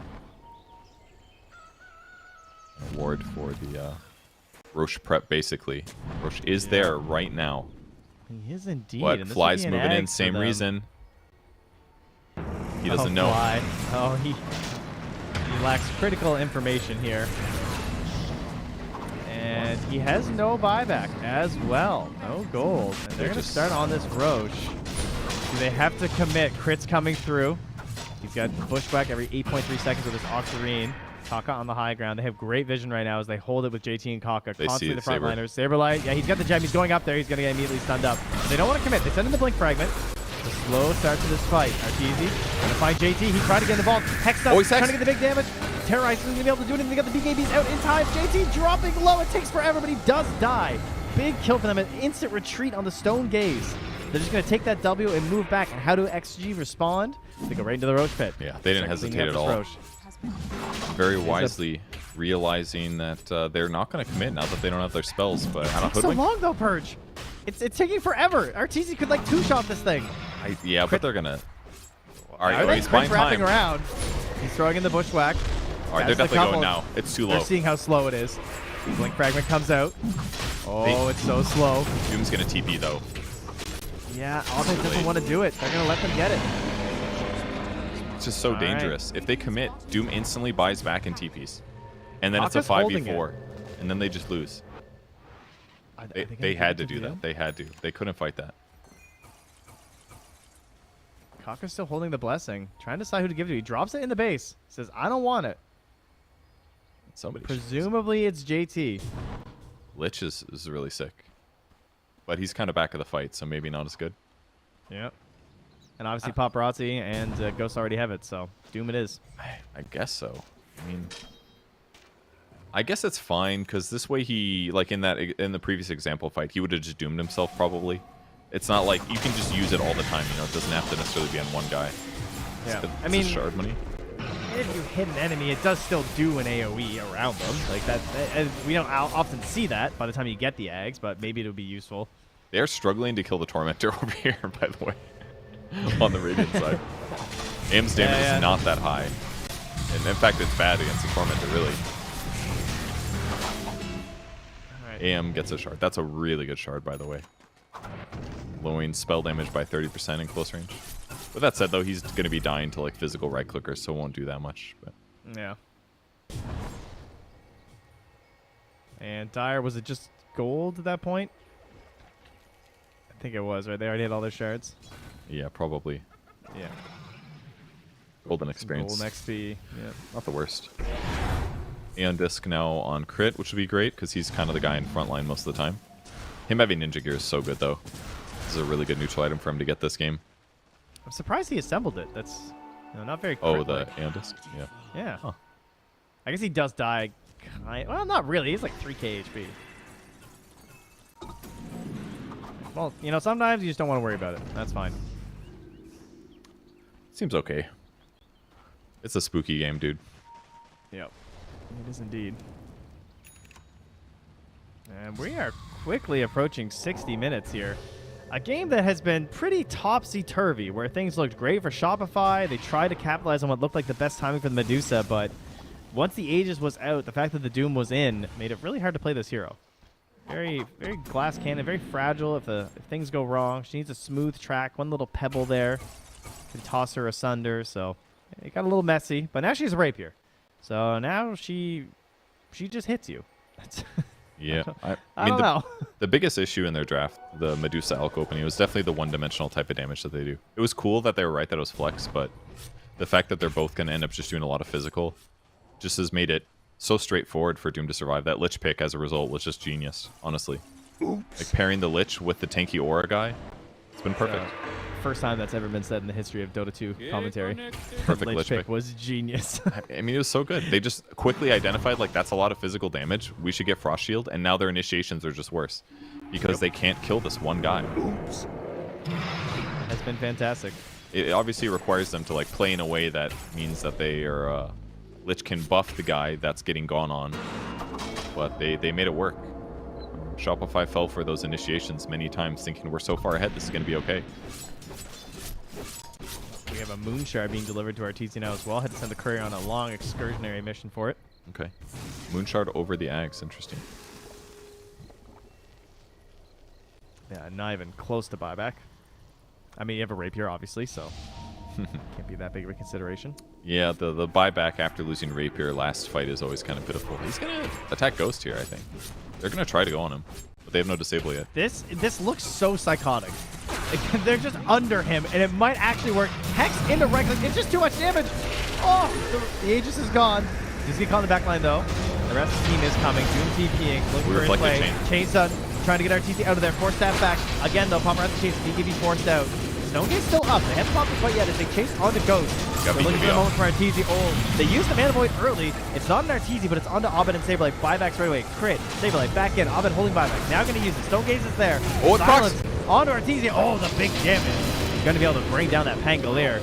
He is out of there. Now Ghost trying to retreat back too. He does not want to be a part of this one as he blink fragments one back onto Arteezy. Oh, he's thinking about it though. It's coming back. It's right now. He's got the talent. The Mana Void returns, but he's going to be found out by Saberlight. There's a Fear as well from DY. Staying in this fight despite being low HP. Mana completely gone now from Saberlight. He's out of all his abilities. He can't use any of his helpful little items right now. Nullifier there. Onto our Anti-Mage on the high ground as JT backs it up. No one quite sure if they want to commit on this one. All they know is Arteezy still hits really hard, but he's getting a bit low on mana. Ghost has the Mana Void. He's turning. He walks right into him. He's trying to find the damage in time. Big pushback. Ghost gets back out. Now disarmed again onto Arteezy. They turn towards JT. He's used up all his resources. Will Ghost come back into this fight? Will he try a backstab as Paparazzi's locked in there with the enemy? He's not right now. He's still lurking nearby. Ghost thinking, wondering, can he do it? It's a tempting task there versus it. They know if they just get Arteezy one time, the game could be over, but they also can't lose Ghost at the moment. He has buyback, but he doesn't want to risk it. And they are out of there. What a fight. So many buybacks, but so many careful kills as well. Very interesting. Abed got killed there. Going after the AM, he threw a stun just a fraction of a second too late because AM was able to get BKB off before it landed. They almost chain stunned him with the Hex.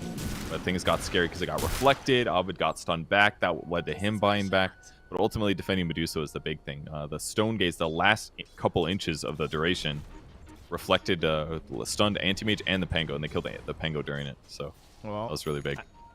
We noted before that fight, not even close to buyback on Arteezy. He actually gained 4,000 gold in that fight. But again, has a Rapier, doesn't want buyback. He wants the egg, so he's going to purchase out 3 of the components. It's a good choice. Booster and the recipe to go. I mean, he's got the Ag Shard. Like, if he takes a single target ability, it's going to throw Snake. That guy gets stunned, for God's sake. And he's getting mana from all these as well. So it seems like stuns is really what they need. If they have one stun, it makes the follow-up stun so much easier, whether it's a Hex or the stun from Alchemist. One of the downsides to Alch late game. You talked about the MKBs not being there for Shopify. Now there is a Butterfly for the Anti-Mage. So perhaps we'll give him a chance there in these battles versus Arteezy. As he is just trying to farm up. He has everything on the courier right now. This will be the final bit there for the infused egg. So that's going to get added in. At the same time, Abed building up into the refresher. Wants to be able to use everything and now has completed it. Also, no buyback for 5.5 minutes on Abed anyway. Okay. This man bought a 7th item instead of buying one of his allies an X. Let's go. Not that is... Alright, you could put it on CM. Hoodwinks one is not that bad either, right? I'm going to go with... I don't know. Hoodwinks is just like... You get 2 I've actually sharpshooters. never seen it used. Really? It's just like... I don't know. I don't like how you just do it. You just throw it out there and it just starts aiming and I don't know. You just it's hope weird. it hits. Yeah, it's like the nearest enemy hero. It just doesn't feel good. He bought his own, so we will see it this game. And he's going to get a Wisdom Rune as well, so he hits 25. Bushwhack Radius. These outposts are very helpful right now as they get up on the map. Sitting as 5 constantly. Looking for the right fight. And they've got the double Hex, Stun, BKB on Alchemist. He is a monster right now. And as we approach the 1 hour mark and the next round of neutrals start to fall, Xtreme Gaming, just everything hangs in this game. Currently, if they do win this, they will move on. guaranteed. If they lose, they are going to a tiebreaker versus Beast Coast. So Shopify Rebellion, again, looking to pay their debts. It's a long debt. Arteezy, so far, he has always paid his debts, I will say. He always gets Beast Coast to those groups. He has saved them several times, much like they saved him. We'll see if he can do it one more time. Arteezy's trying to buy Monkey King Bar now. He's thinking, okay, time to pivot again. Sell the Manta. Switch the MKB. Don't need buyback. This is like my nightmare when I get forced to play carry because my itemization's already so bad as a carry where I'm just thinking like, okay, I know they buy this, I buy this. Yeah, I know all the utility things, supporting, offlaning, all that good stuff, but yeah, the carry players, this doesn't often get this late where you have to jump back and forth between the miss and the evasion. Yeah. And the crazy thing is that like it's hard to sit and think about it because there's never any downtime. At any moment, basically, could be when the enemies jump in and kill you. And here's the tier 5 items. Let's see what we get. Oh, where are the Force Boots for the Dispel? Where are the Giants' rings? Force where Boots would be amazing. Ex Ex Machina on Arteezy is God tier. It basically gets to refresh BKB. It costs him a lot of mana, but 2 BKBs, 2 hexes. Yeah, I'll take that. Yeah, it's just too good versus the mana burn. I pretty much has to get that item, I think, if it's available. The armor is garbage, though. That's the downside. True. Amazing Force Boots on Bounty Hunter. He needed a Force so bad this game. And the movement speed and the Dispel. Just perfect item for him. What else we got? Look at everyone just around the Twin Gates right now. This is so weird. Like, so, they're actually all next to each other in a way on the map. And instead, Shopify, they instead go to their tower. They're going to start running towards this road. Another Agnum's Blessing here. Finally, DY's chance. Will he get it? Coming. Preparing. He's ready to pop this smoke. He has the Watcher, but no wards nearby. They're going to know someone's in here. Goes in the Shadow Realm. Throws out the Bramble Maze. Crit. Throws out a big old sharpshooter. Pew! You see. That is just the decoy. Aha! He's been had. All right, down to the low ground he goes. Bouncing for Paparazzi. First BKB from Arteezy. Controlling things up. It is a giant Pangolier rolling around. That is why it is so huge. The ring is on him. Pistol Blade as well. They're going to focus on the Abed. Goes, silence, stun, can't get anything thanks to the Stone Gate. It's helping Abed get back, but the chain frost is bouncing. There is a giant JT rolling on here. He has the Agnums with this tomb. He's focusing on the supports. We're still just trying to find Arteezy. He's the big target, and there, they have got him dead. Whoo, Xtreme game. That's a GG called. Man, what a game. Bit of a messy finish there, but well positioned from Kaka. They saw it coming in, and they just didn't want to give up that Roche. They won that final bit, and that means that Xtreme Gaming have secured themselves a move. This game just ends in a bit of a whisper here of a team fight, because there's just a rolling giant Pangolier disrupting everything, and they can't find their moment to protect Arteezy. So very well executed from Xtreme Gaming. Yeah. Maybe proving that you can't open Medusa Alchemist. Perhaps, yeah. Against the Lich, it felt way too good. Maybe they should have banned a second phase. I mean, they had such a good early game. Their mid game was really solid, but I think the deciding factor for a lot of this game was Xtreme Gaming was just better set up for Roches consistently, and it was less scary for them to do it. If AM's in the pit hitting Roche, that's fine. He can always blink out if shit gets scary. But Medusa in there means that you might have to pop E or Stone Gaze to escape. So it just led to Xtreme Gaming kind of controlling Roche so many times better. They got 2 free Ags. Shopify felt they needed to contest Roche to make sure that they didn't get Aegis on Xtreme Gaming again when they were on diebacks. So they felt the need to contest it. It's really hard to contest it against these mobile heroes and these Dark Willows and stuff. So just so much harder for them to initiate. Yeah, the fuses were just a bit too good there. And as we can see here from the groups, that is going to help a lot for Xtreme. You see that little 6 and 10? That is what they needed. They are now secured right now as Beast Coast fall 5 and 11. That is the end of their run here. Arturito, unfortunately, couldn't do it this time. Yeah. 6 wins will save them. And those are your bottom 3 teams for Group B. Whereas on Group A, there will be some tiebreakers. Yeah, the EG, Aster, BetBoom are tied 8 and 8. Not a bad score at all, but the group is just very top heavy with Gaming Gladiators wrecking so hard, and TSM being TSM and Execration losing so many games. So sad to say that you go an even record and one of these teams has to get eliminated, but they're going to play a 3-way tiebreaker, and one of them will be removed at the end of our group stage. And that, of course, for BetBoom, brought to them courtesy of Execration by 2-0ing them when they were already knocked out. So big spoilers there, especially if they actually lose in that tiebreaker. But that does mean that we will not be needed anymore on the D stream. We've closed things out here in a pretty thrilling 1-hour game there that taught us a lot, I think, about Medusa and counter picks and mana burn and what you can get away with. You can get away with it for the first like 40 minutes or so, but eventually it catches up pretty hard. It does. I mean, they did a good job covering her with the 4 staffs against the mana burn. I think it was a little bit more that they had a non-traditional mid, which made it hard to initiate. Alk late game is not a very safe initiator between Lotus Orbs and BKBs and 4 staffs and invisibility, for God's sake. Then go invis and you have to BKB to protect yourself. But I think the biggest thing that hurt their draft was probably the Bounty Hunter. Like, it seemed good for the first 10 minutes, but Xtreme Gaming reacted to that very well. I thought the Willow pick dealt with it well. They covered each other, and then eventually, in fact, the AM versus Bounty in the mid and late game was just bad. You just like right click him, and his mana's 0, so he's just permaslowed. He like had no escape, so that was cool. Yeah. Didn't snowball enough for the big utility items either, but yeah, tough stuff there. But obviously Shopify, you know, a bit of an experimental draft, as we said before. They learned a lot, I'm sure, in terms of what they're going to be able to do with these heroes and what they'll do versus these heroes. In terms of those tiebreakers, they will be taking place on the main stream. But for us, again, we are done here. So thank you, Purge, for 5 days of putting up with my great play-by-play. Obviously, you guys are all welcome for that one. And we will be handing you off to the main stream to enjoy the rest of this event. So check out all the tiebreakers, check out everything, and enjoy ESL Dota 2. And enjoy the rest of Berlin, because this is just the groups. There's still so much Dota left to be played here. And make sure you get a chance to play the patch, because that's what Purge and I are hoping to do now that this is finished. Am I right? That's right, yeah. Every day, watch Dota for like 7 hours. It's great, but then I'm like too tired to play games. I want to play the damn games. Need to play the games. All right, go play the damn game. Thanks, everybody. We'll catch you on the next stream that we're there, and I'm sure we'll see you guys in chat on the main stream. So bye-bye. Bye. Enjoy.